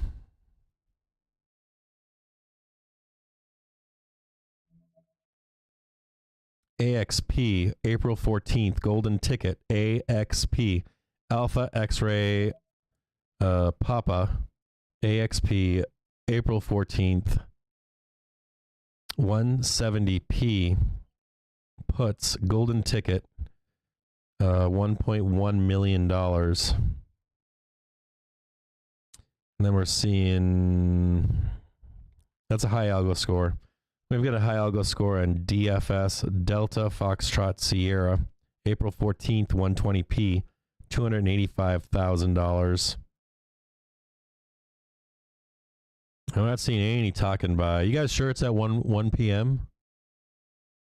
What's the, I missed that part. CNBC. John, what are you saying about CNBC reporting the postponement?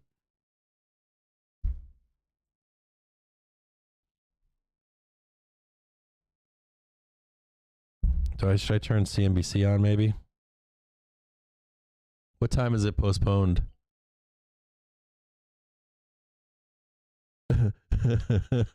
Josh is saying that Biden and his administration are all placing trades right now. Oh, fucking A. Seriously? 2 p.m.? Shit. Oh, you gotta be shitting me. What the fuck are they doing? Jesus.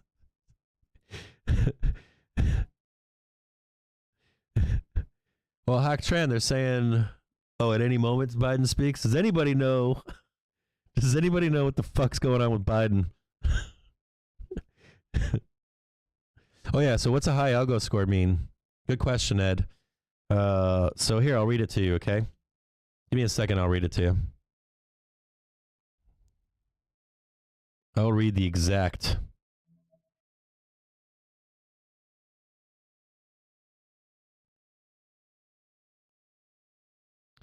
Give me a quick question. Give me a quick second here.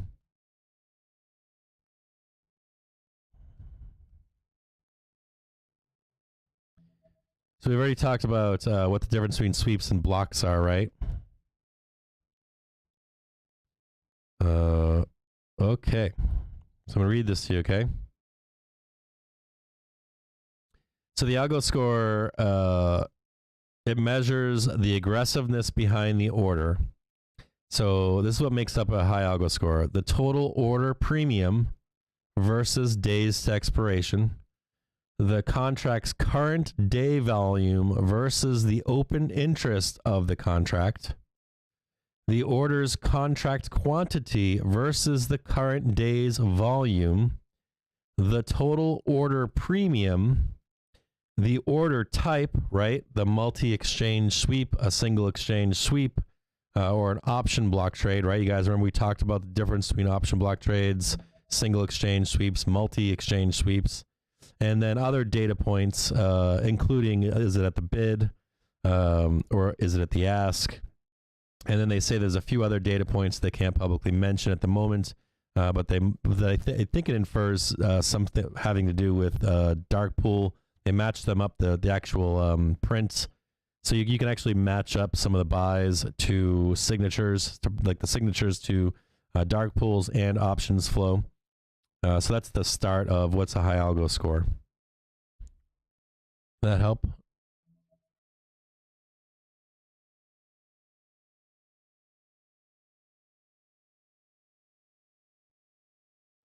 Yeah, did you see that, Tomas? Did you see that J Powell asked Biden to hold off until he could get some more calls orders in on the SPX? So true. So true. It is so true. And you are seeing a lifting. Just be careful here, bull bears. See this lifting of resistance above here. Just be conscious of this. Seeing some support kick in right now on the SPX or on SPY. You can see it right here, right? The sellers have disappeared currently, or at least for the moment, sellers have disappeared on the SPY.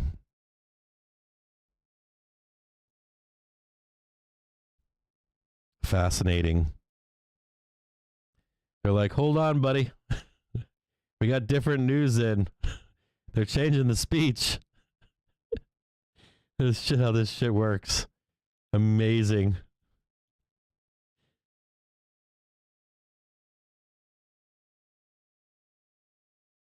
And keep my eyes out for algos switching to the other side of this trade now.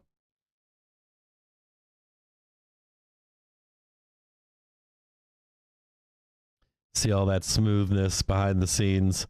They're like, shit, we're gonna long the market here. We have more intel we can't tell the public. Insano. And they say the market's not rigged.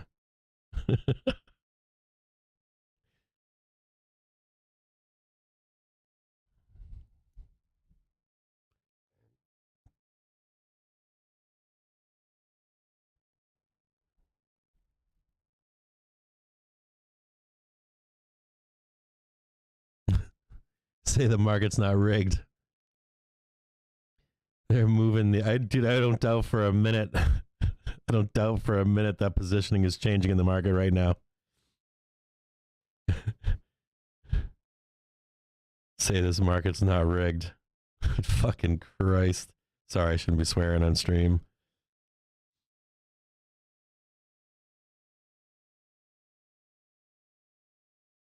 Yeah, I closed some puts here. The moment I've closed some puts right at the moment that the I saw all this shit up here disappear, and then I heard the news that the Biden thing. I don't care if we do sell down. I don't like the idea of the speech being moved to 2 o'clock. I don't like the idea of the SPX call buying in the background at 4:35 to pimp the market up. But I took a nice 30%. And now I'm sitting back on, I've got a buy on 433 Cs. I haven't bought them yet, but I've got it open to buy. And I'm just waiting to see if the algos jump over on the other side of this trade, or if they keep loading up on puts. So there's right now on 430p for today, there's 226,000 contracts on 430ps. They were like $1.40 earlier or something, or $1. I think they're $1.20 at the lowest on the open in the day. They've fluctuated between like $1.40 and $2.60, I think. And then I was inside some 240 or 425s. I think I bought them for like 44 cents or something, and then they went up to 51 cents when I sold them. And then somewhere in there. And then now I'm sitting, I haven't bought these yet, but I'm looking at 433s. Now I'm going to probably come off them because they've gone down to 33 cents. I haven't bought them, just got an open. And we're still waiting an update from President Biden on the Ukraine situation. Now I'm going to move up to 432s and see speculation that he'll be announcing initial sanctions against Russia. Some sanctions on Russia will be announced. No, I'm not trading RSX right now either. I don't know if any of you guys are out there trading RSX. Yeah, I'm looking at 431s. They're getting even dirt cheaper.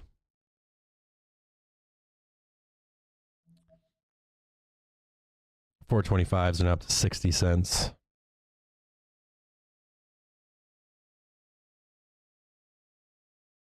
Seeing fresh lows in the NASDAQ composite down 1.6%. Trading down to 428. SP also sliding to fresh lows down 1.3%.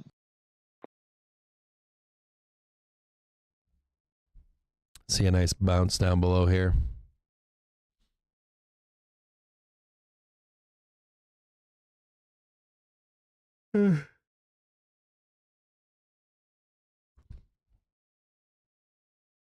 $425 is now trading back down to 52, 53 cents. You gotta be fast, fast, fast.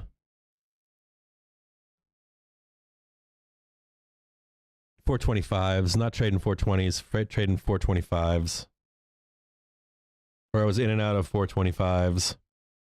That's where all the interest was on 425 on the put side. Now watching more SPY puts are weird. We're watching SPY calls March 4th, 425C for $745,000. SPY calls 223, 435C, $59,000. Then after that, we're looking at SPY puts February 25th, 425P for $1.2 million. That was just a minute ago.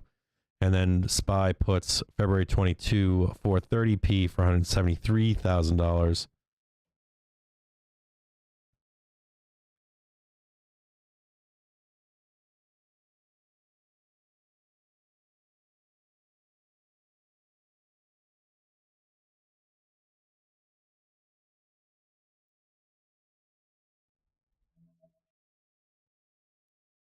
Yeah, more AXP puts. We shouted those out earlier. AXP March 18th, 187.5p, $210,000.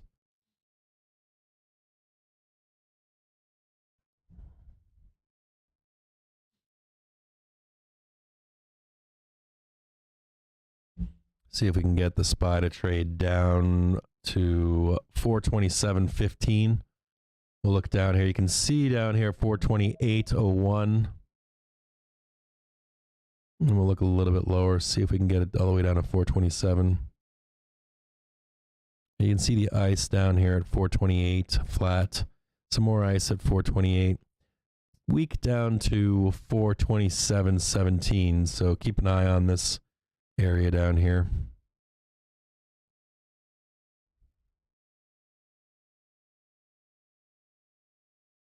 That's daily reverse repo operation. 81 counterparties taking $1.7 trillion.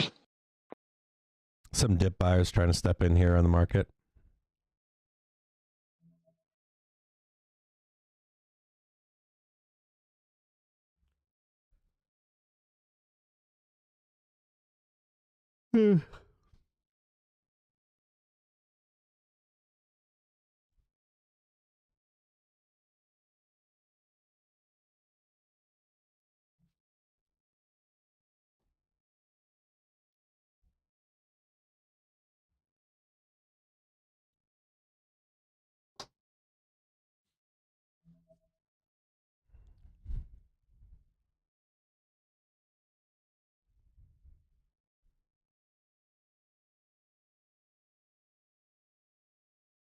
Yeah, I know. Make a fucking speech.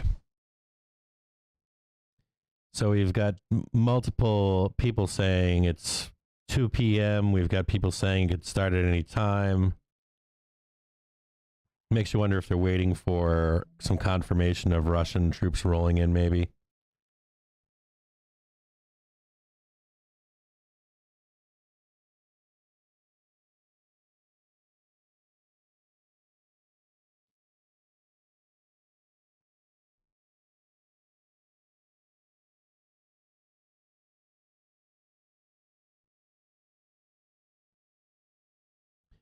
Ukrainian armed forces have published a video of shelling committed by Russian-led militants. Yeah, militants. That's not their army, though.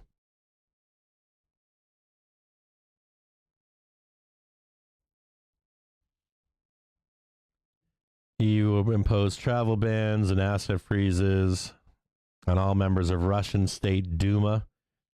That's not big enough. From Use Burrell saying that EU sanctions will target the ability of Russian state to access EU's capital and financial markets, also sanctioning 27 individuals and entities.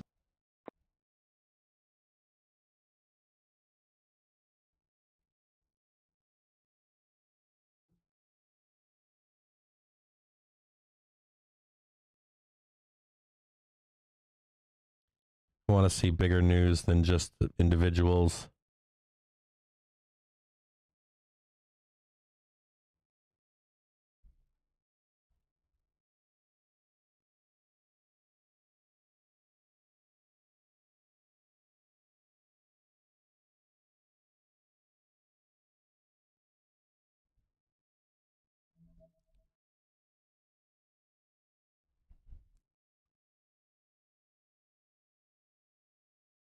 SPY just kind of bouncing around here, looking for sellers above.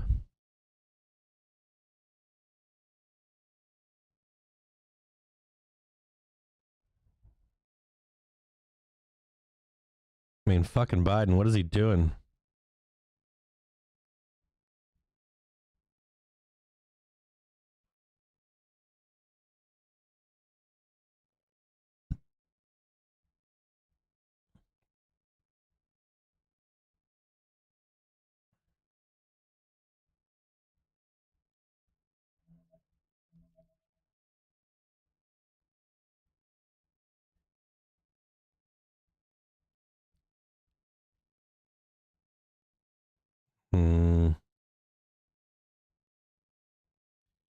See if I can see anything in here, and I don't see anything.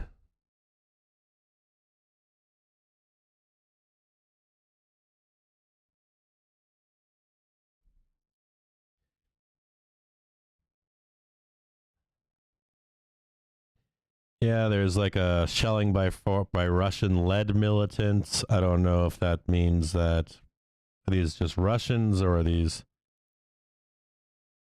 If they're, as long as they say militants, doesn't mean. White House reporters saying that the Biden press conference pushed back to 2 p.m. or possibly later. Possibly later. Why the fuck are they waiting? I mean, what the fuck, man?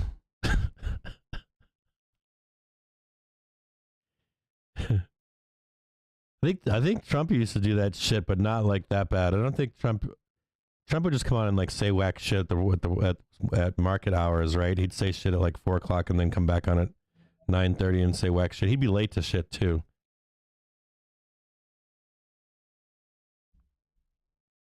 SPY catching a bid. Yeah, still weak buyers. It's just gonna be short covering. Maybe just some short covering waiting for the speech.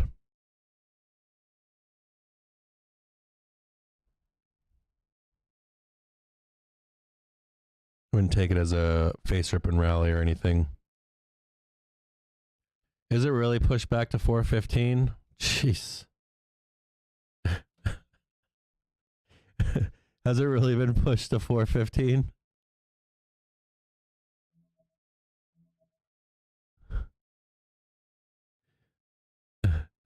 Yeah, exactly, right?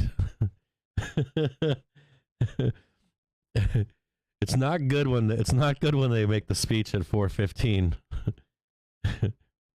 It's never good.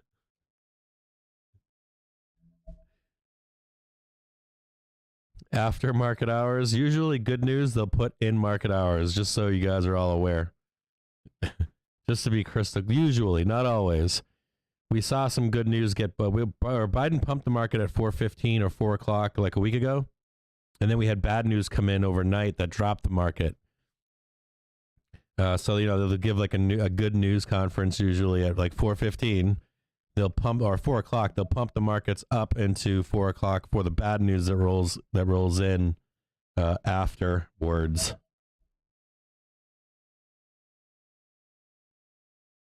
No, just shit right now.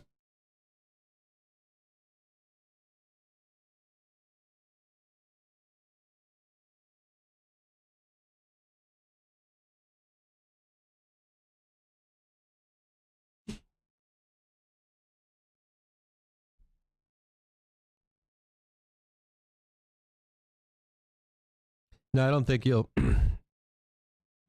Yeah, it's not good news. It probably means that he'll pump the markets as best he can, even if it's just a small pump, and then you're gonna sell off after hours at some point. Even if it brings the market back to where it was at close today, you won't be able to trade that unless you're in futures. Typically. So we could actually see a trade sideways into the bell. Pump higher maybe on the speech, and then a continued downward move.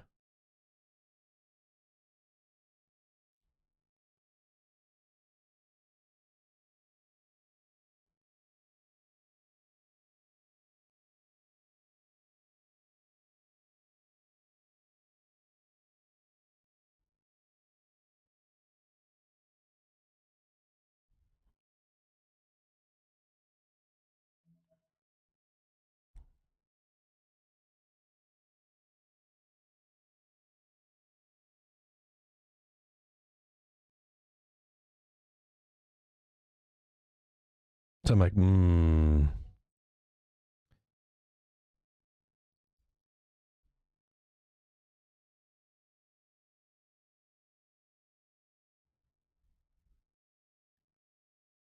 SPY sitting on some support here.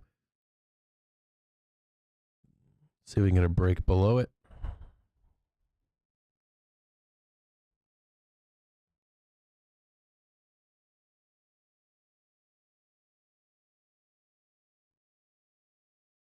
Got VIX on the move.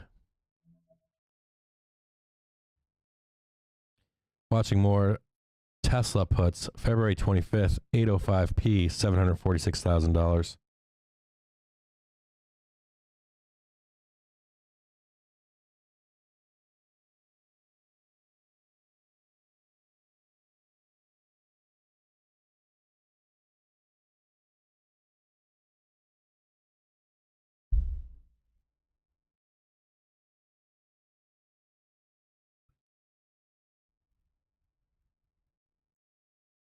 Sellers at 430 and 428.73.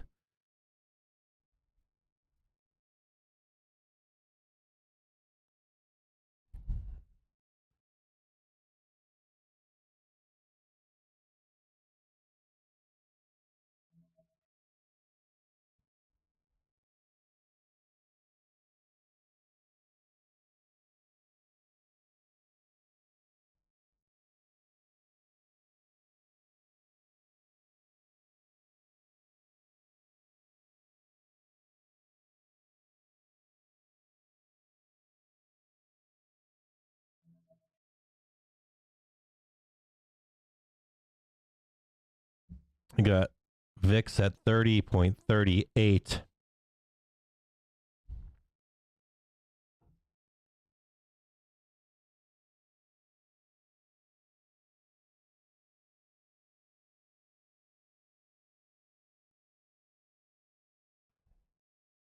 Just quite high with no news out there.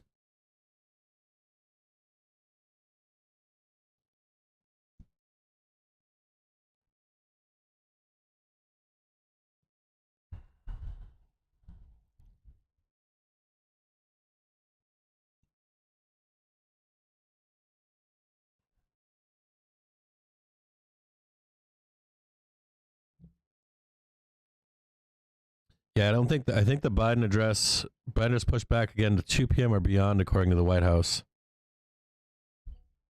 And then someone else mentioned 4:15 in the afternoon. So volatility party over. U.S. Secretary of Defense meeting with the Ukraine foreign minister saying U.S. support for Ukraine's self-defense and sovereignty and territorial integrity, as Putin can still avoid a tragic war of choice, maintaining the U.S. rhetoric.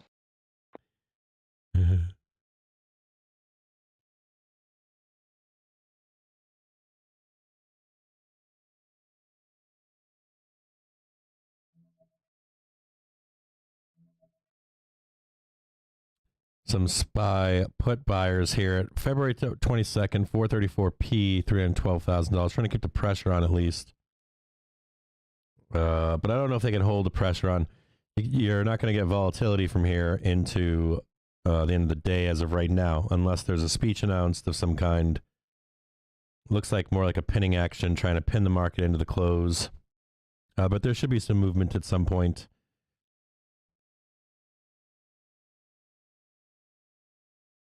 I would expect that you'll see short covering at some point.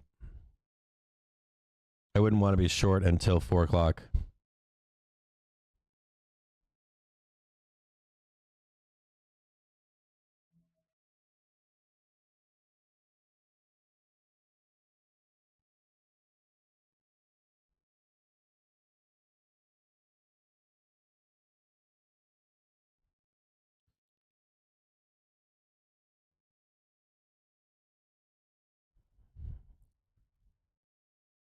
All that volatility to go, all that volatility for the Biden speech, and there's no fucking Biden speech. Oh, your 4:15 was a joke? Are you saying they're gonna have the speech at 2? Here, I'll look it up myself.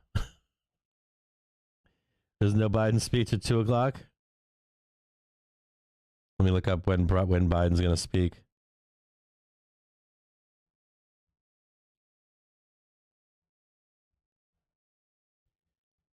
Let's read and see.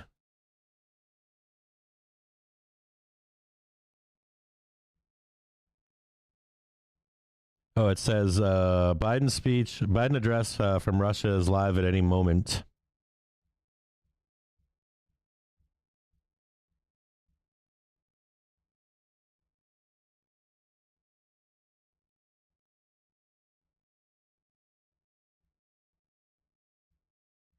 Let me look it up on Twitter and see what it's saying on Twitter.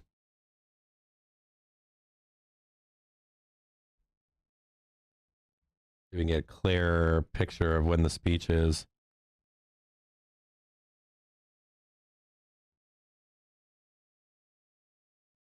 So the Biden speech has been moved to 2 p.m.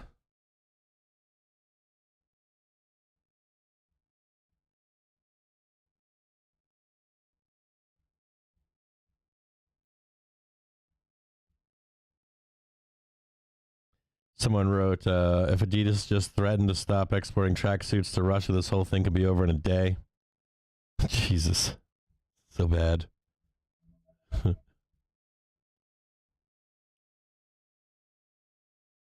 Biden is expected to announce new sanctions against Russia.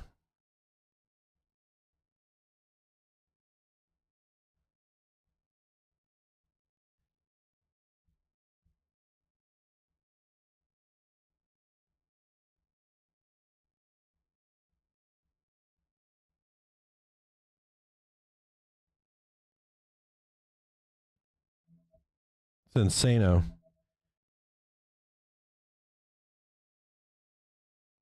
Let me see if I can look at those 425s again. 425s are almost getting cheap again.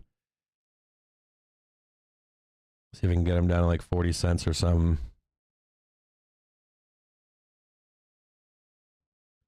Like 47 cents right now. If we get them like 40 cents or something, 39, 38 cents.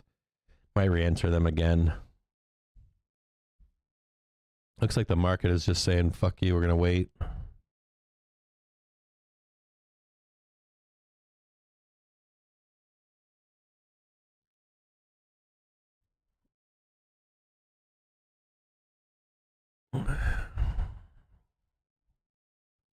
So peak short gammas looks like 4,300 SPX, and there's been a transition to 425, 4,200 short gamma today.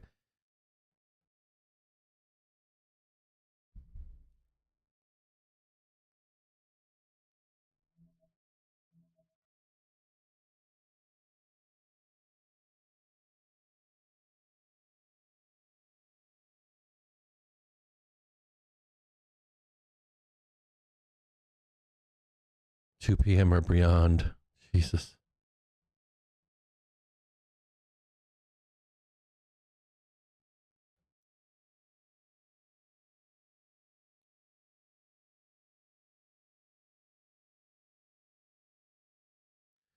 So Spork is saying peak short gamma looks to be like 4,300 SPX, and there's been a transition to 425.0 short gamma today.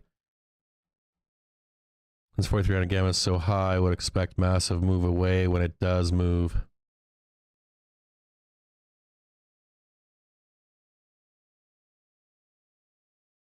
I keep entering these 425Ps. I keep looking at a long trade as well right now, Spork, and I haven't found one. I've tried to enter it twice now, the long trade. I haven't found a long trade yet today. I just keep entering short or long put positions.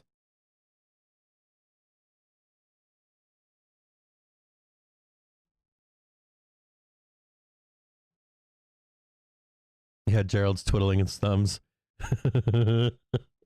Me too.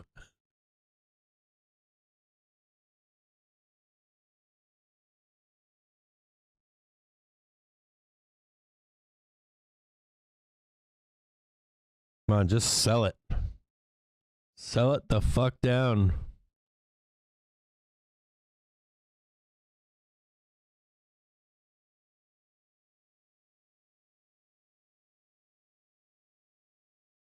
My only concern, the only thing that, like, if I had one negative to say right now, if I had one thing that's bothering me, is that I don't like this. I don't like I don't like VIX at 30. I'd like to see us like right where we are, like a VIX at 25, because then I know we're gonna dump hard and heavy.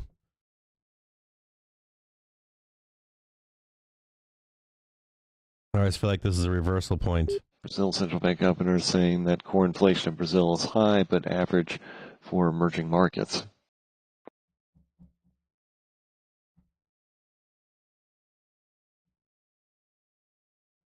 That's the only thing that I'm looking at myself right now is I'm like, well, how high do you get the VIX right now?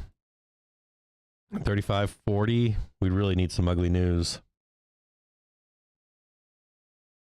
It's like all these put plays are like 15-minute plays, 5-minute plays.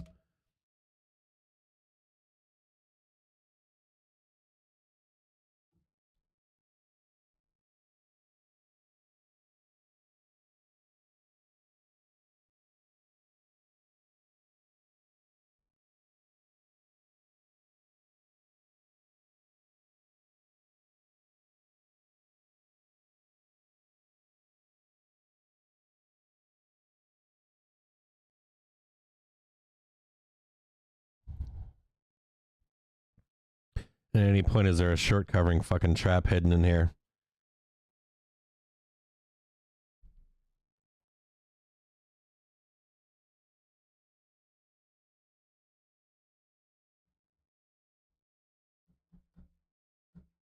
Brazil Central Bank Governor saying Brazil's core inflation is still very high. 2:30? Are they really saying 2:30? It's 1:40 in the afternoon. We got another 20 minutes.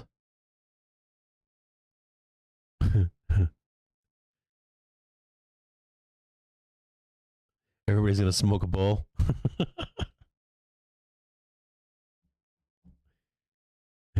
Yeah, someone said send over fucking like Cardi B and send over fucking the Kardashians and they'll stop the war. They'd probably line them up and shoot them. It'd be terrible. No, wouldn't. Shouldn't say that. Shouldn't say that stuff. See what's going on.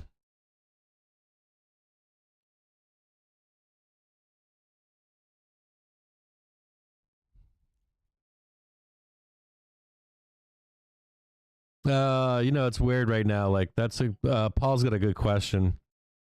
That's my fear right now. I'm not in anything right now. Futures have been pairing gains in the last hour. At 91.91, currently still up 1.9%. I'm not in anything right now.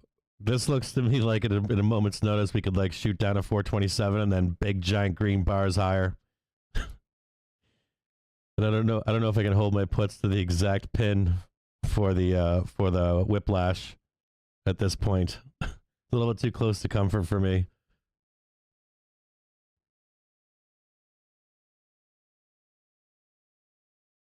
I'm green on the day, which is good. So I'm going to be looking to enter along if I can. If we can get down to like that 427 or so, watch a quick short cover.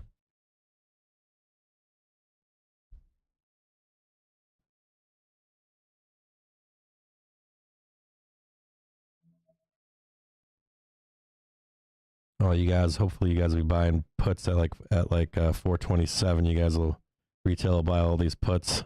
They will trade higher.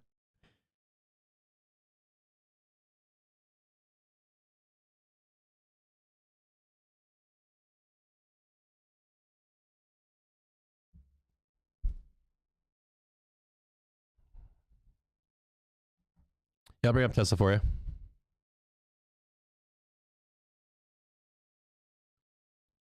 All right.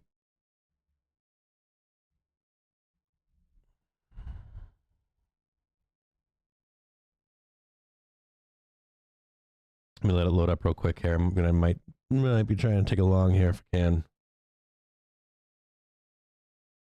Yeah, my only fear here is I don't like VIX where it's at.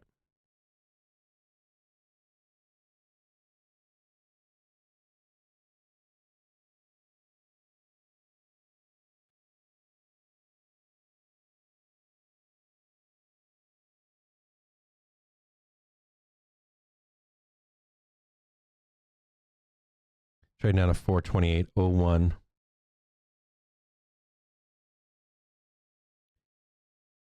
Just broke through pre-market lows of 427.90. Pre-market low is 427 or 428 or so. 428.29. Now trading down to 427.90.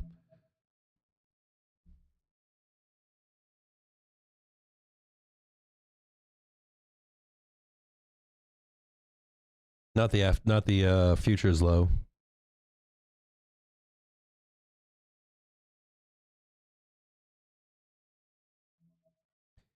Watching puts come in on Q's, Snap, Apple.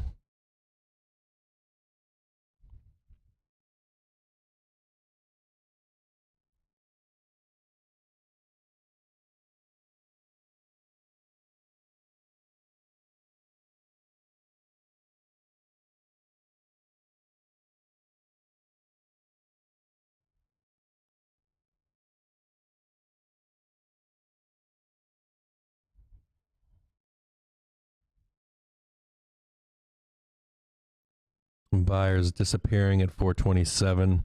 They're hiding down here at 427, but they're weak.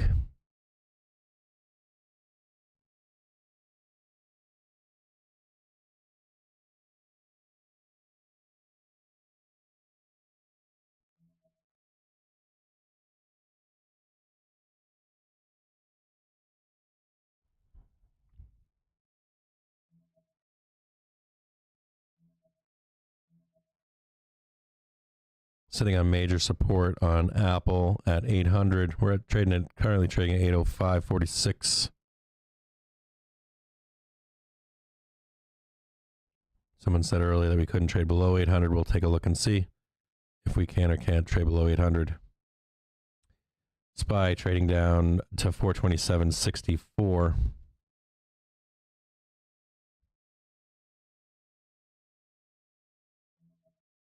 I want to see a nice break below roughly 427.14.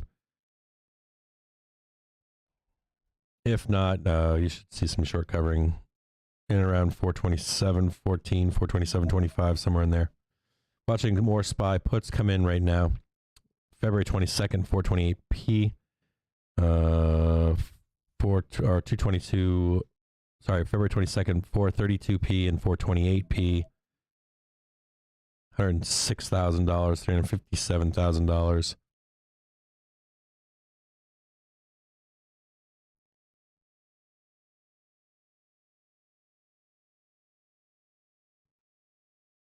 Buyers down here at 427. Still weak though. Real buyers are down here. They're down at like 426.60 right now. There's a little bit of a rug pull going on right now currently. They're now even lower than this pen strike at 427.64.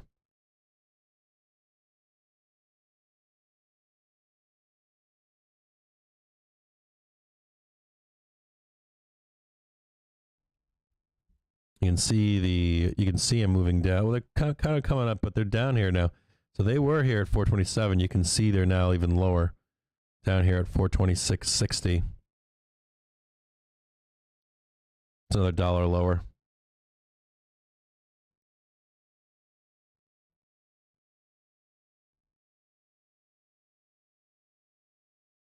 $425 is now trading at 63 cents.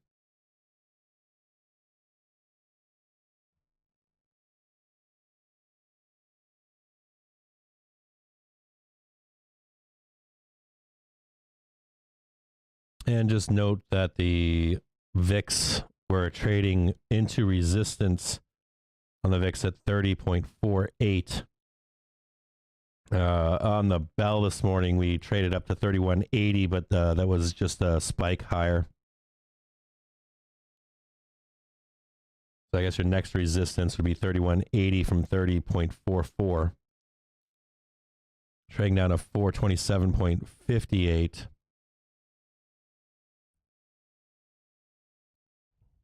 And see the rug pull going on down here to 426.60 on your right hand side.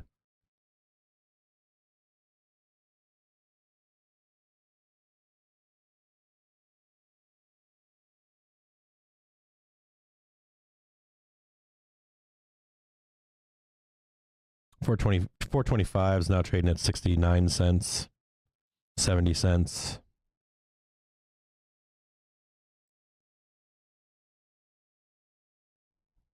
See if we can get a break here.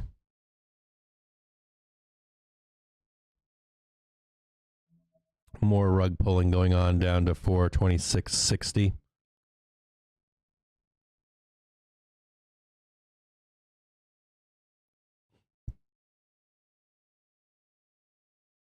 $425 price target.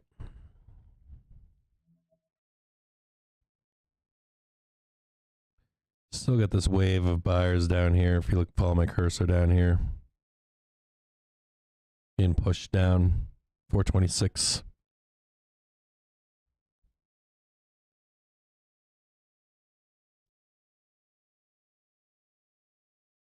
IWM puts rolling in right now. March 18th, 187p, $4.2 million.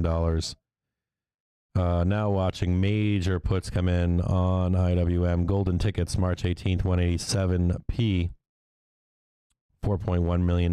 We noted IWM where the real support was. I think it was down at 183, not at 190 or 198. Trading now lower to 427.42. 425s are holding up okay. At 68 cents right now, 69 cents. Watching a wave of hedging against IWM, March 18th, 187p.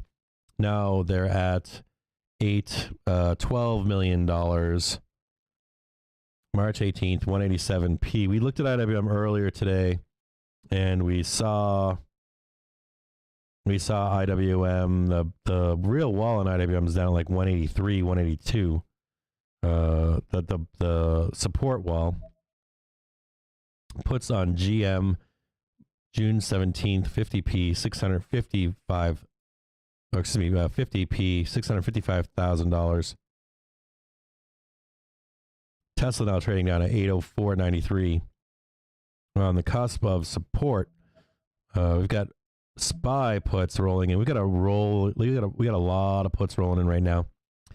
SPY 318 409p, $7 million. SPY about to break through their trading channel that they've held since February 1st. So February 1st, the bottom of this channel right now, for at least cash market, is down below to 4. Let me see if I can get a better price on this. Yeah, it's right where we are. It's right here at 426.91 or so. Let's see if we can break below the trading channel, the megaphone, you want to call it that. Now trading at 426.20 or 427.25.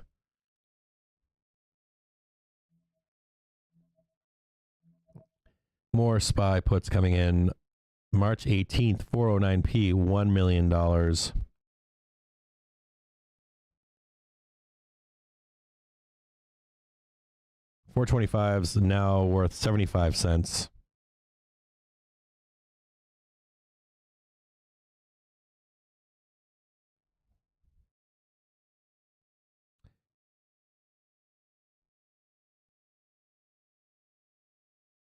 Need to get a breakdown into like that 26 and change for the next print.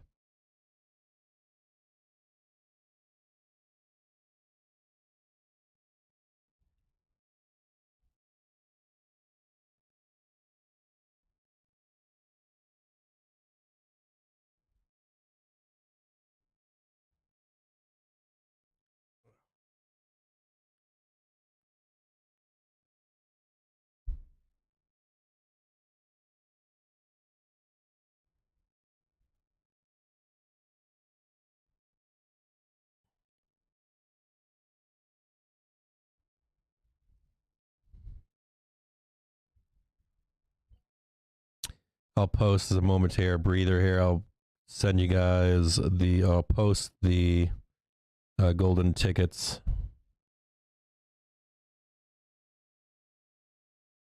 so you guys can see them.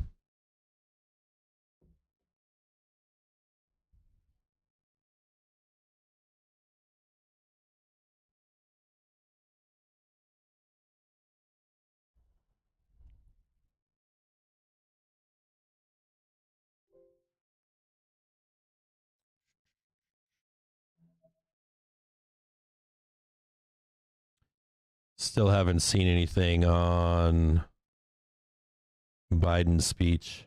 6 minutes until that speech.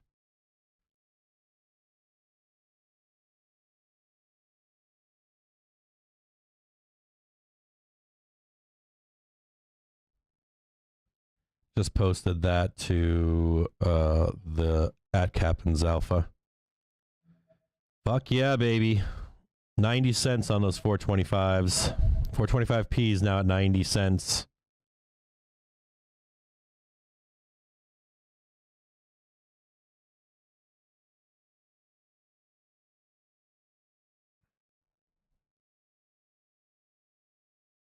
$0.92 on those 425s. 93 cents.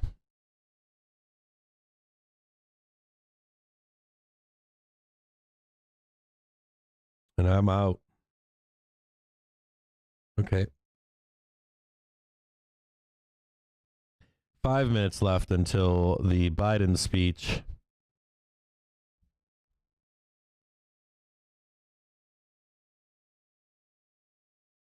Oh.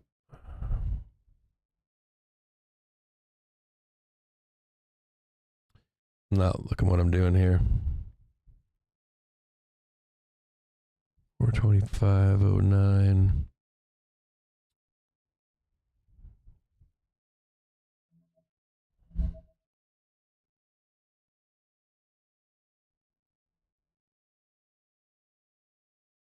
Equity markets just off of fresh lows again. The S&P down 1.6% as we await President Biden. Couldn't be another target down below. The last target was 426.50. Maybe another, still might be able to get down. The buyers stepping in now down below at 425.50. Maybe we can get another dollar down to 425.50.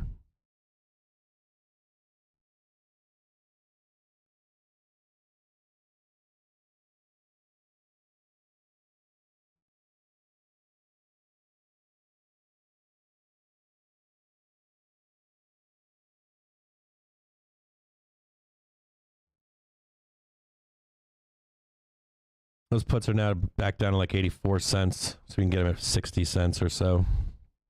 70 cents, something like that. And enter them one more time.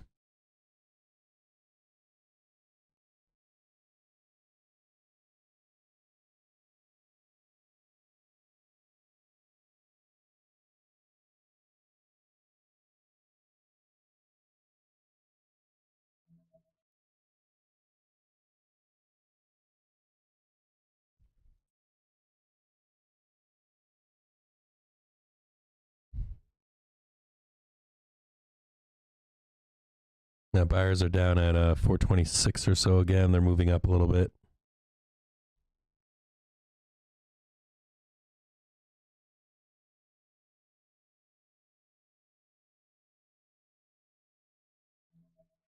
More puts on IWM. February 25th, 195p, $193,000. Qs had some come in earlier. SPY, a little bit coming in earlier, 420p. Chancellor Schultz saying we're in a position to decide on further sanctions if there will actually be complete military invasion by Russia. So just the tip right now. They'll put just the tip in. Complete military invasion they need to see for full sanctions. More puts coming in on TAP, TAP, IWM, Space, PFE.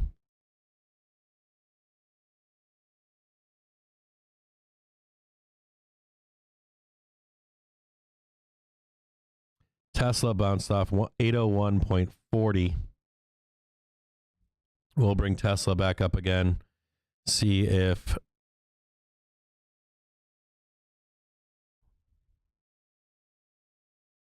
negative hero indicator, more sellers than buyers currently. No spike coming in right now. Last time Tesla traded down here, I think it was 791 is where it was rejected. We traded higher. So this is certainly a retest of the previous low. Important retest on the previous low going back to, I want to say, January 27th. Maybe it was the 24th. It was a whiplash the last time we were down here, right? Last time we were down here, we saw a massive buyers stepping in. You see some massive buyers stepping in right now. You can see 190,000 buyers, 229,000 buyers, 300, 400,000 below. Yeah, you're seeing big giant green bars right now on SPY, right where they are. 750. If you break here, you go to 750 right now.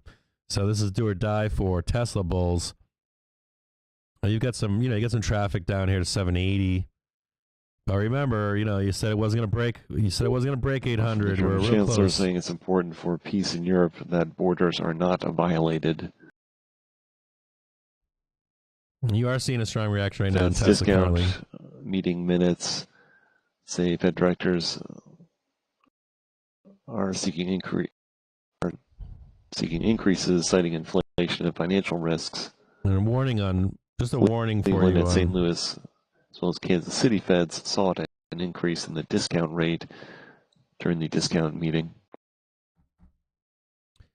Just a warning for you on Tesla, right? Last time we saw this, we saw, Majority of Fed directors favored no rate change, citing uncertainty in the outlook, and released the Fed's January discount meeting minutes. The Fed discount rate minutes, 3 of 12 Fed banks voted to raise discount rate ahead of January meeting.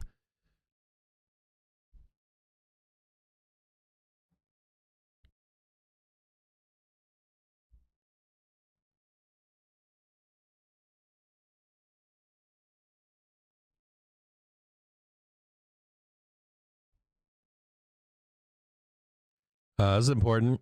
So the Fed discount rate minutes, 3 of Fed banks voted to raise discount rate ahead of the January meeting. 3 directors, Cleveland, St. Louis, KC, sought to increase, citing inflation and financial risks, but directors who favored no rate change cited outlook uncertainty. That was 9 out of the 12.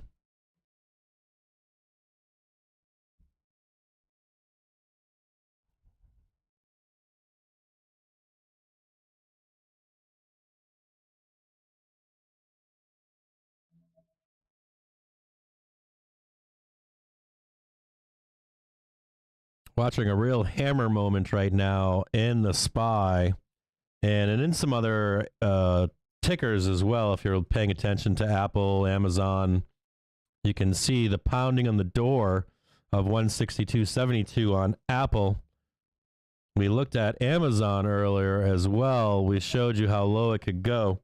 It's now down at 29.75, opens the door to much lower numbers. See if we get some short covering here or if we trade lower. Most certainly a warning to Tesla call holders and even just stockholders down here. 803.63. Last time we were down in this area, you know that let me clear this up here. Oh man, those are juicy. I'm looking at some calls right now that are just juicy. Juicy. Dirt cheap calls. I'm like foaming at the mouth right now to buy some calls. Foaming. Like foaming at the mouth right now to buy some calls. Foaming. Straight foaming right now. So if you do see a break here below this right, not really here, like 426. If you see a break of 426, we start to head down to that 425. You will see Tesla trade lower than 800. And if we go to 420, you will more than likely, I think, if I remember correctly, you'll probably see that that's touch that 791 or so once again. SPY puts coming in February 25th, 420p, $600,000. Bears have to put it together here to see if we can make it lower. It's kind of like that do or die moment, right? Do you make that move lower for bears?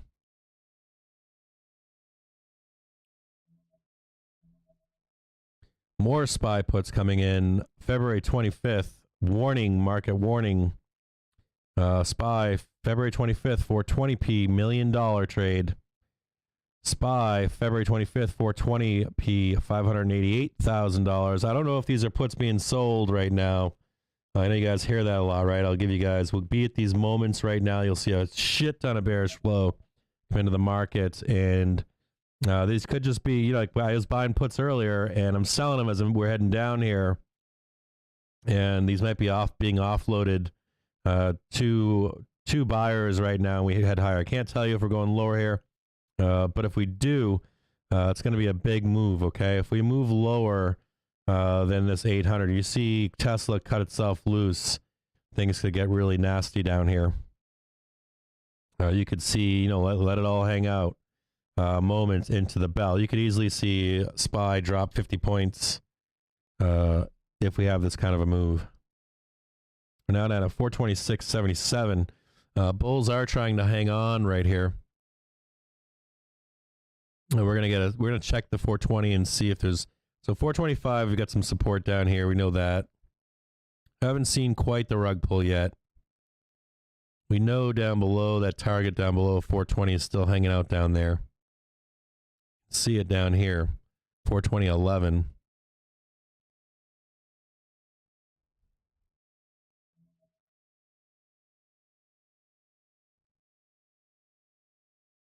SPY trying to break through 426.56. Tesla now at 801.12. Tesla's looking to give it up. 426.50 on the SPY. Tesla on the verge of giving it up. On the verge right now. We will look at Tesla. I remember someone saying we're never coming back down here, right? I was told that weeks ago. Last month, I remember I was told that we ain't coming back down here again. Cap, we ain't ever coming back down here. Last time, I remember me, Kevin, or whoever it was, telling you that they bought the dip down here.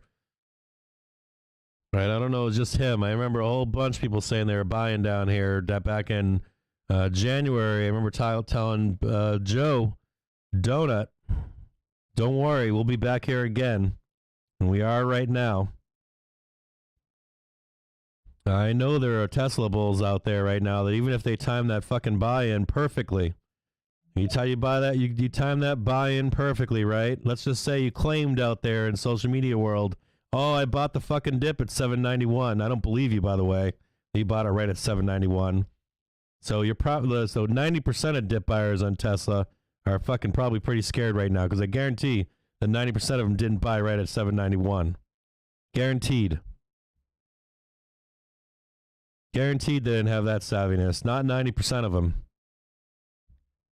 So Tesla now trading down close to 800, which means a shit ton of retail share buyers are probably upside down currently and panicking, and I don't blame them for panicking either. 802. Now we're trading down 426.43. SPY puts coming in right now. Q's puts coming in right now. Small numbers. SPY 222. 425p for $50,000. Q's February 22. 335p, $70,000. Not seeing the reaction that you want to see right now on Tesla. Now trading down 426.23 on the SPY. Knocking on the door right now. Just find out there. Go onto the social media right now. Find out if bulls are saying that they're buying this dip on Tesla. I want to know. I want to know if Tesla bulls are buying right now. I'm a bull, by the way, so don't get me wrong. I'm not trying to be bearish on Tesla. I'm just wondering, what the word is out there. People asking me, is this the last we're going to see down here?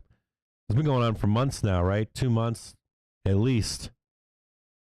Is this safe for me to buy down here? And the last time we were down here in Tesla, I told you, no, we'll be back down here again. I think we hit that 791 last time. It was so brief and quick and fast. I don't think any of you could have even bought that dip at that price. So I think that I'm going to bet that most of you bought it. Let's say call it 805, 815, 820, something like that maybe. Maybe. Now down to 426, trading to 426.16. Talked about trading down to 426 and a price target of 425 down below. The rug is pulled right now, just so you can see, okay? Buyers are down here. They're not up here where we are currently on the SPY. They're down below at 425.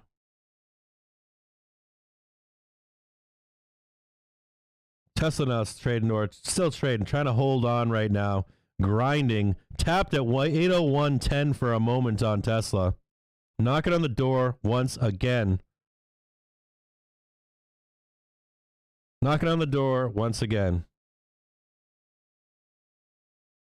Now trading down 426.14 currently.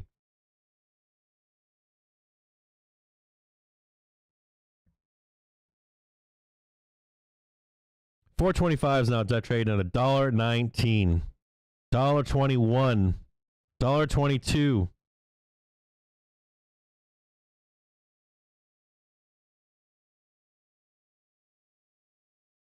$406.09. Tesla just about to break through right now. They're at 801.10. Yeah, 792.01 is where it tagged before. Stock futures holding near the lows of the day here, down more than 1.5% as we momentarily expect to hear from President Biden on the Ukraine-Russia situation. Stocks on the lows heading into those comments. The Dow down more than 700 points. The VIX now up about 13% on the day at 31.46, and gold futures at 19.06, up about $6.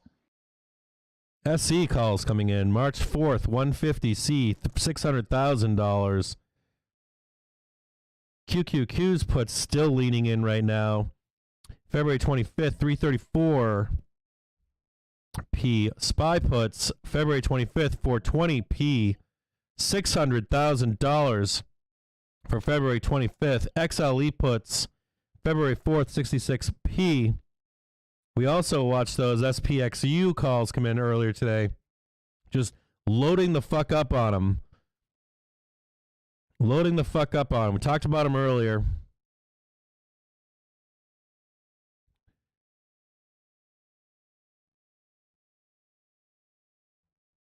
Talked about SPXU, March 18th, 16C. They came in by the rack load. Watching a little bit of a covering operation on Tesla currently. Just bouncing around at 801.10. More SPY puts coming in. February 25th, 420p, $600,000. More SPY puts coming in right now. 420p, February 25th, $700,000. Watching a slight short covering operation on the SPY and on Tesla.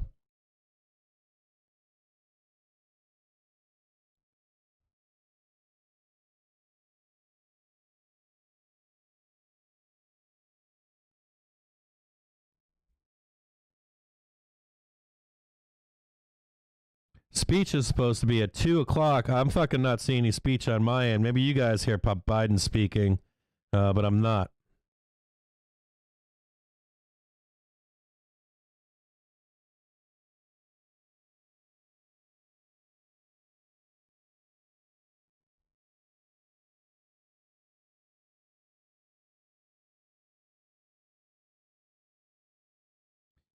SPY tagged 425.86.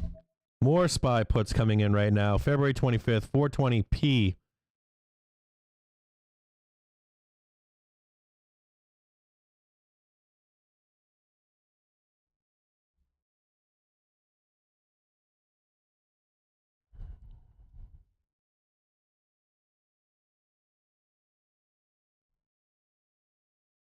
Yeah, still no SPY, still no Biden speech right now.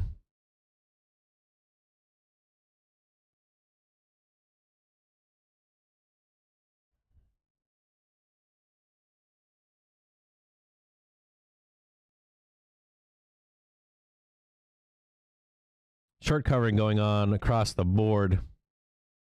This is just short covering. This isn't like not seeing a wall of calls coming through. Should have a nice little short covering here. And that's right back at it.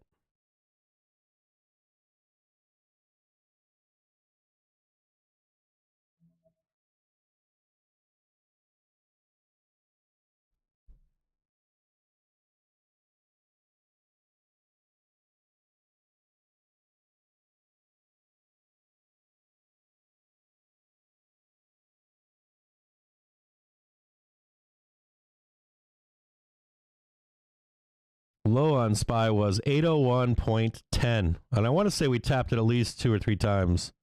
Could be wrong. The charts aren't showing it like was earlier.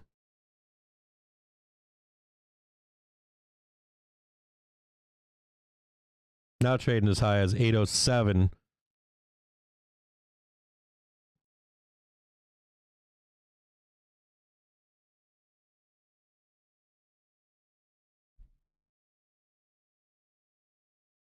No shit. What is with the fucking speech? Give me a fucking speech.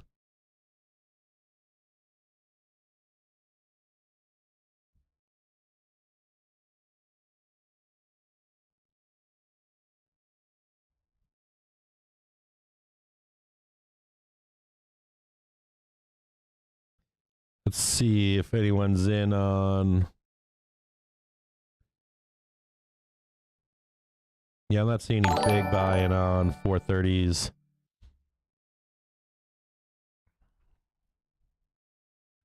Speech is now at 2:30.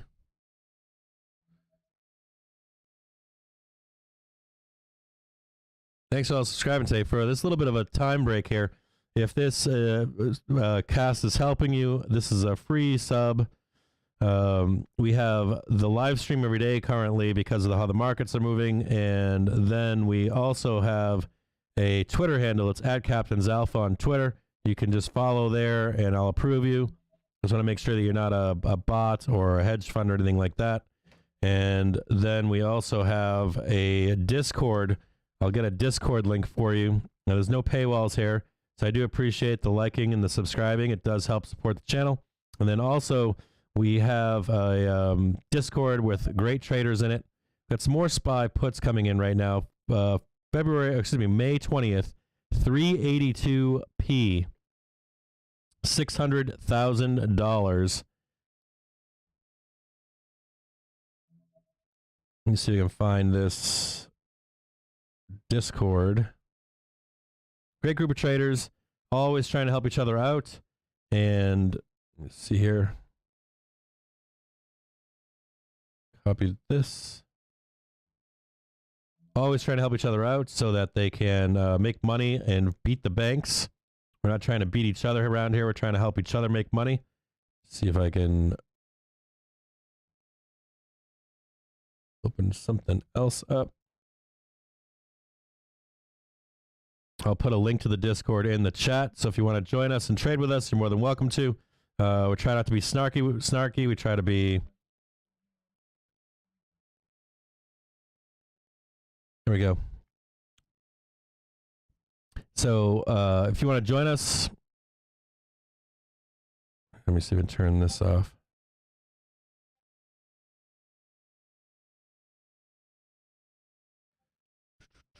Give me just a second here.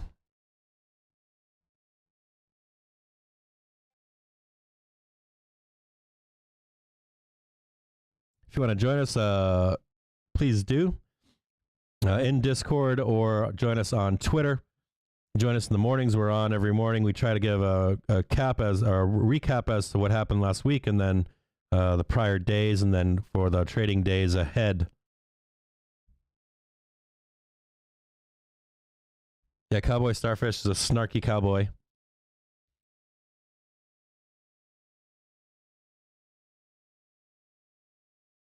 Yeah, just put the Discord in there.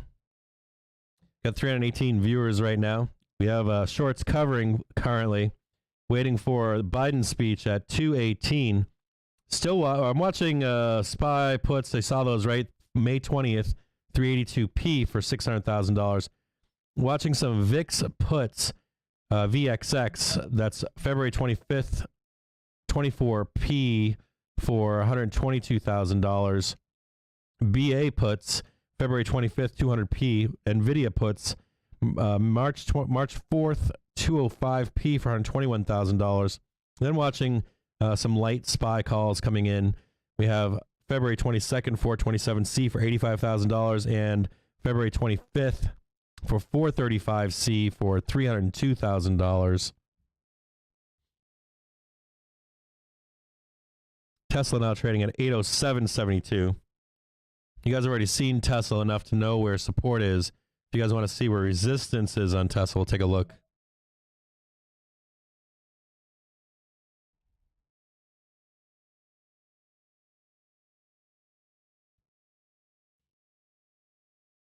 And there's really none above, right? There's really no call wall up here. We used to be able to see at least, a trading zone, right? We're going to trade from 800 to 830. We're going to trade up to 850. And you're just not seeing that call expansion. I want you to see this on Tesla. Okay, you're not seeing that call expansion right now like we did the last time we traded down to 790. So you got sellers above at 830 again and 840 on Tesla. See where the major sellers are above. This is very unhealthy to see stuff like this on Tesla. Got 73,000 or 76,000 sellers at 850. So this is not good for Tesla overall.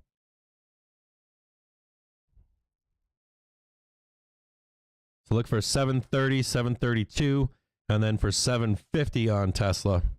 Excuse, scratch me. Sorry, scratch that.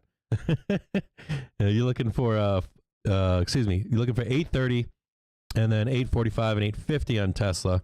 But not seeing a big call wall above is a danger for Tesla.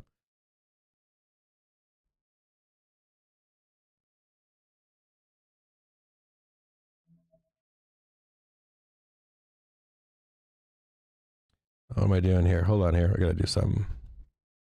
SPY calls. QQQs 318, 340C, $1.9 million, baby.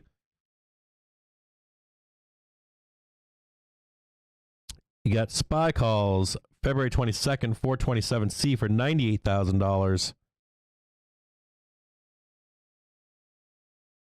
It really is unhealthy. Looking at how it stands right now with Tesla, where it is down below here, it's really unhealthy. If you look back to the last time we traded down to 791, you saw CNBC just come out fucking guns blazing. We're oversold. I bought it. As a matter of fact, I want to look at the oversold on SPY right now and see if it's oversold. If you actually dipped down low enough to make it an oversold environment.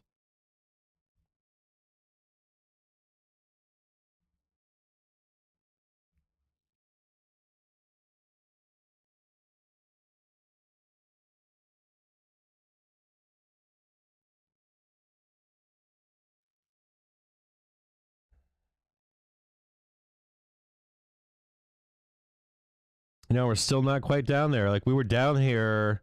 We broke below on the 24th.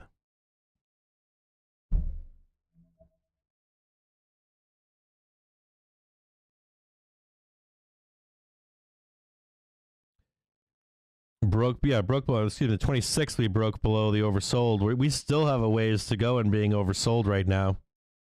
I mean, we're in the lower end of being oversold, but we're nowhere near like the big drops that we've had in the past on the RSI. I don't like using RSI all by itself, but we can still go down and it wouldn't even phase.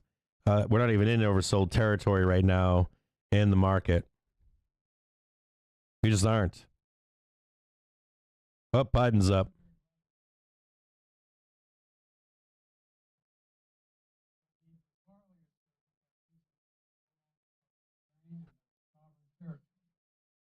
To put it simply, Russia just announced that it is carving out a big chunk of Ukraine.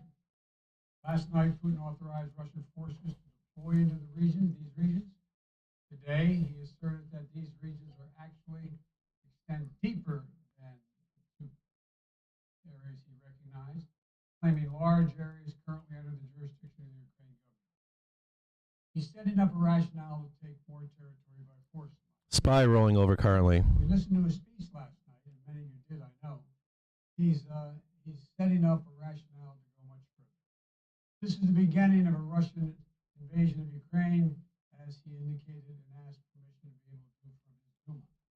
So let's begin to. I'm going to begin to impose sanctions in response far beyond the steps we and our allies and partners implemented in 2014. And if Russia goes further with this invasion, we stand prepared to go further as with sanctions. Who in the Lord's name does Putin think gives him the right to declare new so-called countries on territory that belong to his neighbor? This is a flagrant violation of international law and demands a firm response from the international community. Over the last few months, we've coordinated closely with our NATO allies and partners in Europe and around the world to prepare that response. We've said all along, and I've told Putin into his face more than a month ago, that we would act together. And the moment Russia moved against Ukraine, Russia has now undeniably moved against Ukraine by declaring these independent states. SPY trading higher. Today, I'm announcing the first tranche of sanctions to impose costs on Russia in response to their actions. These have been closely coordinated with our allies. SPY trading higher to 428.68, 428.57. VIX rolling over. Sanctions on two large Russian financial institutions, BEB. You're listening to Trade the News. Sanctions on Russia's sovereign debt. That means we've cut off Russia's government from Western finance.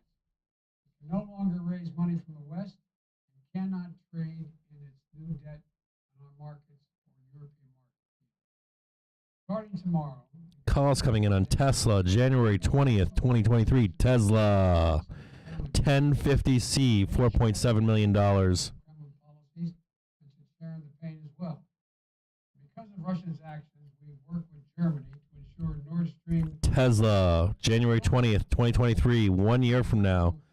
1050C, $4.7 million. Blammo. Russia will pay an even steeper price. Watching the options change wild right now. The United States will continue to provide defensive assistance to Ukraine. In the meantime, we'll continue to reinforce and reassure our NATO allies. Today, in response to Russia's admission that it will not withdraw its forces from Belarus, I have authorized additional movements of U.S. forces and equipment already stationed in Europe to strengthen our Baltic allies, Estonia, Latvia, and Lithuania. Let me be clear, these are totally defensive moves on our part. We have no intention of fighting Russia. Looks like short covering across the market right now. That the United States, together with our allies, will defend Short covering across the market. Calls coming in across the market right now. XOM, RIG, X, Tesla, NVIDIA, INTC, NOC, Rivian, SPY, QQQs. launching a massive military attack against Ukraine. Hope I'm wrong about that. Hope we're wrong about that. But Russia has only escalated its threat against the rest of Ukrainian territory, including major cities and including the capital city of Kyiv. There are still well over 150,000 Russian troops surrounding Ukraine. As I said, Russian forces remain positioned in Belarus to attack Ukraine from the north, including war SPY trading higher right now. Russia's moved troops closer. Short covering across the board. Russia's naval vessels are maneuvering in the Black Sea to Ukraine's south, including amphibious assault ships, missile cruisers, and submarines. Russia's moved supplies of blood and medical equipment into position on their border. You don't need blood unless you plan on starting a war. Over the last few days, we've seen much of the playbook that Secretary Blinken laid out last week at the United Nations Security Council come to pass. A major increase in military provocation and false flag events along the line of contact with the dominant. Dramatically staged, conveniently on-camera meeting of Putin's Security Council to grandstand for the Russian public. And now, political provocation of recognizing sovereign Ukrainian territory as so-called Calls across the market right now. ASTS, FXI, EFA, XOM, RIG. President Putin has sought authorization from the Russian parliament to use military force outside of Russian territory. Might enter some 431 Cs and see if we can trade that higher. Try to justify further military action. None of us. Gonna enter some 431 Cs. See if we can trade it up to 430 here. There is no justification. Further Russian assault in Ukraine remains a severe threat in the days ahead. As Russia proceeds, it is Russia and Russia alone that bears the responsibility. As we respond, my administration is using every tool at our disposal to protect American businesses and consumers from rising prices at the pump. As I said last week, defending freedom will have costs for us as well here at home. We need to be honest about it. But as we do this, I'm going to take robust action to make sure the pain of our sanctions is targeted at the Russian economy, not ours. We're closely monitoring energy supplies for any disruption. We're executing a plan, coordination with Price target above 436 currently in the market. producers. You know how this goes, though. We don't usually go as high. This will blunt gas prices. We want to limit the pain of the American people are feeling at the gas pump. This is critical. In the last few days, I've been in constant contact with Tesla with a quick rejection above at 813. Vice President Harris met in person with the leaders in Germany over the weekend at the Munich conference, including President Zelensky. At every step, we've shown the United States and our allies and partners. Large buy program turned on right now. Just be conscious of this. You guys can see this, right? Huge short covering operation. Saw that low volume low volume earlier at with trading 40,000 contracts.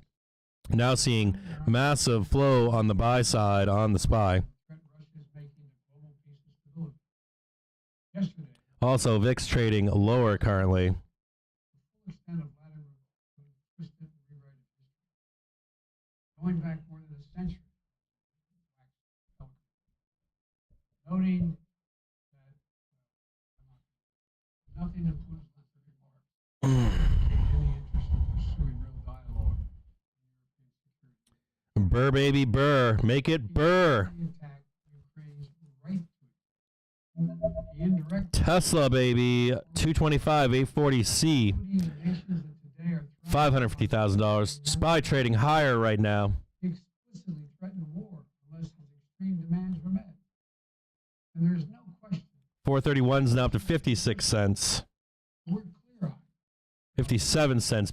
Hills, it. yes. Nonetheless, 60 cents. time to avert There we go. 62 cents. untold suffering to millions of people if they move as suggested. The United States and our allies and partners Be conscious of the VIX down here. It might bounce around 330.48. Might take profit on calls and then jump back in again. Be savvy. does next. We're ready to 431's up to 68 cents. clarity and conviction. Probably have more Look for a VIX bounce and then a continuation. Now up to 75 cents on 431's. Fuck yeah.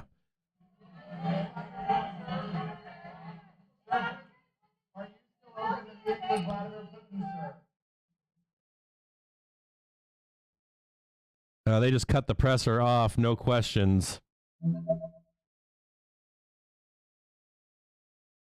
That was a nice trade. 431 C's.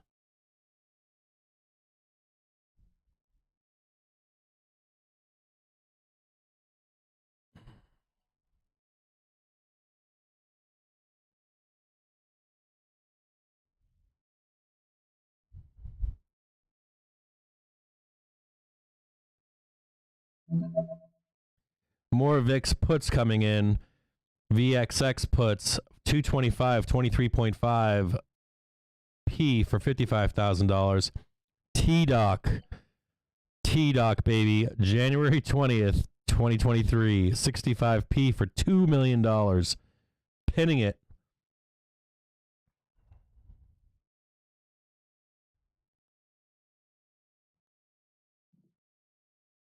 So that means gets out of your calls.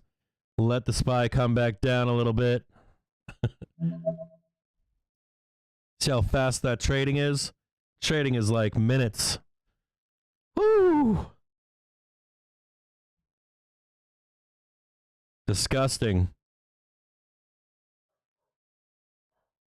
100% trades in minutes.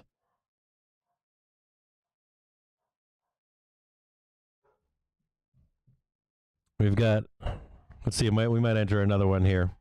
Remember, though, I want you guys to remember that every day the past few weeks when these shorts cover, they go back in and try to dump it again into the bell. I don't know if that happens today or not.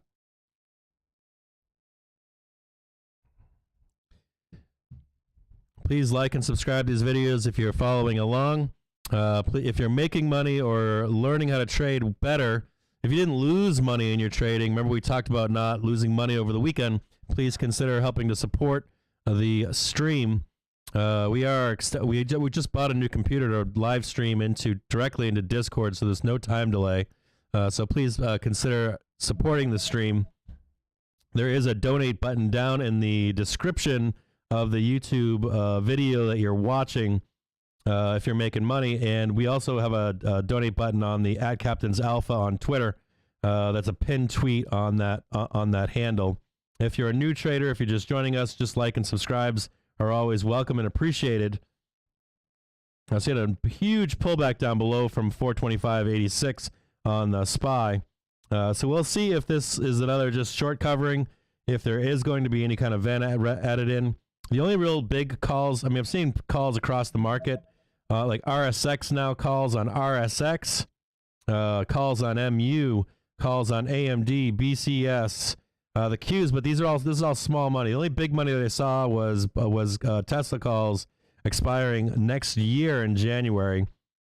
So they think that they can make money off that. And we'll see how long this short covering rally lasts here. Now I want to buy some more calls and see how high we can take it, baby. See if we can take this back up again. Those 431s are down to like 39 cents at one point, 35 cents. Netflix calls March 18th, 395. C for $329,000. Maybe I can get them back down to 35 cents once more. See if we get another pump higher from here. The one thing I'll caution you is if you do get these squeeze plays higher, they tend not to last as long as a Vanna rally. They tend to be short-lived, and then bears retake a position short. for down the road.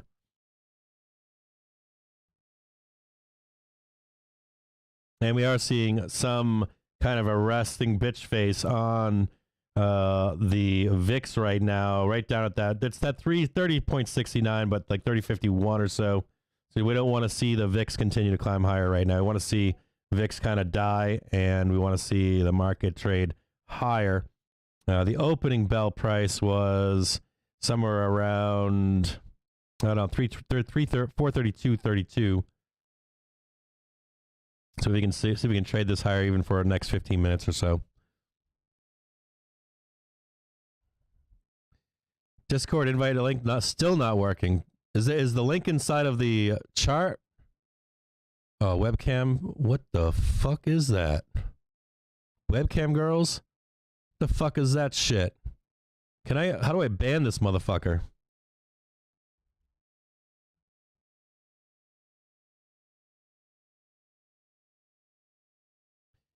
Yeah, baby. 431, 430s. They keep pumping. 431s.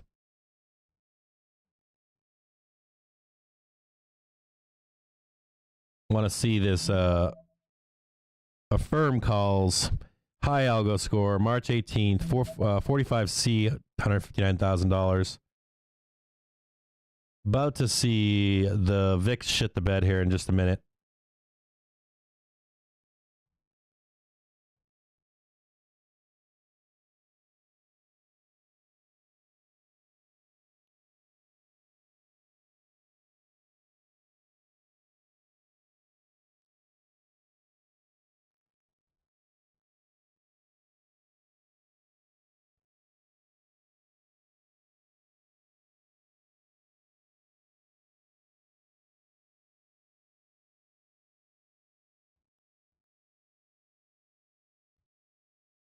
We gotta find out how to like block them. Like, how do you block them versus just delete them? Like, instead of deleting the comments, how do you like actually block?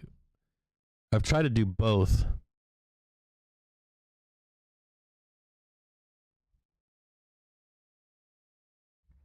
I try to do like, I don't know which ones actually permanently block them.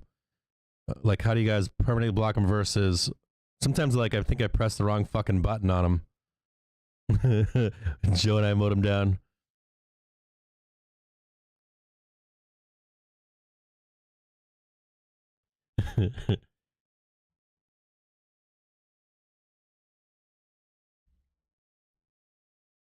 The biggest high algo score right now is RSX March 18th 23C $170,000.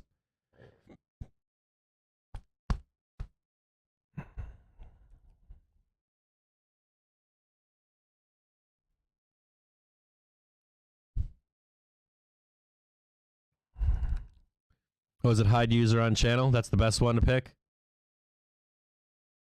The three dots in the chat to block.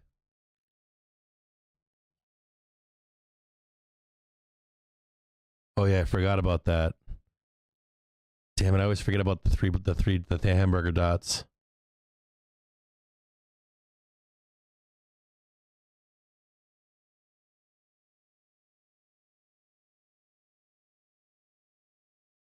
Get the VIX coming back right now. God damn VIX.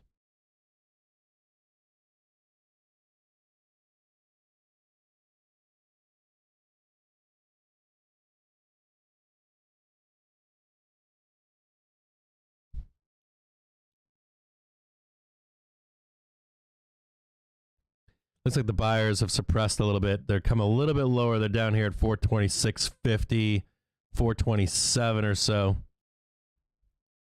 Make sure you don't trap any bulls if there is a run higher.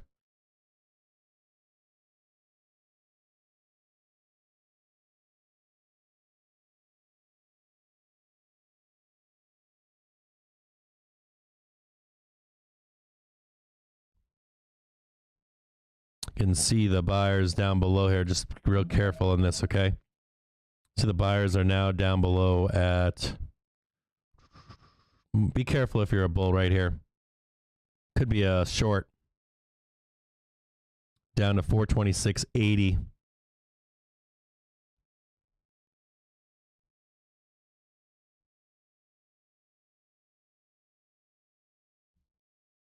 Be careful of shorts reapplying some pressure here.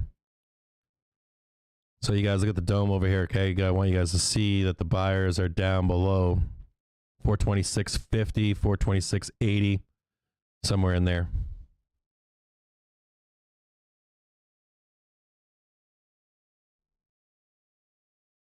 Let's get the VIX to 35.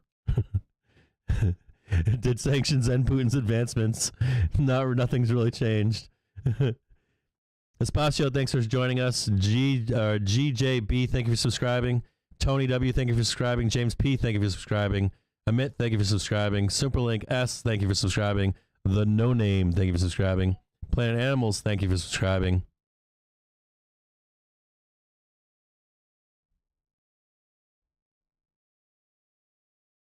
I gotta switch back over here. See if I can buy another dip over here. It's like 426.80 or something like that's pretty fucking low.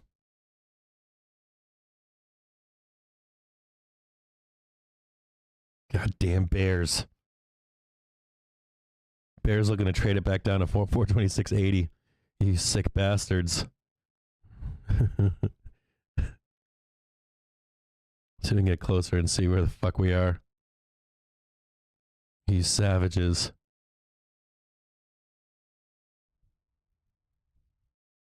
Oh, right there's a little bit of...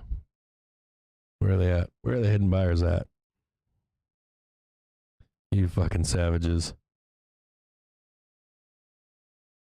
Somewhere down in here, 427.30, 426.90. Nope. There's a little bit of rug pull going on. See, there's no buyers down here. No fucking rug pull going on. Sons of bitches. Goddamn bears.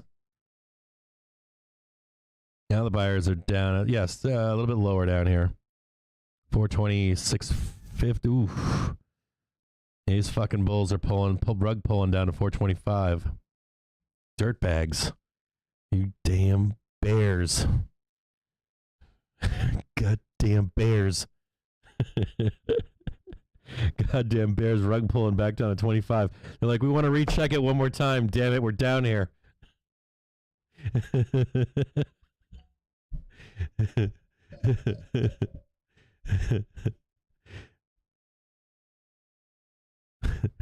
Goddamn bears. And the fucking bulls are rug pulling. They're taking their money and running. Look at this. This is like the bears back in the 2020s and 2021. Look at the bulls are way down here at 425.50 now. 426 now. Fucking bears. That was short lived. Let's short it back down to 0. Fucking bears, man. Relentless market. All this action. Can't wait till QT and rates start. Back in the day, man, this is how bears would be. They'd swoop in for like 10 minutes and disappear for the rest of the week. You'll have bulls not being able to pay fucking mortgage anymore. They'll just be affording rent. The fucking rug pull. Look at the rug pull down here. Fucking bulls are going back down to 425. They're like, fuck you, I'm out of here. Dub bears. Look at the fucking rug pullers down here. 425.50. I'm shitting you not. You fucking trade this shit down to 420.50, almost guaranteed. I know you don't believe that.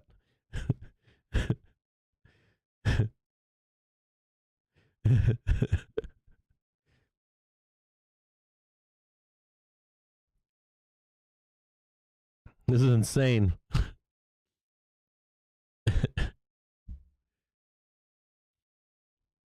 Still no fucking buyers down here. Look at this. This is disgusting.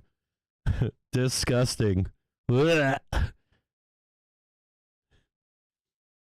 Some SPY dip buyers coming in. I don't know why.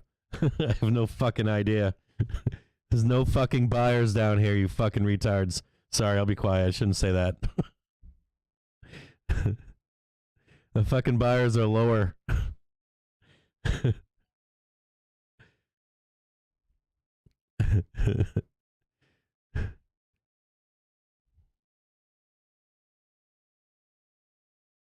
It's showing that we had some dip buyers here. And they're somewhere down here. They're like, now they've come up a little bit. All right, sorry. I shouldn't say there aren't any buyers here. They've come up a little bit higher than they were earlier.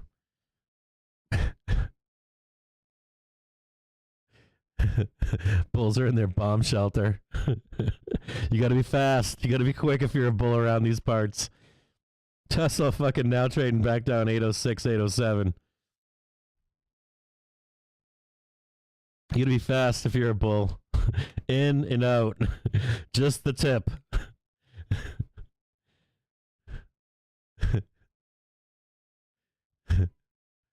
The 2008 stock market flash crasher is rumored to strike again this week.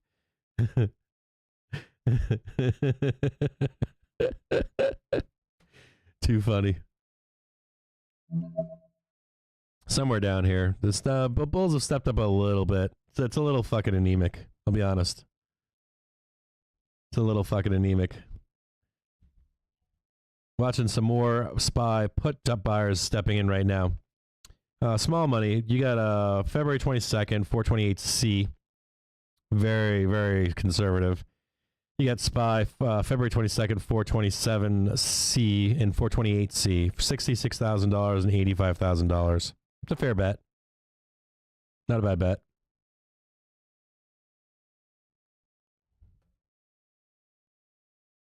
Oh, we got some more buyers stepping in now, finally. A little bit healthier. That shit was looking pretty bad there for a minute.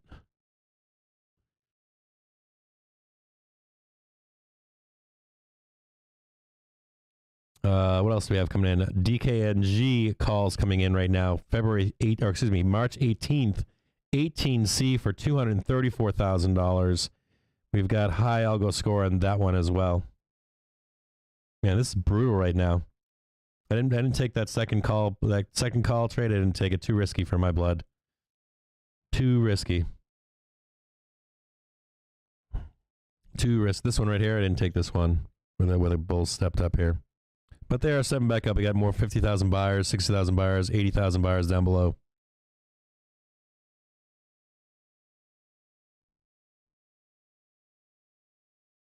Now trading higher to 429.82.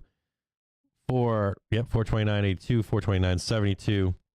Still range bound. That was a nice short covering right there, though. I wish I grabbed that one. That one would have printed huge. Damn, that was dirt cheap. I should have bought that. Now I'm crying that I missed that trade.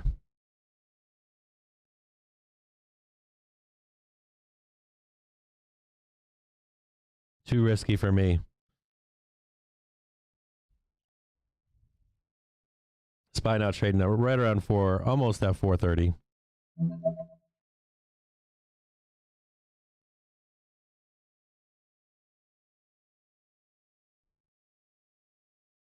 That was a nice trade.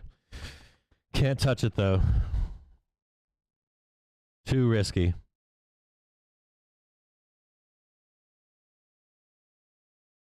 SPY now trading 430.35.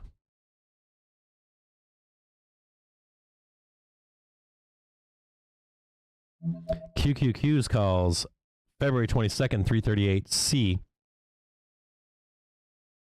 $94,000. Tesla trading up to 817 from a low of 806 for a moment there. Rocket ship.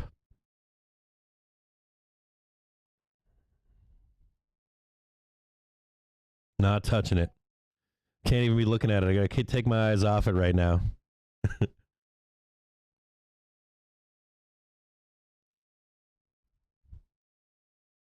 Not touching that trade.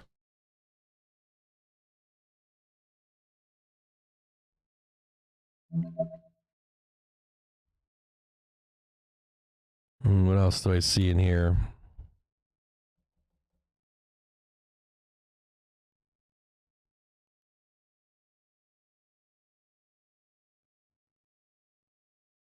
Always with the teaser. Come on in, grab him. Don't worry about it. You'll be fine.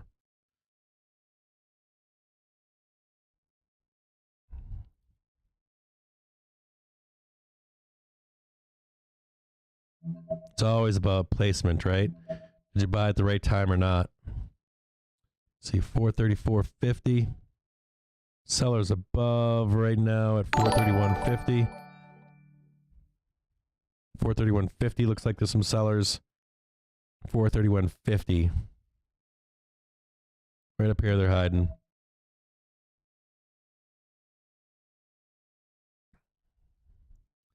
Simpler Life, thanks for subscribing. Appreciate it, brother.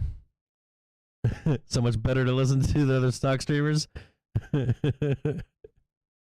on, right on.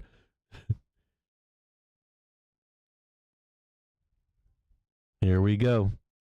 Well, you give it a breather here. Let's see if it trades back a little bit. See if we can get a trade back, maybe. We might not get it, but if we can get a trade back to 429.17, I might jump in one more time. If I can't get a trade back, I'll miss the trade. Looks like we've got some more buyer. We got some. This is an interesting one. Silver, April 14th, 21.5p, $86,000. SPY calls February 22nd, 427C. High algo score, $230,000. Then we've got some IWM calls, some Ford calls. 431 is now trading at $1.10. They were as low as 30 cents like 5 minutes ago. SPY, February 23rd, 431C, $427,000.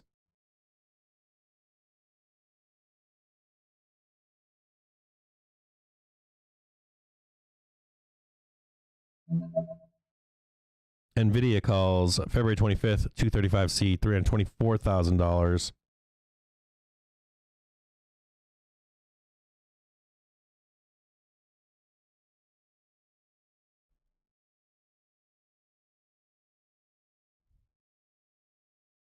SPY 431 now up to $1.30. Hello, ladies. $1.30 on 431Cs.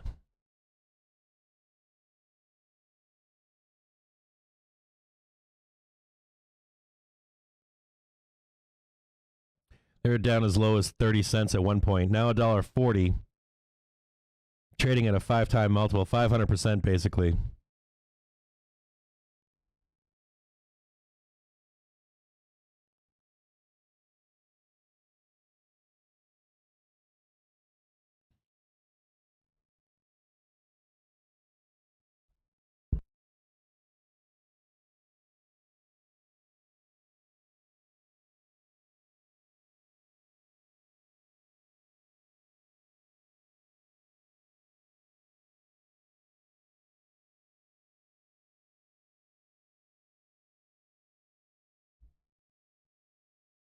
It was a 500% trade in about 5 minutes. Woo! I got a part of it on the first trade there. I got a part of it, and then I missed this last short covering trade. I haven't entered.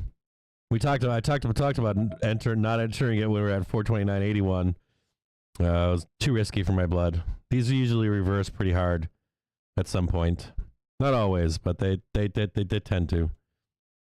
SPY 432 Cs for today, for today, February 22nd.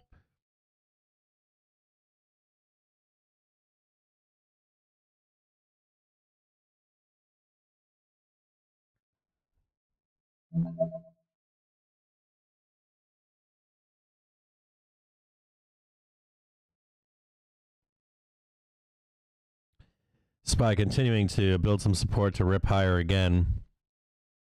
We'll see if it can go, or how much higher it can go, or if there's anybody hiding, any sellers hiding above here. Take a look and see if we can find any. Or where are they? They're much higher now. They're way higher. Sellers are... shit.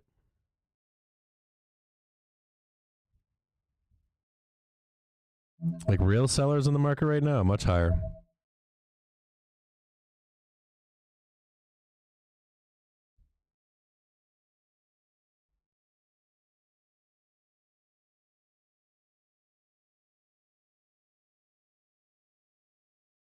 Let's see where they actually are. There's some right here hiding out at 431.98. And then again at 432.70. But there are some sellers with some ice above here. 431.95. And then again at 432.27.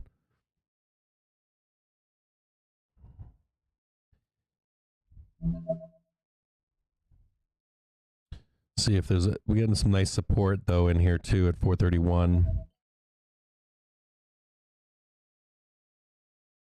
Just keep your eyes on this right hand side here where these sellers are. If you start seeing these 50s, 56, 57, you want to see them moving up right now. If you see them swoop down, you can see this beautiful green buyers down below here.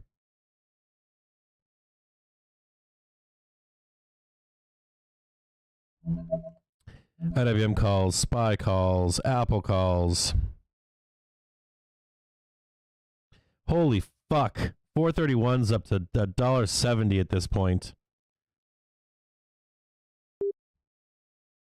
Equities continue to bear losses. The S&P down a little more than 0.5% now. Nasdaq Composite down 0.6%, but well off lows. Tagged 431.73. We talked about the hidden sellers above there. Watch out for right here where my cursor is right here, okay?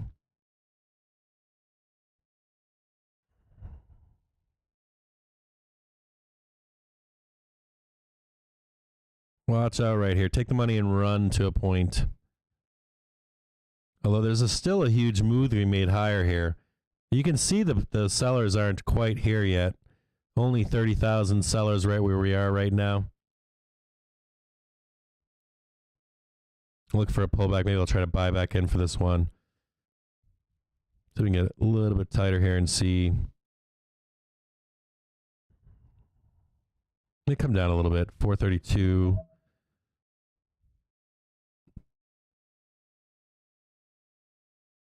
$432.52.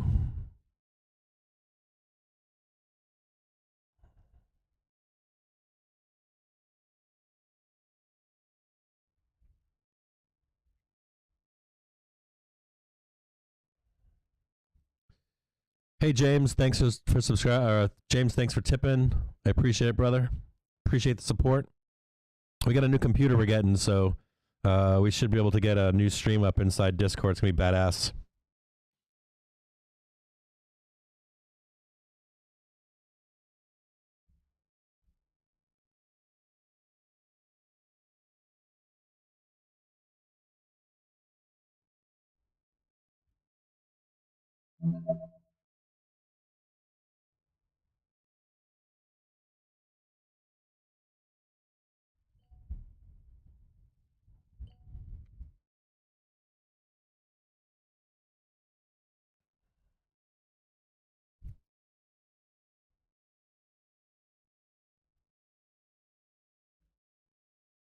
Thank you, James. James Andreas, one brother.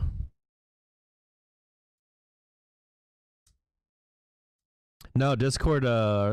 So the issue that I have right now is I'm doing too much. I've got too many screeners. You guys can't see half the studio here. I've got a bunch of TV screens, not TV screens, but you know, fucking. I don't know if you guys can see them. I got a bunch of screeners running on different computers, and I'm going to do a second stream that's direct piped into Discord with 1080p, 60 frames per second. I guess the lag right now, I can get the lag down to supposedly almost instantaneously if I don't have to go through YouTube. So I'll have a second stream with a second mic, and it'll focus on real-time flow algo, Bookmap, trade the news, that kind of shit. And so you guys can have a live stream inside of the Discord. And it'll be a voice channel so you guys can chit-chat and talk or whatever. Man.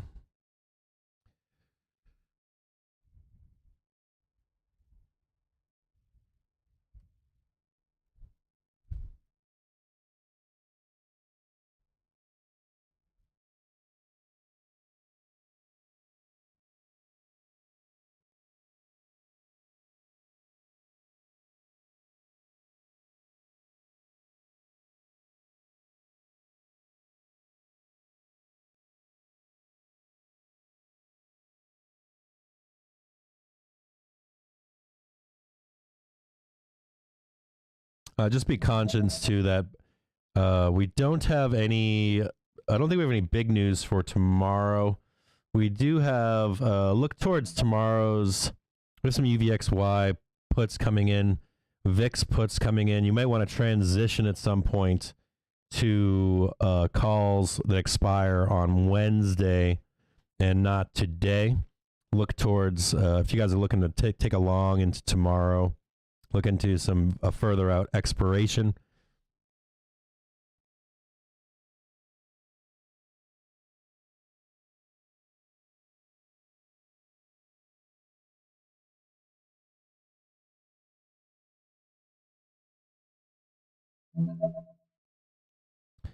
UVXY puts, I think it's a 225.21p, $277,000 high algo score.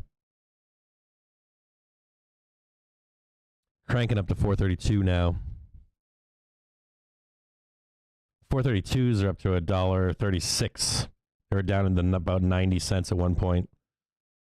96 cents. Now they're up to $1.36, $1.40. Next up would be 433s. Those are at 84 cents or so. They're now cranking up to 91 cents.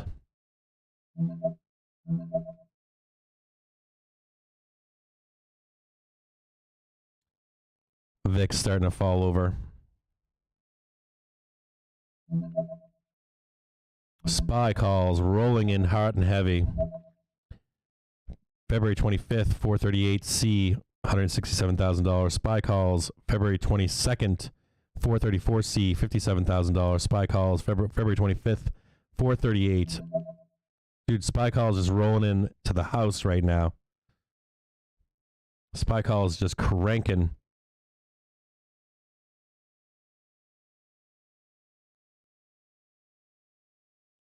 Now 443s coming up on the $1 mark.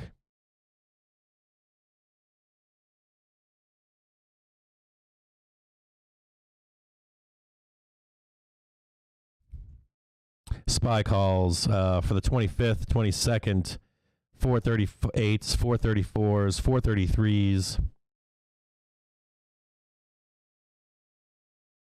Looking to break higher. Look and see if there's any resistance above here. Bulls just stumbling back right here. The next level for the bears to be selling at is 434.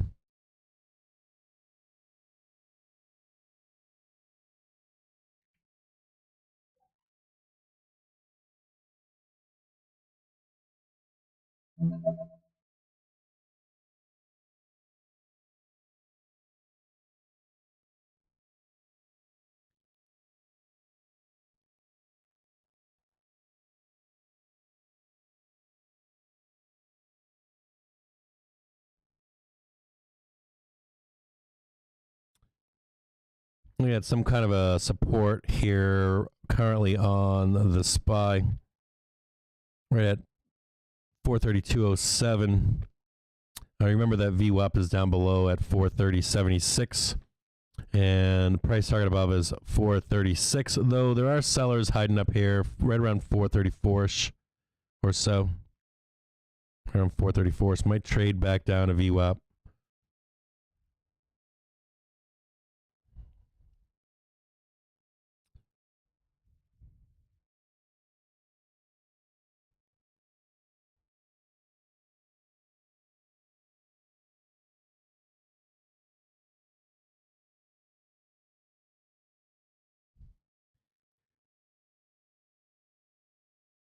VIX trading down right now.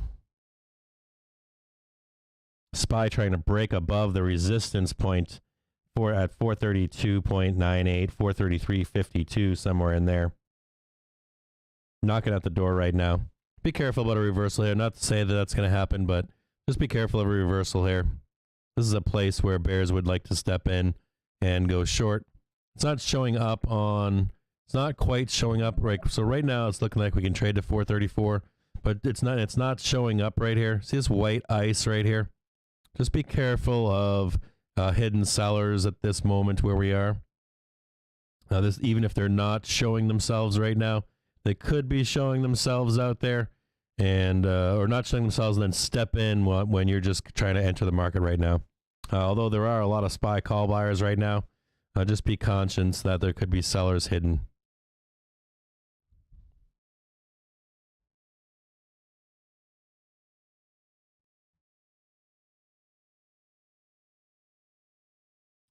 Yeah, and this goes back to, I'm going to post this for you real quick. I want you guys to take a look at this, and I want you guys to look at this on a chart real quick at Captain's Alpha so you can see this resistance. I want to show it to you right now, okay? This line right here is going back to after hours. So the bears don't want to give up where they are right now. So I'm going to post this. I want you to just take a quick look real quick at what the bears are thinking if you're not looking, okay? So I'm going to post this right now. Just take a quick look at Captain's Alpha, and I want you guys to see what I'm seeing here. That's not showing itself on Bookmap. So I just posted it. And I get some follow requests, so I'll accept all those right now. Just take a quick peek here. So this might not be showing up currently at Captain's Alpha. All right, I might be showing up on Bookmap right now. But I do want you to see where the bears are going to want to see some rejection here. See this nice trade up, and you can see the points above here. Where you're either going to see bears, or it'll either reject here, or it'll be a huge squeeze. Okay, so you're either going to get a huge squeeze here, or you're going to get a rejection here, and bears will be going short again. Just take a look at Captain's Alpha. Take a look at the newest tweet that I just posted.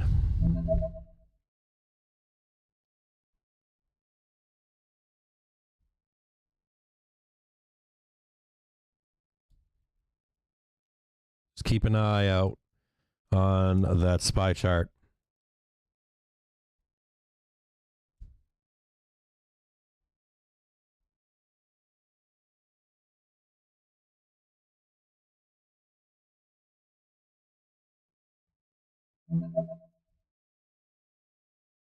Watching some SPY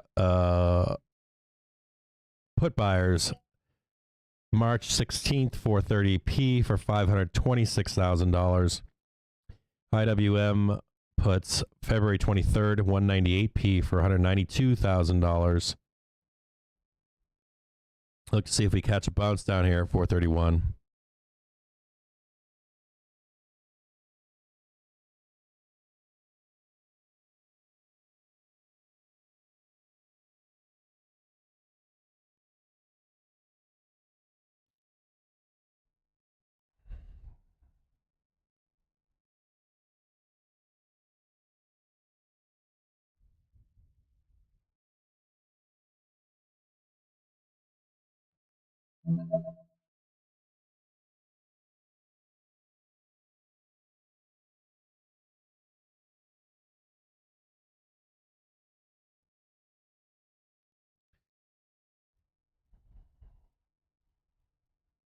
So Jill's saying, what on ES Bookmap, wall of sellers at 433.3 or 4330.35.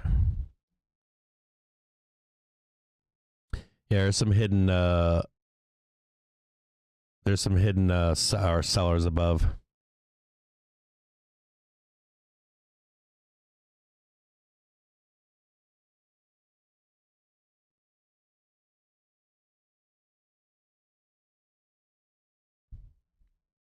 See if they can break above and destroy these sellers or not.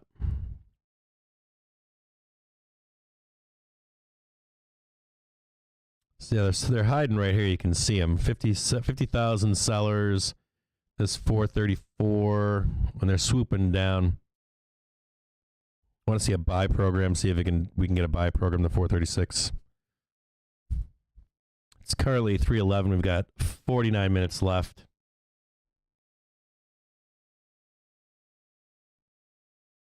We'll actually get a sell program right now currently.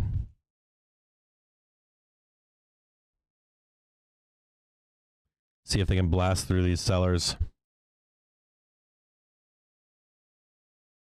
Need to see the VIX trade lower. Dang VIX. I mean, as a bear, you want the VIX lower anyways. You don't want the VIX up at $30 all day long. It's still negative gamma all the way down to 20.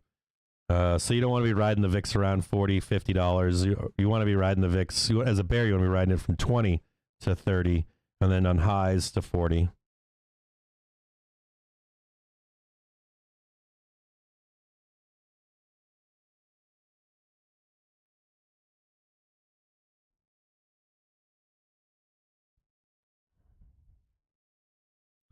See if these sellers are still here or not.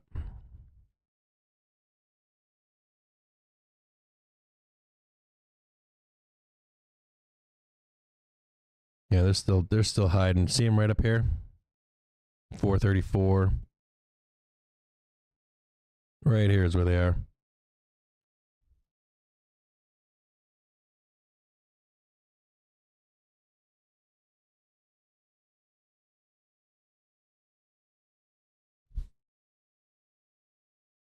VIX still trading lower currently.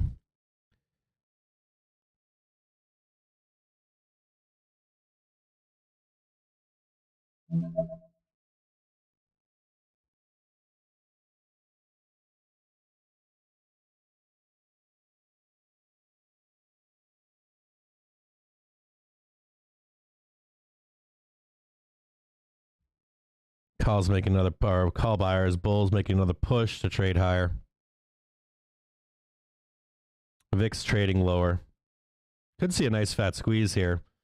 We haven't seen a squeeze, like we saw 2 squeezes earlier today, but we haven't seen a major squeeze at a resistance level in some, I mean, we're talking months now. Not months, maybe a month. We haven't seen major, any major squeezes in the market in, or I want to say at least a few weeks. I want to say at least 4 weeks, 3 weeks, 4 weeks. Maybe, but not at major resistance levels.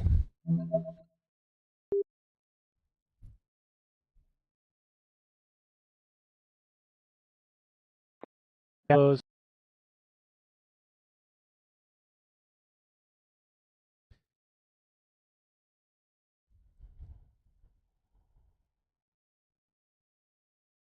So Elliott back Travelport reportedly is considering an IPO in 2022. Impacts BKNG, EXPE, TCOM, TRIP. So BKNG, EXPE, TCOM, TRIP.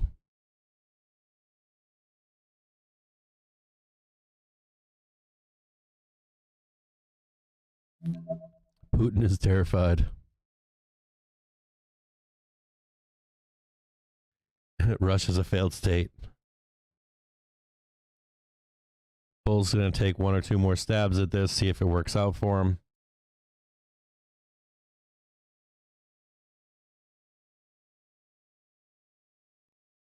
We have more sellers still than buyers currently. So let's hear. What do you guys think? What do you guys think we trade into tomorrow? We don't have any news tomorrow, so the only thing that the only thing we should be worried about is some Russia stuff. My recommendation still is we got February 25th, 417C, $866,000.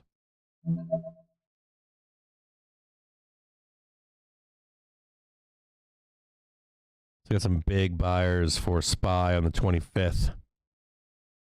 Way deep in the money though. $866,000 on SPY. 225, right? February 25th, 417C. 525 contracts at $16.50. Amazon. We got more SPY calls coming in right now. Uber calls coming in right now. We got Uber calls February 25th, 34.5C for $42,000 and $71,000. SPY calls February 22nd, 430C $154,000. I wonder if we squeeze up into the bell here. I'm interested to see if we see short covering into the bell. Most certainly looks like we're setting up for it. I'd like to see one more dip and then a rip into the close. We might not even get it. We might just squeeze. I think we see some short covering at some point.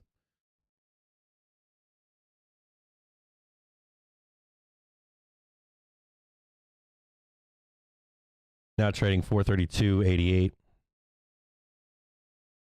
86. You know, like you do that creepy crawly. We have like a big move coming up right here into the bell. And we're either going to see a trade down into the bell probably, or a huge short covering into the bell. This could be a very lucrative close on a straddle. I don't think it matters if you take both sides. I think you're going to see not positively here, but you're either going to see lots of short covering or you're going to see lots of selling into this bell. I don't think it goes sideways into today's bell. So I'm interested to see it. I might take a trade here. The setup into this bell is usually lucrative.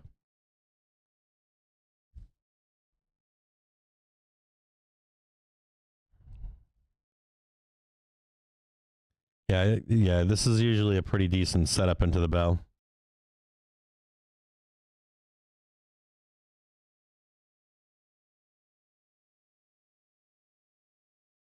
This could print a lot of money.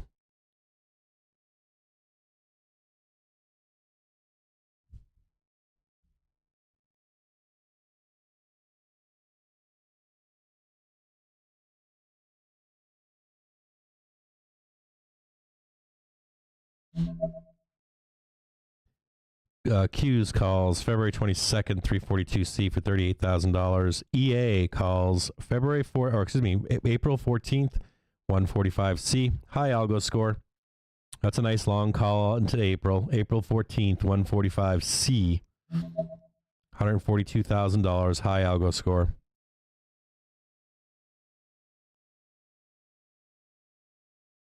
Give me a dip. Give me a dip. Give me a dip.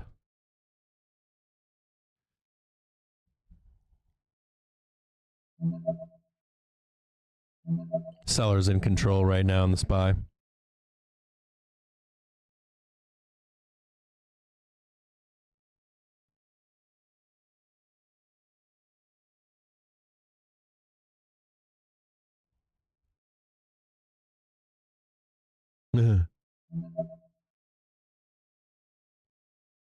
Yeah, webcam, XYZ, hot girls and boys video chat. Like, what the fuck is with these guys today? I gotta take this fucking stream private.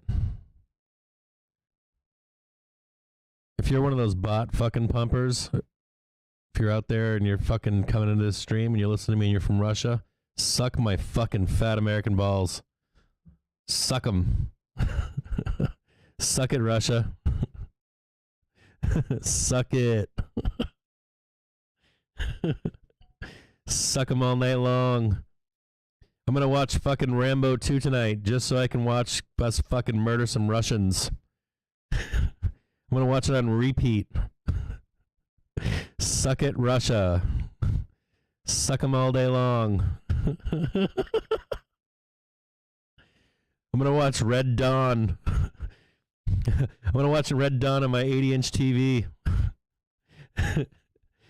Matter of fact, I'm just gonna have a 1980s Russia fucking getting fucked up movie fucking marathon in my house tonight. I'm gonna brainwash my kids to watch them too.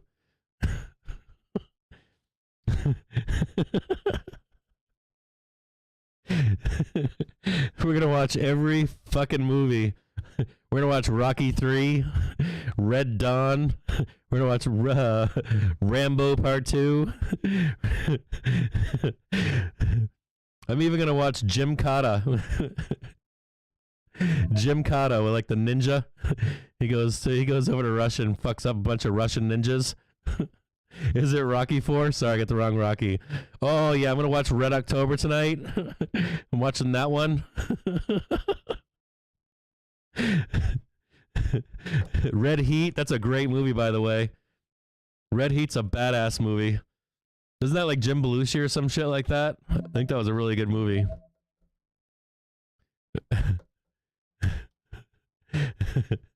I'm gonna fucking brainwash all my kids tonight.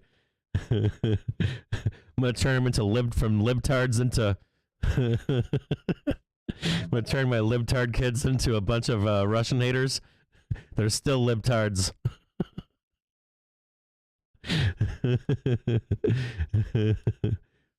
Are we going down? Oh yeah, I'm gonna watch Miracle tonight. I'm gonna watch when the USA hockey team beat the shit out of Russia. Yeah, there's a pommel horse, man, in the middle of town. Jeremy knows this movie. Jim Cotta, baby. Spies Like Us. I'm watching that one tonight. I'm putting that one on when I'm good and drunk. Yeah, Belushi and Arnold, man. You guys are calling out some really kick-ass anti-Russian movies. I haven't seen any of that shit in years. I'm like, I watched that last one. I watched the one that just came out with a dude that just had a heart attack. That was like a throwback movie. Shit, like he just has a punch, he got his face punched or something. That was a really fucking good movie. Atomic Blonde. Hell yeah, I would send my kids. No, I shouldn't say hell yeah. I try to tell my kids not to join the army. I'm like, do not follow your daddy. Do not follow your daddy. Do not do that. Because I was in during Serbia, Bosnia, and that shit was fucked up. But they could. If you get the UN in there, you could see U.S. troops there. Are we going to become the anti-Russia channel?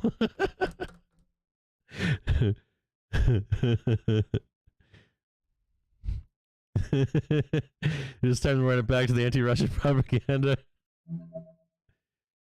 Is the SPY going down into close? I don't know. If you had a split, right? Or if you did a split like we talked about there, I would take the money and run on the put side. This is VWAP right here at 4:30. A good day to die hard. Chernobyl too soon. Yeah, Boris the Blade's badass. Firefox is kick ass, dude. Firefox with Clint Eastwood. I saw that when I was just a kid, and I was like, I saw it, I think alone or with my cousin, back in the day when you could get on a bus or a train, and you could go alone at like 9 years old and nobody messed with you. You could go to the movie theater on a Saturday or a Sunday. I kid you not. We were able to do whatever we wanted. And this is in the city. Ooh, I might buy this. I don't know, I might buy this. Hold on. You're teasing me with some calls here into the bell. 36 cents on... Yeah, I'm not buying those. 432s maybe.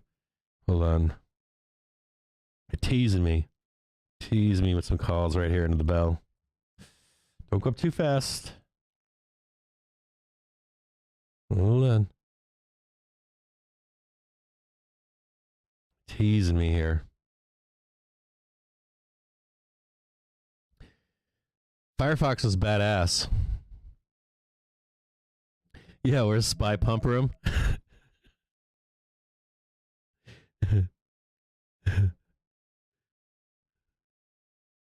little bit lower? You guys saying just a little bit lower? Oh wait, I've got my finger on 100 contracts on 432C. Maybe we can squeeze them to like $1.20 or something.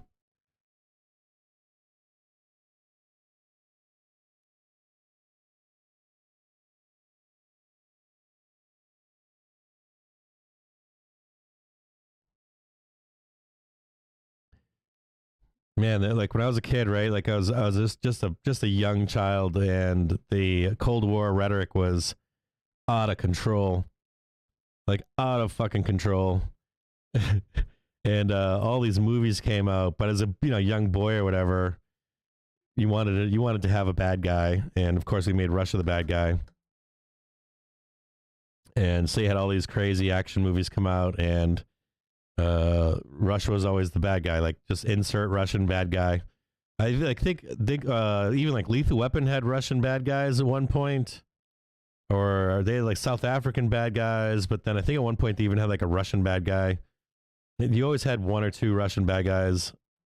So that's what I'm thinking now. I'm like, are we gonna go through this whole Cold War shit all over again? Is that what we're gonna turn into? We're gonna like turn into this. It's insanity. Like you have to have a boogeyman. But as a kid, it didn't matter. It was just as a kid, it was just fun action movies. Boondock Saints, yeah, killed a couple Russian gangsters. Was it Lethal Weapon 2? What was it called? Hunter Killer? I never saw Hunter Killer. All right, I'll watch that one. Nice shout out. I haven't seen that movie.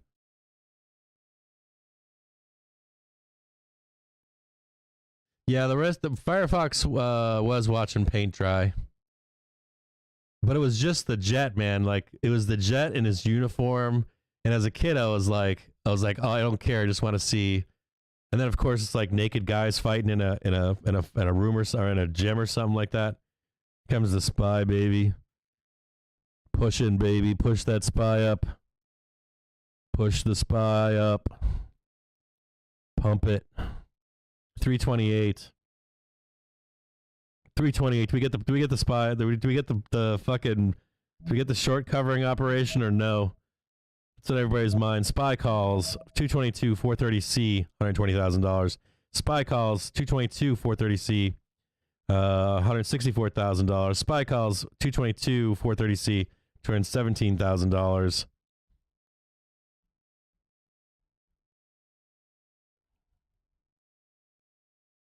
Yeah, War Games was badass too. Like, War Games is a kick-ass movie.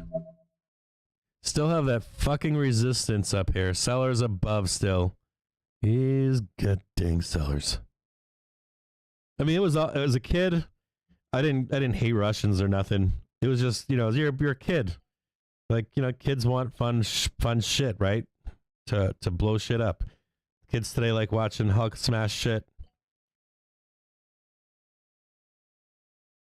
Eastern Promises. Woof. I haven't seen that movie in a long time. Now that was a wild dude. That fight scene inside the Spy Calls, February 22nd, 430C, $165,000.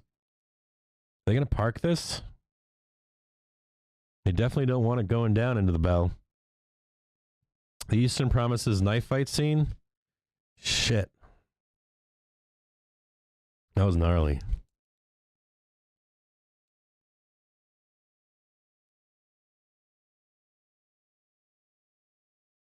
Financial Times.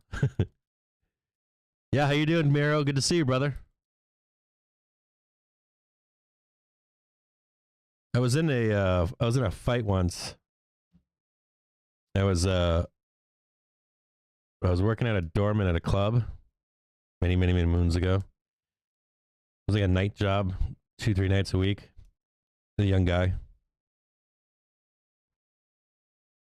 And I got rushed by a bunch of people. Reminds me of that Eastern Promises fight scene. Thought I was gonna die.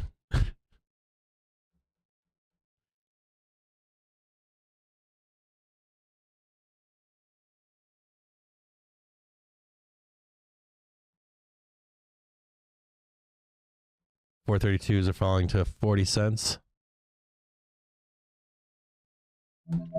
Yeah, War Games is a great movie.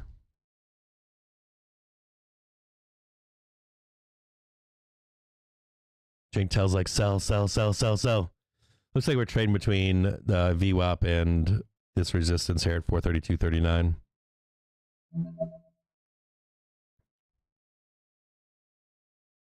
I still haven't taken a second round yet. Got my finger on the trigger to buy them. I'm looking for short covering. I'm looking for like not these, but see these sellers up here. I'm looking for these sellers to disappear and a wave of buyers to come in. We're inside 30 minutes now. 30 minutes to the U.S. cash equity close. The Dow down 80 points. The S&P down 30 handles or so. Dude, maybe the trade is to take an overnight hold on the Dow Jones Industrial Average, the DIA. Take a Friday calls in the DIA. Argentina's economy ministry going to be selling notes and bonds on February 24th. That's Argentina. Jesus Christ. How much do those cost? Fucking Argentina's economy is destroyed. Or maybe that has to do with some of the sanctions.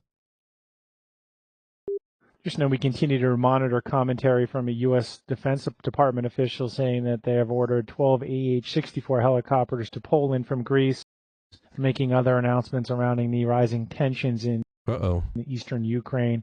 Apache helicopters? U.S. Treasury now out with their formal statement on additional Russian sanctions here. It's coming from the U.S. Treasury following the Biden announcement earlier.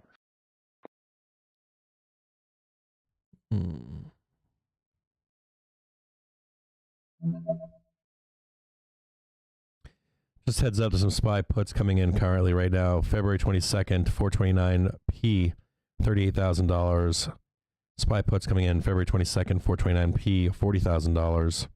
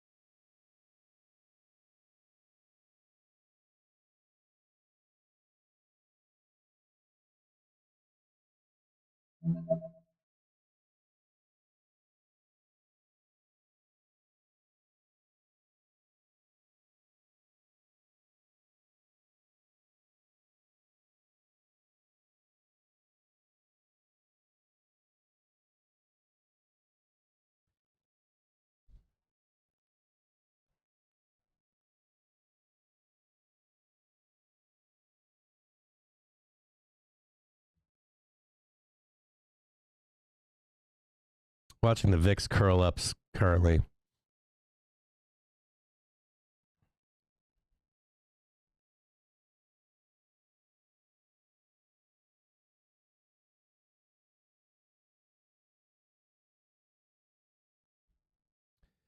Slightly under half an hour left until the bell. Further here from the Pentagon saying they've ordered moving up 8 F-35 jets to several operating locations along NATO's eastern flank from Germany.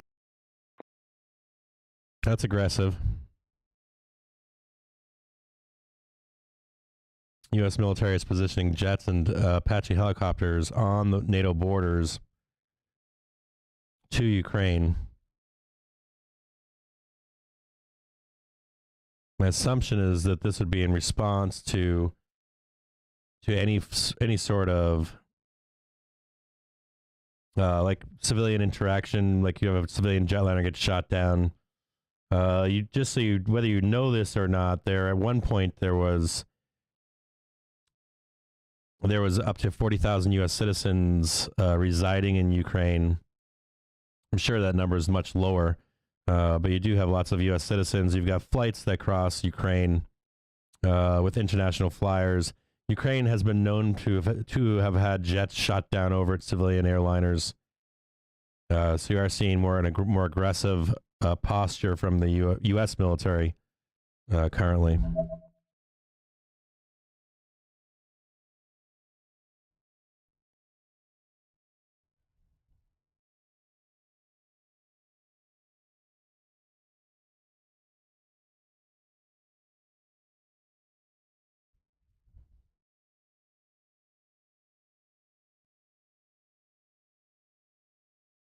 SPY continues to be rejected.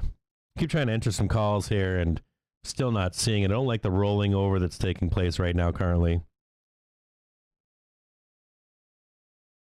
Looks like they're going to protect there's 430Ps out there. There's 286,000 of them now. Almost 300,000 puts out there at 2 or on 430P. Looks like they're going to protect part of those into the bell. I'm not sure yet. Or if they're going to whittle them down to 0. Yeah, Cold War 2.0, definitely. We'll also look at, let me look at the options chain on the 23rd. Yeah, still a lot of puts out on there. The on the Ukraine 23rd. president speaking for the multiple times today, just reiterating that Russia now has withdrawn from the Minsk agreements. We heard President Putin talking about the Minsk agreements earlier. Nothing new here from the Ukraine president, but just saying a decree was issued to recruit reserves during the special period. Be careful that the market is loaded. The Treasury Department website noting they've designated 42 subsidiaries of several Russian banks under the current sanction scheme. Ukrainian president saying that there is no need for a general mobilization today.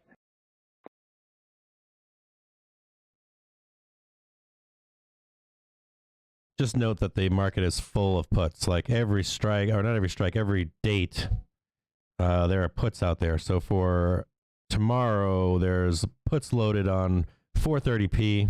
There's 100,000 of them. For Friday, there's 135,000 contracts on fucking 425. So the overall picture is, hey, we're going down. There is, on the 28th, there are 17,000 contracts on 425p. On March 2nd, there's a bunch of contracts down, way down at 418, 416.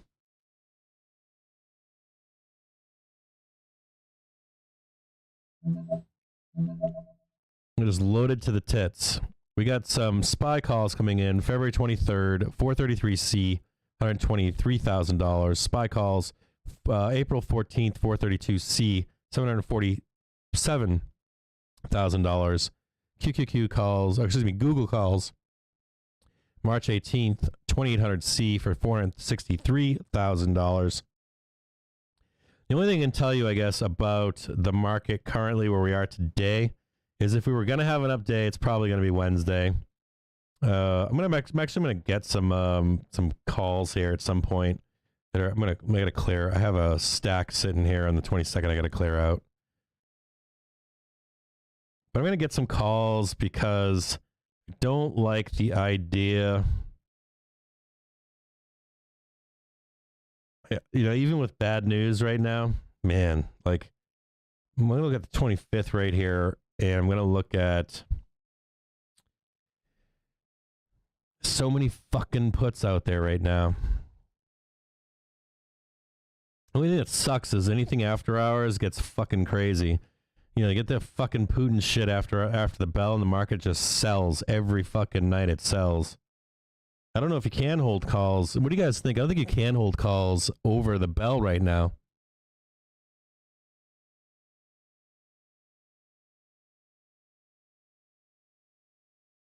I'm going to buy some fucking 0 dates for tomorrow. Fuck it. I really am. I'm going to buy some 0 dates for tomorrow. And something way outside the money. I don't think we get to 440. I think that's smoking crack.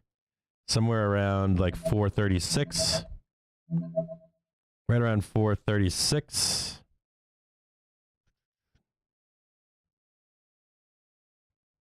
Right around 436 into this bell for expiring in February 23rd. I might move them up to 435s if 435s get down to like a buck. We have 300,000 puts rolling off tonight. We got 98,000 puts for Wednesday expiry. So somewhere in there, like 435, 434, depending on where we end up. If we trade down into the bell at 4 o'clock, I think they're going to buy futures, to be honest with you. I think they're going to fucking buy futures.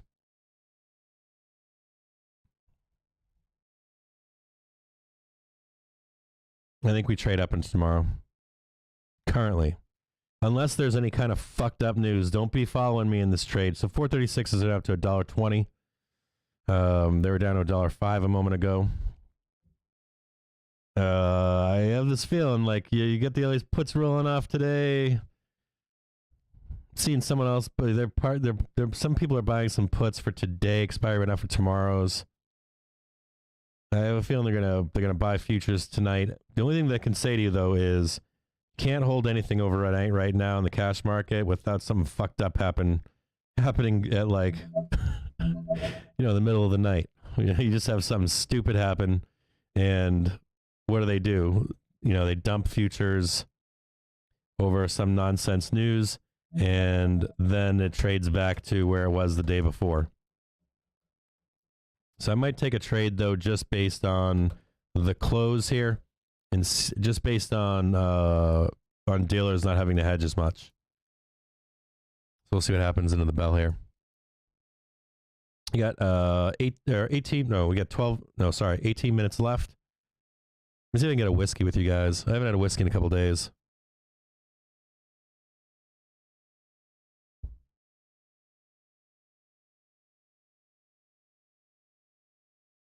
Jose!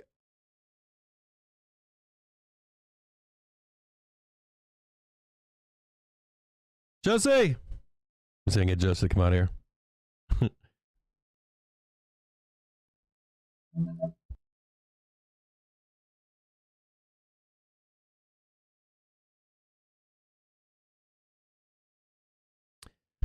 Yeah, we'll see. I think I'm going to take one right at the bell for tomorrow's expiry. I'm going to put some risk on. Yeah, there's nothing happening on the economic calendar for tomorrow. And then my posit still stands. This market to me is still somewhat contrived. And I'm looking at it going, well, I think I see a lot of volatility on Thursday and Friday. I see a lot of reasons to sell the market on Thursday and Friday. And so I'm wondering, do they sell it you tell me they're going to sell it tonight? Then they're going to sell it Wednesday into Thursday.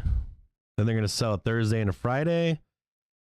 And then Friday into Monday. I'm like, I don't know if it's 4 straight days of selling. 4 straight days of selling. Well, let me look at on a chart here. So let me look at a 5-day chart here. We've been selling since we got 1, 2, 3, 4, 5 days of selling. I would bet that they bump it up tomorrow and then they sell the shit out of it. This is on a hunch. This is on an old trader hunch. That I'm not believing that we sell it down for 2 more days. 3 more days. Wednesday, Thursday, Friday. I think they sell it Thursday, Friday. But I'm wondering because we got some shit news coming out on Thursday, Friday. So I guess if you're a bear, you would think that we're going to trade down to 400 by Friday, right? That would be the posit. Or we'll trade it down to 410 by Friday. That'll just be a bloodbath from now into Friday. I know, they're not listening to me. They might be gone. That might be why Henry was here with me. I might be alone here right now.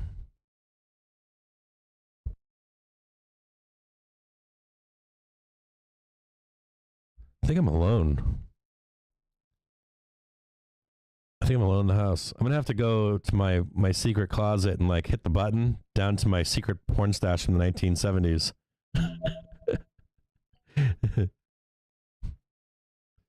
Yeah, the older trader hunch. I know that we got the retail sales report tomorrow. I got the older trader hunch into the close. This is my hunch. My hunch is that you're going to see dealers buy futures. And it ain't going to fucking matter what you want to do. They're going to buy them, and then we'll trade down. We'll have a limp dick try to trade higher on Wednesday. We won't. And then what we'll do is we'll start fucking selling, heading into Thursday volatility, Friday volatility. You ain't getting good numbers heading into Thursday, Friday. I can tell you that right now. Well, I don't think you are. As it is right now, a lot of those numbers are based upon CPI shit. Unless you're full super duper bearish, I'm just wondering if they can print all that shit. They really need They really need more flow, more SPY flow for tomorrow and Friday.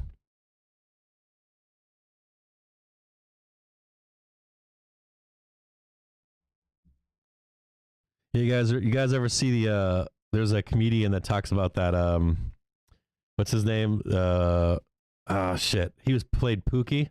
He played Pookie in New Jack City. And he does this stand up where he's like, my wife and my kids left. And he's like, my wife and my kids left. I triple checked the house. And he's like, so I walked over to the shades in the living room and I drew the shades. He's like, and then I looked down at my thing and I grabbed it and I told it, one of us ain't getting out of here alive.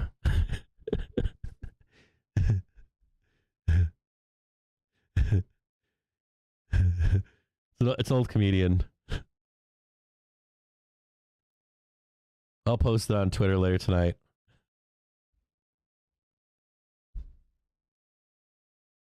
What's the name of it? It was who is the comedian that did the skit? Chris Rock did it. It was an old Chris Rock skit from way back in the day. I'll post it on Twitter tonight. It's fucking hilarious.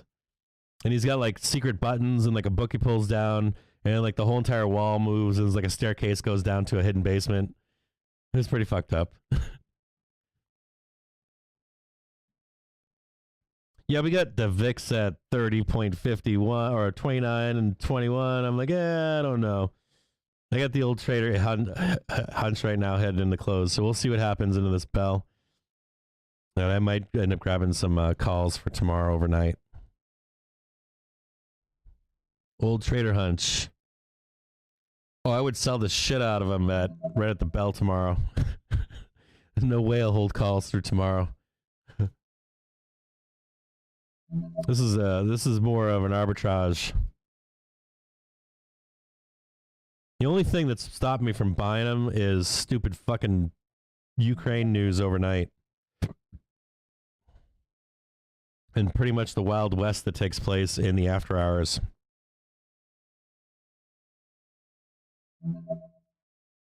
Yeah. Don't do it. Don't do it. You guys are hilarious. You guys see me throw away some money today? You guys, I know you guys hate. I know you guys hate when I do the old school trader, the old itchy old trader moves.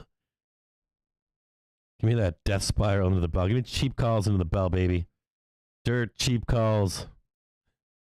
Give me dirt cheap calls into the bell, please. Dirt cheap.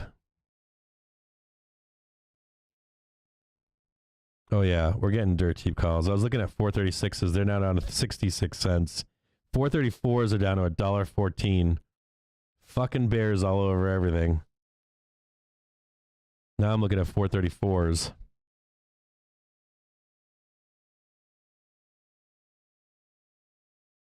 Oh, can I get 433s? Are you shitting me? Yeah, there's no way. I'm telling you right now. There ain't no fucking way I'm not buying calls into this bell. No fucking way.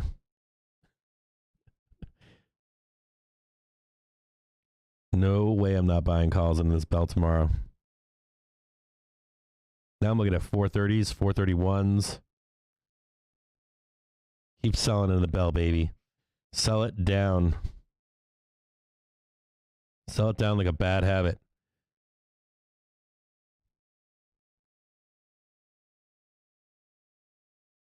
No, I haven't bought anything yet. I'm waiting for like 359 or so. 359 or so. I haven't bought nothing. Still waiting. Still waiting.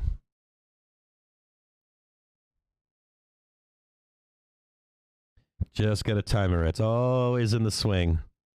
Never has nothing to do with anything but the swing.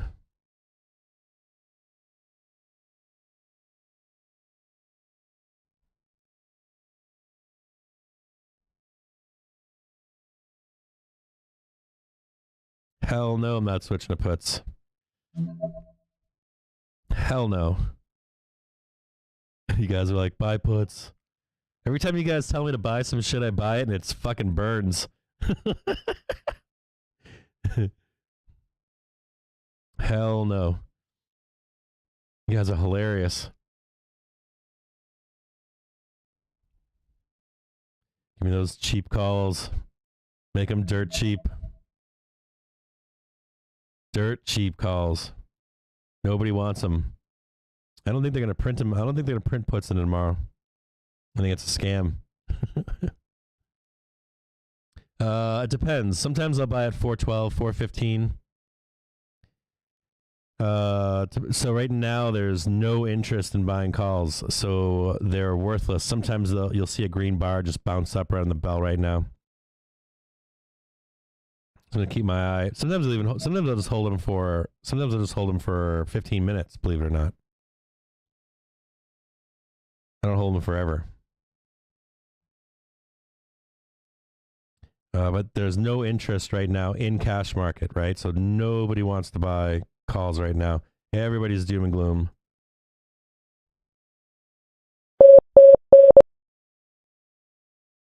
And so you're already printing. The problem is this.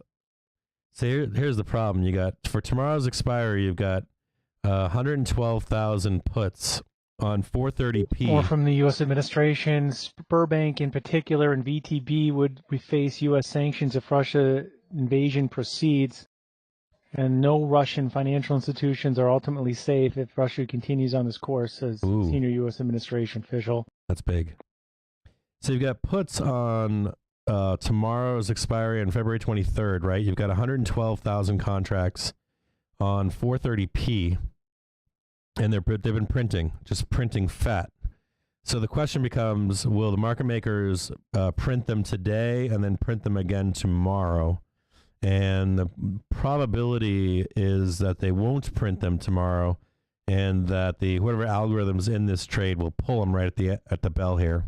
So you'll get a roll off of all the puts from today. You'll get a roll off of all the puts for tomorrow on 430p. And then the dealers will buy futures. That's the thought process behind this. As you'll see, high frequency traders take the money. U.S. senior administration officials saying they remain fully prepared with a large number of countries to implement export control measures if the invasion proceeds in the Ukraine.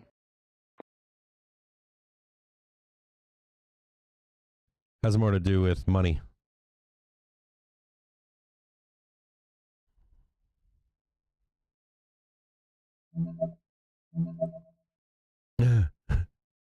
You guys are hilarious. Well, no, nobody wants calls, right? But they don't want to print these over and over again. Once they print these tickets for people, they tend to pull the rug on them. That's put into call side. Doesn't matter if it's puts or calls, right? And sometimes they'll print them heavy, right? 2, 3, 4 times, 10,000%. You'll see, outside the normal ranges. But oftentimes when you see prints come in like they do today, you'll tend to. And then you got to think about the rest of the week what we have ahead of us. So the next few days, there'll be some opportunities. Thank God I didn't buy any puts. Spy calls coming in like crazy right now. Spy calls 225 437C 225 437C 225 435C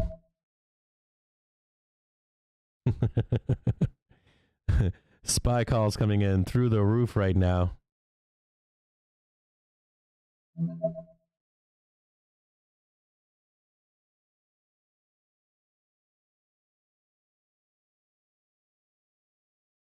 It's 3:55. Bull's loading the boats right now. This has more to do with, we got lots of spy calls coming in right now. 4 minutes down to the U.S. cash equity close. This has to do with mechanics in the background. And now you see bulls are just loading the boat up with spy calls for tomorrow. Loading the boat for tomorrow calls. Spy calls, February 25, 437C, $83,000. Spy calls, February 25th, 437C, $218,000. SPY calls February 25th, 437C, $114,000. SPY calls February 25th, 435C, $100,000. SPY calls February 23rd, 430C, $237,000.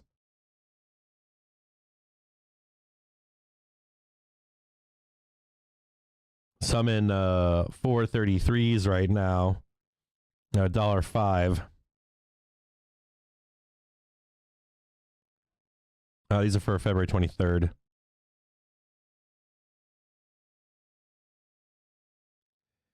$433C, February 23rd. My basis on this trade is bad. I wouldn't follow me on this trade, but the reason for this trade for me is because there's 300,000 puts out on expiry today. There are 115,000 430Ps that got prints today, twice, for expiry tomorrow. So we have the roll-off of puts today, and then I'm thinking that you might see some puts closed by the bell today. So you'd have a mini Vanna trade into tomorrow. About 2 minutes to the closing bell in New York. On the earnings front today, we'll get Agilent Technologies about 5 minutes after the close. We've got Camping World also due out. Caesars Entertainment in the first few minutes for CZR.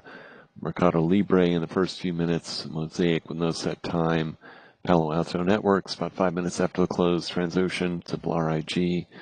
Sierra Wireless, SWIR with no set time. Teladoc about 5 minutes after the close. Texas Roadhouse in the first few minutes. So and you saw also a lot of IWM calls come in today too. Just be aware of that a lot of these ER reports that are going to come out in the next couple of days could pump IWM into tomorrow even better than SPY. If we have got good reports, good guidances. If we don't have good guidances coming out of these companies, this is the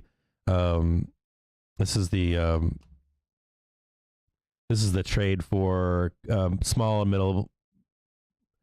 mid-sized businesses, for disposable incomes for the U.S., right? And this will be a bigger bellwether than any reports from the Fed if people are actually spending their money out and about. So you're going to get these reports from these companies coming into the next few days on the real health of America, right? Are people really spending money or President not? Bostic saying the economy is still quite strong. We're trying to figure out the economy in real time. General commentary from Atlanta Fed President Bostic. February 22nd, 429C, $50,000. XOP, April 14th, 100C, $1.3 million at the bell. Calls on AMD at the bell, February 25th, 120C for $60,000, $63,000. My calls are now up to $1.33 heading into the last minute. Now $1.36. Now $1.38. Now $1.39 into the bell here at 4 o'clock. Now $1.40 after the bell. $1.42. $1.44 after the bell. Dun, dun, dun, dun, dun, dun, dun, dun. Now $1.45 after the bell. For March at 93 is up 3 after points the bell. higher. Non-manufacturing 84 is up 2 points. $1.47 after the bell. $1.48 after the bell. Dun dun dun dun dun. $1.50 after the bell. $1.53 after the fucking bell right now. $1.57 after the bell. $1.59 after the bell.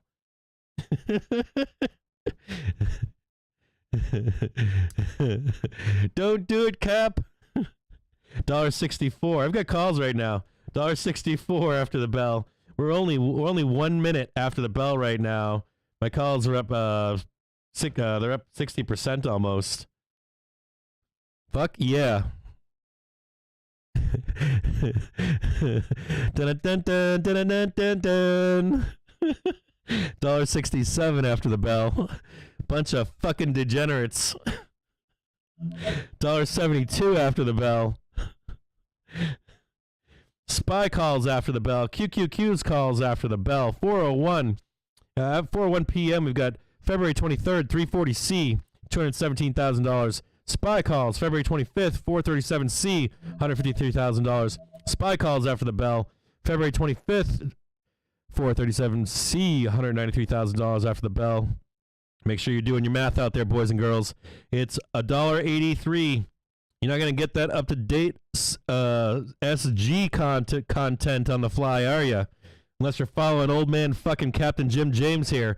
$1.88 on those 433C calls. Dun-dun-dun-dun, dun-dun-dun-dun. You're not going to get that high math done inside some weirdo's brain. Degenerates. Dun-dun-dun-dun.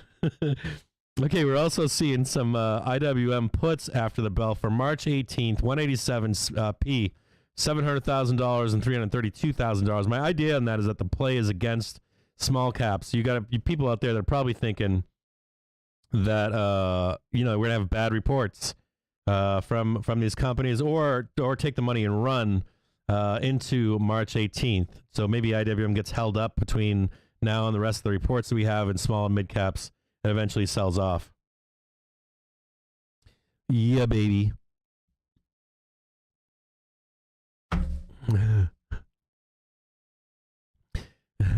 So there's as we're selling off, I'm trying to give you my reasoning for why we should go up into the bell. No stress, baby.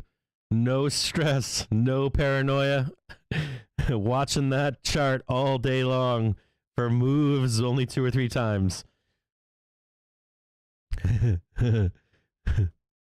Right on, everybody. Right on, Jeremy. You got to believe, baby. Now $1.89. Now $1.92 on 433Cs for tomorrow. Bell is fucking ripping. Dun-dun-dun-dun.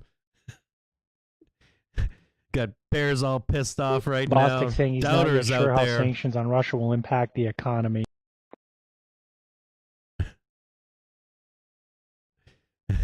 Otis is like, fuck that, I'm selling. Pentagon's to send 800 military personnel and 20 helicopters to the Baltic region in Europe. They also send jets, F-35s. Right on, right on. Okay. So, Bostic saying that we're not seeing signs that the U.S. will fall into recession. Uh-oh. Who said that? It might take profit air.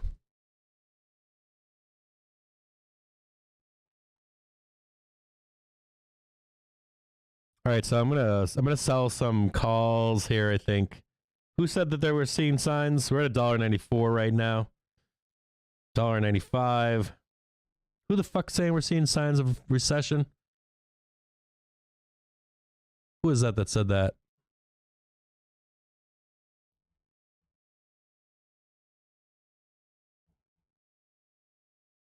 All right, so I'm out of calls currently. I sold that news that just dropped. Who was that news?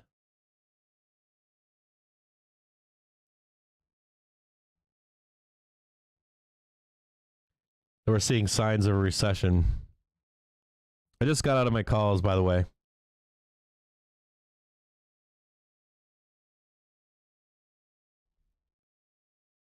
I gotta see who said that.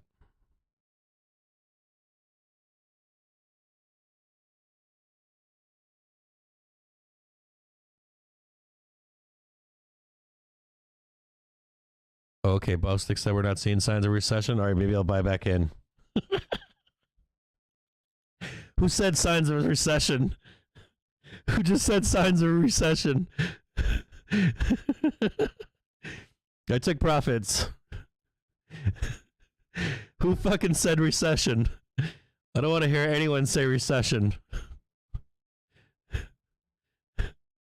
That's like Putin saying fucking genocide.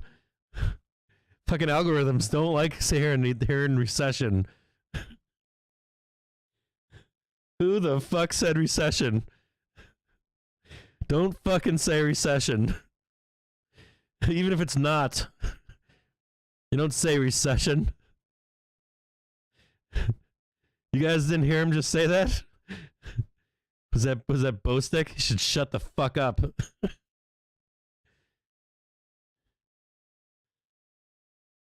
God damn. You don't say genocide. You don't say recession. The algos don't hear no or yes. They just hear those words. It's like their number one words. Shut up, Mero.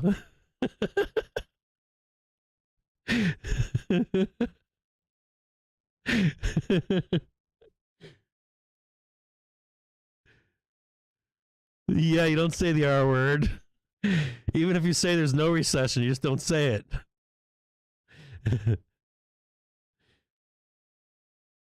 All right, so I'm flat now again.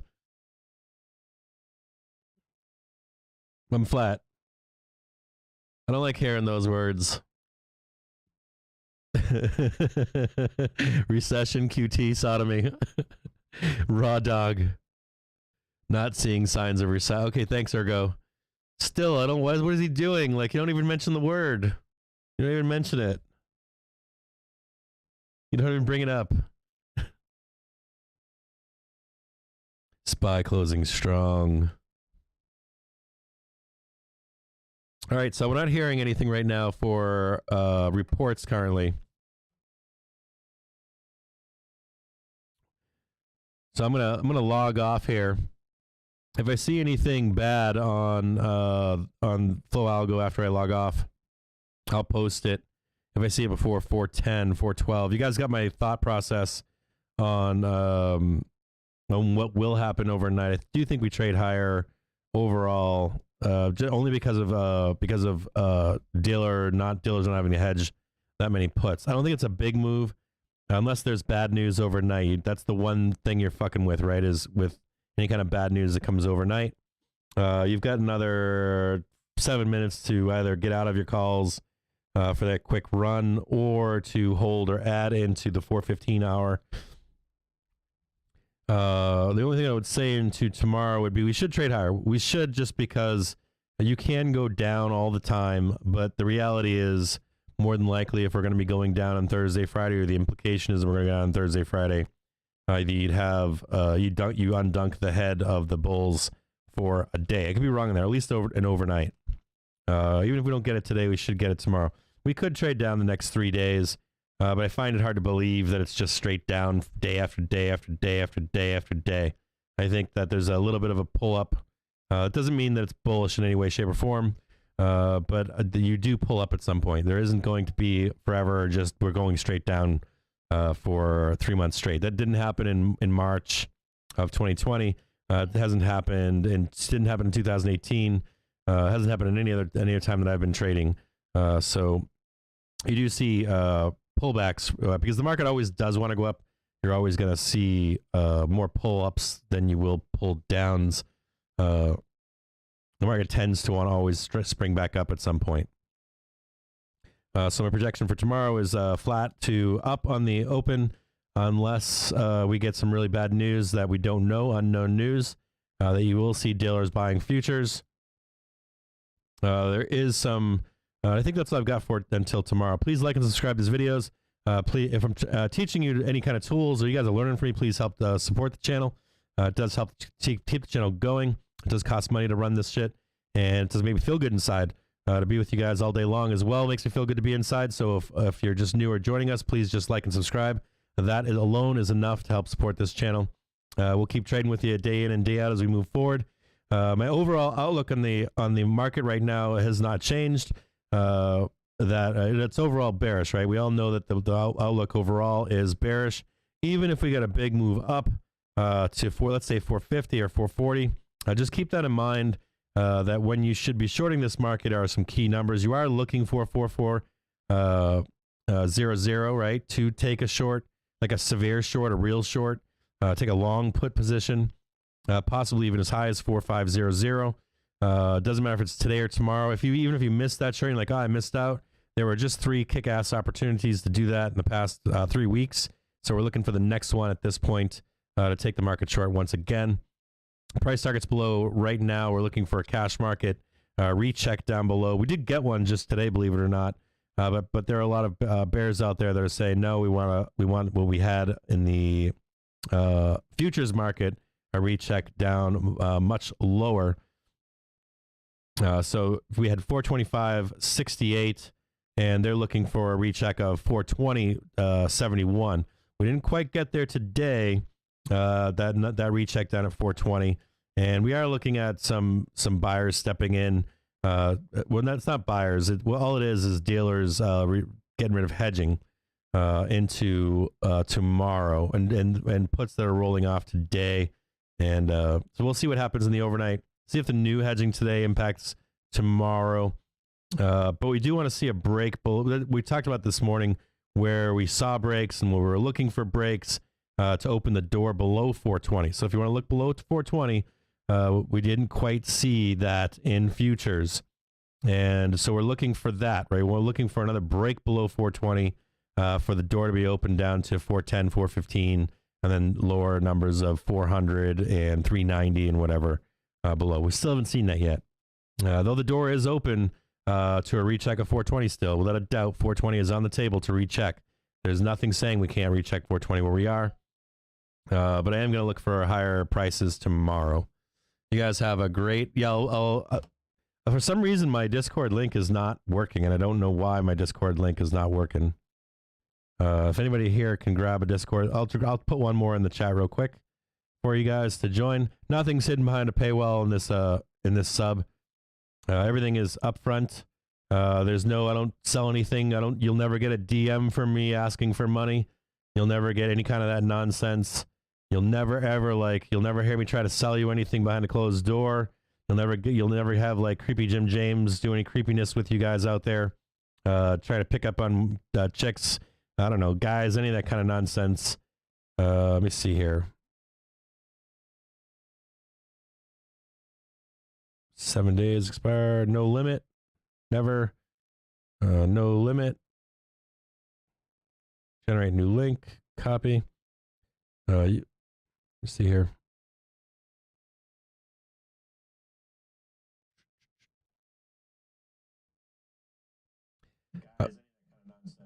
Turn that shit off. Pause this in here. 7 days expired. No limit. Never. No limit. Generate new link. Copy. So I just posted one. Yeah, so I'm going to be buying I have to buy a bunch of shit for the Discord today or tomorrow. I have to, I'm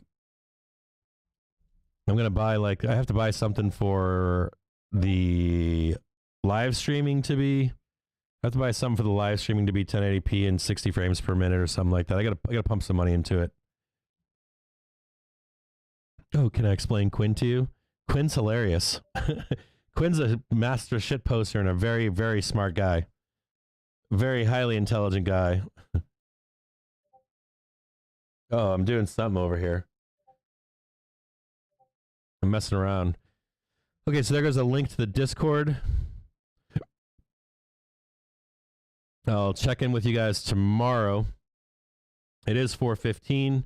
You've got my expectation for tomorrow to see if we can trade higher into the overnight. I look forward to trading with all you guys tomorrow. Show up if you're new to this channel. Show up in the morning when we're here sometimes between 8:30 and 9 a.m.